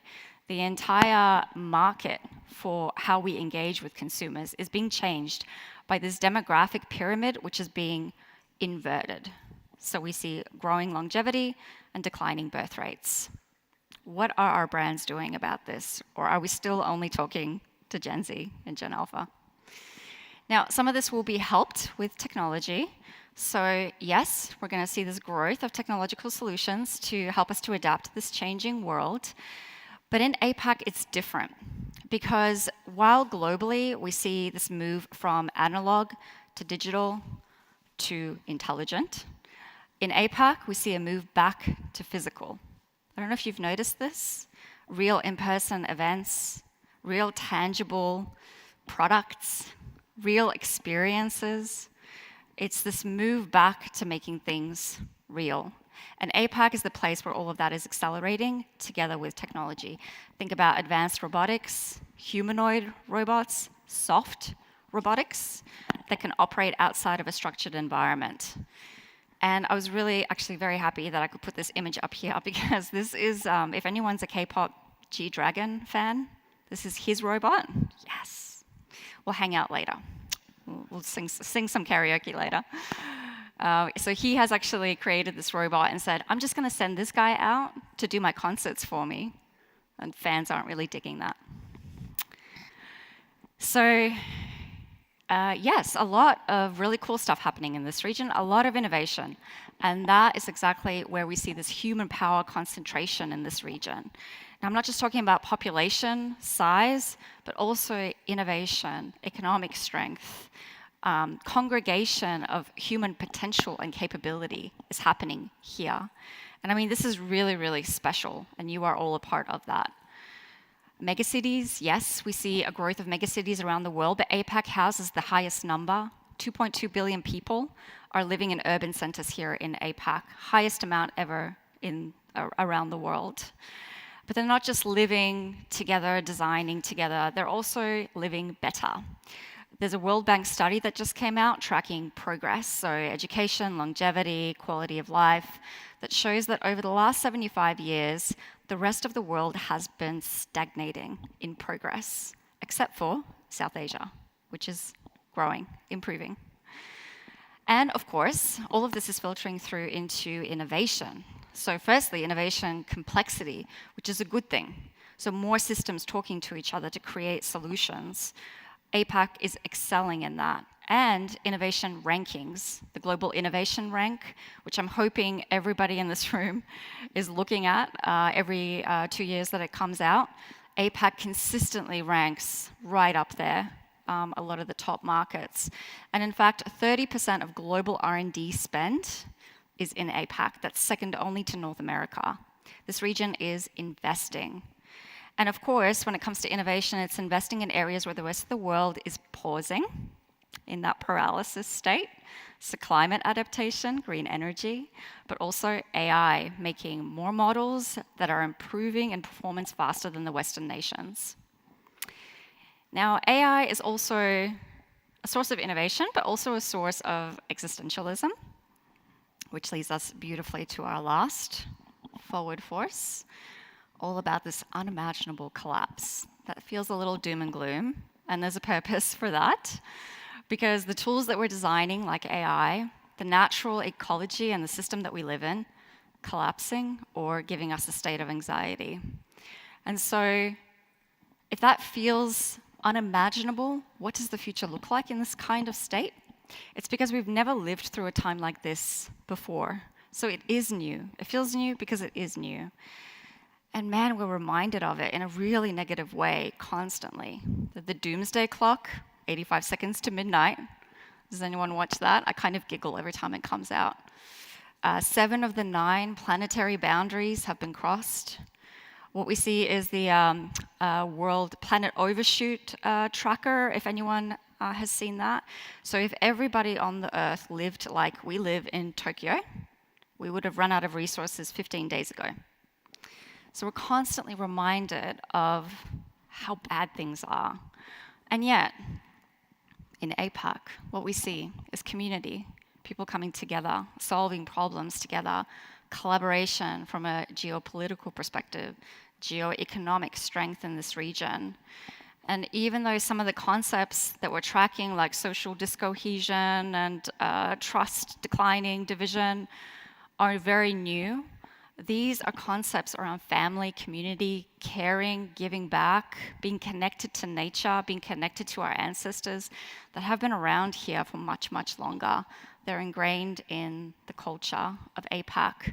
So we're in a perfect position to be able to think our way out of this unimaginable collapse and to create solutions together with our brands. So I want you to think about what if. So what if in 10 years from now, everything that I'm saying is true and it plays out? In APAC, we're living in this highly competitive place where we're not necessarily waiting, we're innovating. We're not doing things the way that the Western brands do it. Maybe we take the best, but we do it differently, right? We do it for the way that our region needs it. And we have this congregation of innovation capacity and capability and strength and progress. It's lifting people up. What role does a brand play in that future? Is your brand competitive in that future? Or are you still waiting and seeing how things play out? What if the role of our brands was to provide more of those physical moments? So not just automating, making people's lives more seamless, removing friction, but adding positive friction to experience things like hotaru. I practice that, which is the fireflies. This is a very seasonal thing that comes through from late May, I think to mid-June, where the fireflies fly over the rivers in Japan. You need to venture out into a more rural area to experience this, but it's magical, it's rare. People are seeking more of this. We see this in all of the consumer research. Brands have the permission to give us these moments. We're waiting for brands to create more of these experiences. So what if that future is real? What are you doing about that? Creating a little bit of space for the what if is really important, because we see this massive disconnection between long-term and short-term issues. This is the World Economic Forum's Global Risks Report, which I'm hoping everybody reads when they come out every year. They're very enlightening, even just for the sake of seeing where there's a disconnect between where global leaders see this is important today, but that's important in the future. Like, we'll deal with this later. That disconnect can be helped by creating the space to imagine what that future could be today. And I like to think of it as kind of like a bookend. So we start with historical data, of course, what's happening right now, what's happened before, quantify it, size it, talk to consumers, get that data. We end with sizing the opportunity, because we're in business, we need to do that. What is this innovation going to do for our business? What's the risk of not doing it? Sizing it, very important. But in between is the possibility, the space for us to ask, what if? What if we did things differently? What if we moved first? This is how we spot signals. So we're asking, what else is happening? What are we missing? Is somebody doing something that we should be aware of? Here we see signals that I spotted at McDonald's when we were doing foresight. So plant-based meats, before they started to get, a bit of a slap on the wrist for underperforming, maybe we should tread carefully. Maybe we should look at different suppliers. What's the consumer disappointment in these products? GLP-1s. About a year before they hit the market, when all of the innovation and the patents were coming out, we were saying, oh, maybe this will change the obesity epidemic. How are we going to react to that? What do we think about this? ChatGPT. About 6 months before that became really, really big, we were saying, what are we doing with generative AI? And how can we use that to improve the back-of-house operations in our restaurants? The point isn't always to know the future, but it's to be observant around what's happening. And that can allow you to make recommendations to your business around growth pathways. What could we do about this? This is the same McKinsey study that showed how to grow, put simply. So I like to always point to that one over there. Don't be a laggard. Don't wait. Don't wait for somebody else to do it. So many of our companies say we're a fast follower. We'll kind of wait to see what the competitor does or what the market does. Sometimes that's the right decision. Sometimes it's not. As Michael Porter famously said, business is about trade-offs. We can't do everything all at once. But in kind of gauging which decisions should we take, should we focus on core? Should we go to physical moments? Should we go more digital? Should we be a local hero and bed down into APAC regionality and culture? Should we leverage the scale of our global brand? All of these questions are better answered with foresight, with zooming out, with being observant around how the world is changing, because it's a more informed decision. And that is what 40% of organizations around the world are doing. They have a dedicated foresight resource. In other words, a team or a person that is bringing in all of those patterns of a changing world and helping the business to interpret them. They are moving from insight to foresight, where insight is really important. It allows us that deeper understanding of human beings, a deeper understanding of the present moment. Why are we here? What happened before? That context is very analytical and deductive. We're taking what is, and we're kind of saying, that's generally how that segment operates. Then we want to move to observing trends. In other words, understanding what's emerging, an extrapolation of the present moment. What if this continues? Are we ready to react to that? What kind of strategic growth territories could this create for us? It's a little bit more inductive. So taking the present moment and moving forward. That also has a really important place. And then we want to move to foresight, which is speculative, right? So everything that I shared with you today, I unfortunately do not have a crystal ball other than the drinks. But what we can do is to step right back, go to the 10-year lens, and say, based on all of these long-term factors, this is what we're noticing is happening. And that allows us to be abductive, right? We're drawing on imagination and possibility. And possibility in this future is really important.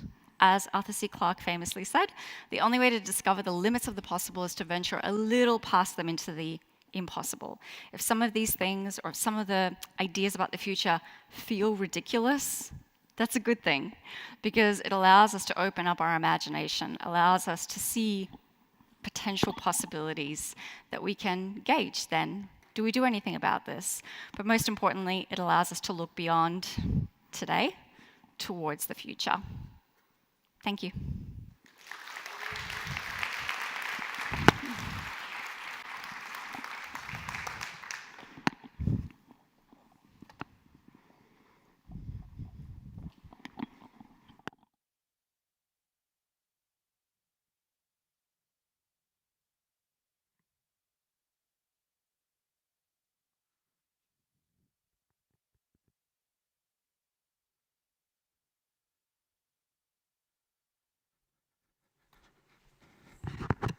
All right. So our foresights weren't that great that we predicted that the presentation would end a little bit sooner. So that's why I had to come from the back. So here we are at the end of a fantastic conference. I think everybody has hopefully some new learnings and a couple of interesting things to take home. But before we check in with what you take home and how happy you are, let's first celebrate the fantastic presentations that have been presented by so many of you. So, first of all, I would like to have a round of applause for all the speakers who did a great job over the past couple of days. And we always have awards, so I would like to invite Anne-Sophie, President of SMR, on stage for our award ceremony. Yeah, thank you, Tom. We have 2 awards that Anne-Sophie will present. We have, first of all, the best paper, and then secondly, best presentation. Thank you, Tom. So first of all, thank you for everyone and congratulations to, we had great papers, and also thank you to the program committee. So we're going to announce, we have 2 awards, as Tom said. So the first award is the Best Event Paper Award. This award recognizes excellence in written thought leadership, methodology, and contribution to the profession. The Best Event Paper Award will be eligible to win the Best Paper of the Year award at Congress 2026 in Valencia.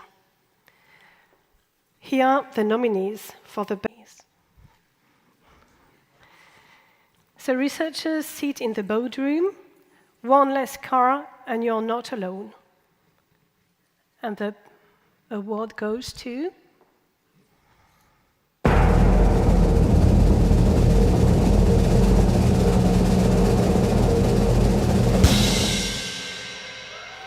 One Less Car by Humanate and Uber. Congratulations, please come on stage.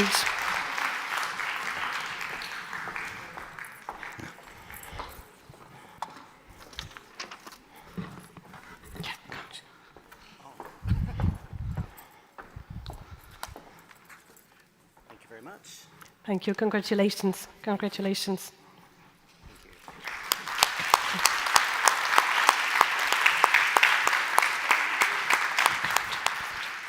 Do we need a picture? Let's take a picture.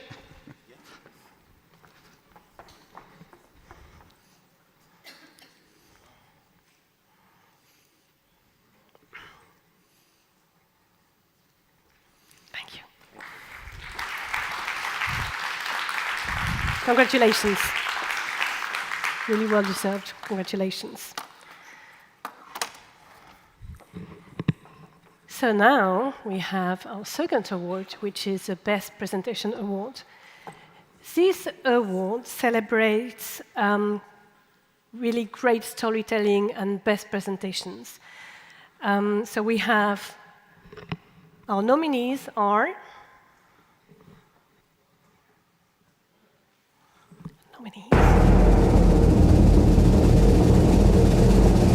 So this is not the nominees, this is the award. Semiotics of Indonesia, Unshakable Optimism. Congratulations. Oh, great. Congratulations. Congratulations. Please.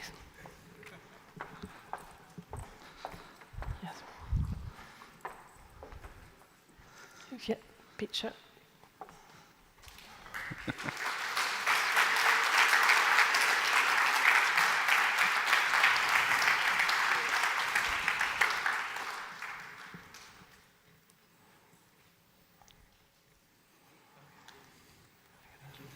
Yeah, congratulations.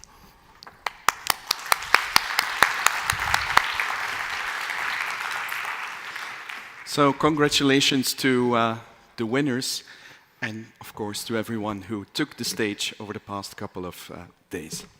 I just want to do a quick check-in with you all. Couple of questions to see how much you will take home from this conference. But first, for whom was it the very first SMR APAC conference?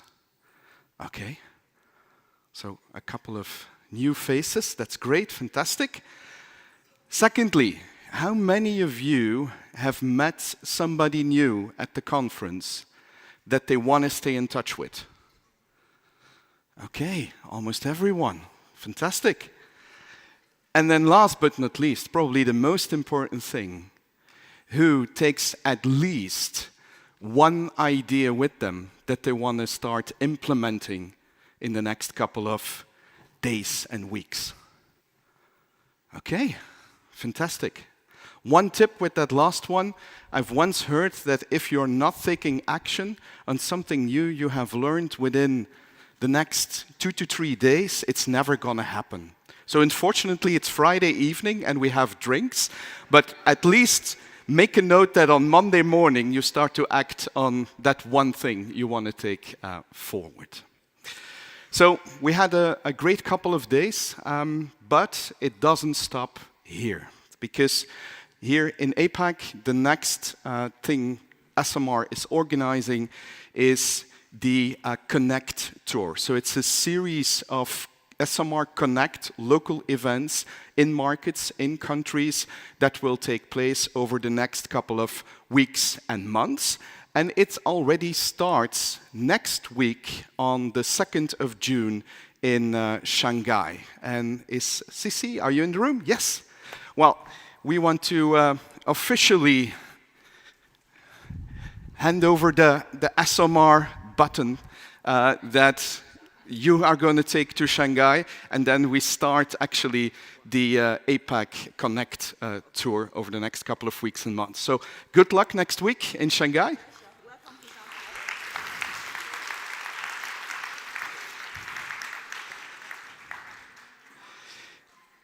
And of course, there is more.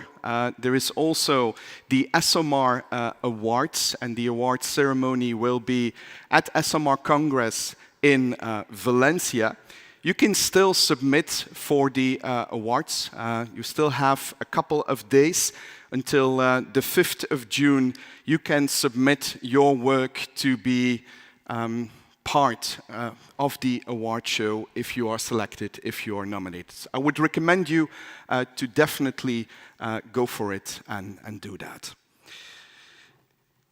Looking at the future, looking at what's next in 2027 here in APAC, we have a joint event in 2027 together with the Indian Association, MRSI, and that event will be on AI and technology. So not a regional event, actually a global event taking place in the region in India, in Mumbai, in March next year. So I would like to thank you, the Indian Association, the Indian reps, and also Praveen Chikar, our Indian Council member, for this great initiative and the opportunity we have to collaborate. So there they are. So great opportunity to collaborate with the biggest local research associations in the world. And then it's time for thank yous. First of all, I would like to thank the program committee. I've been part of program committees in the past, and I can tell you it's a lot of hard work. Reading all the submissions, and there has been more than 125 submissions for this conference. So they all need to be read, they all need to be discussed, voted on to come to the final selection that ends up here on stage during the conference. But it doesn't stop there. You have to prepare your session with all the speakers. You have to do all the dry runs. You have to sit and listen to all the presentations to decide on the award winners. So it's really a job that all those people do on top of their day jobs, volunteering. So a round of applause for our 6 program committee members. And then, of course, we have the sponsors who make this all possible. First of all, our gold sponsors, Sint and Bolt.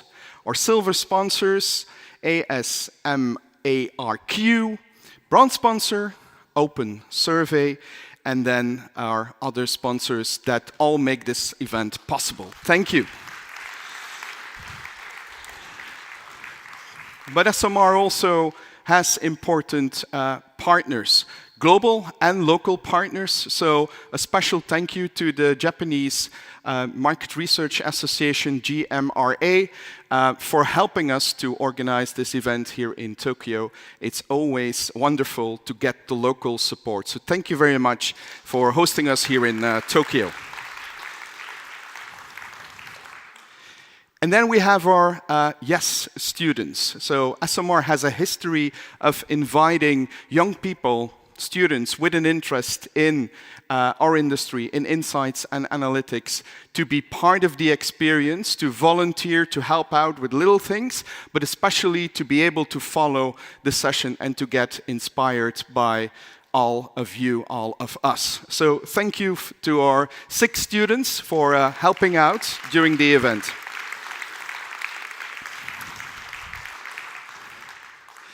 And then, of course, we have our SMR crew. So this is the SMR crew who is live here in Tokyo. It's a bigger crowd that is supporting from Amsterdam in the back. So those who are in the room, can you just stand up and wave? I think you have...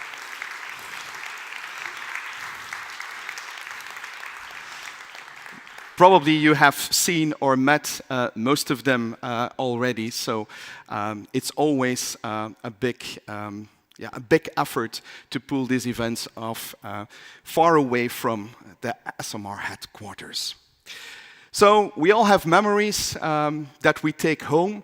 We will help you a little bit. We have a nice video that we want to show you that gives a little bit of an overview of the best moments of this event. Let's take a look.